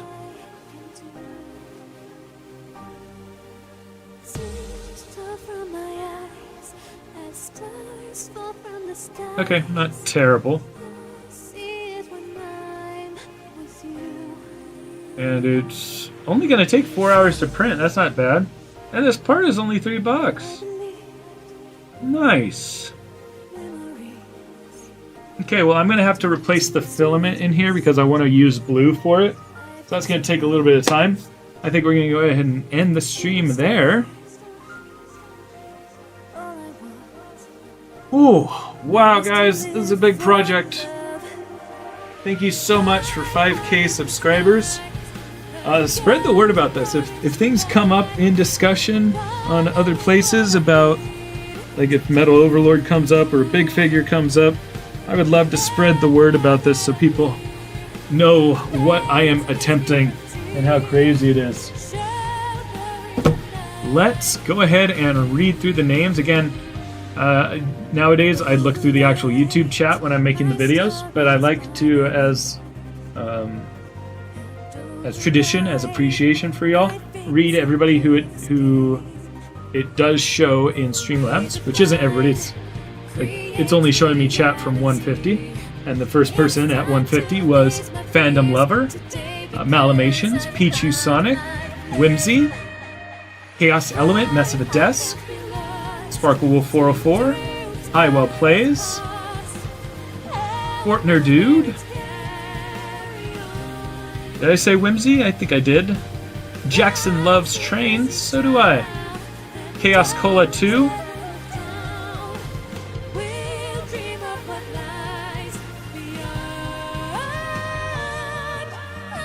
I know E Scrubby was in here earlier, but it's not showing here, and I think that was before this. Maxie. Donald Duck Juice. Something Sonic related.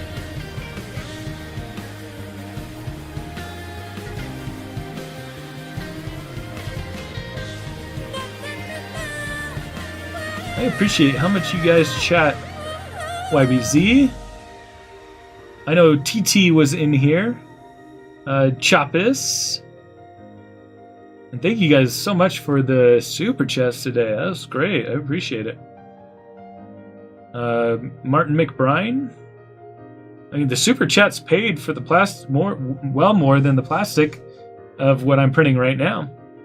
So that's really great. Did I not say fandom?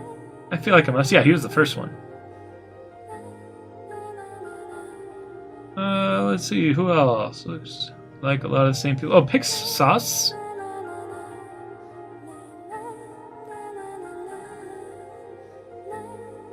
Shadow the Darkness.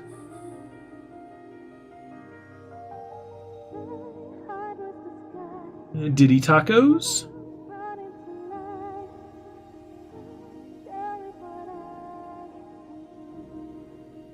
Oh, it kind of jumped down to the bottom.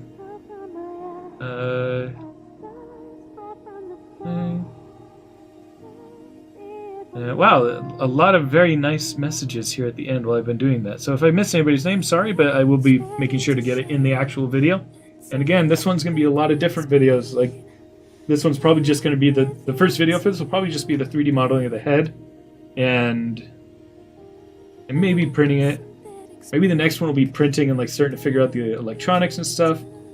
But yeah, this is going to be broken out into a lot of different content, which should be great for the channel. And Pichu is exactly right. This is the start of a long journey. And you know what? Let's end this with taking a look at what Maxi posted.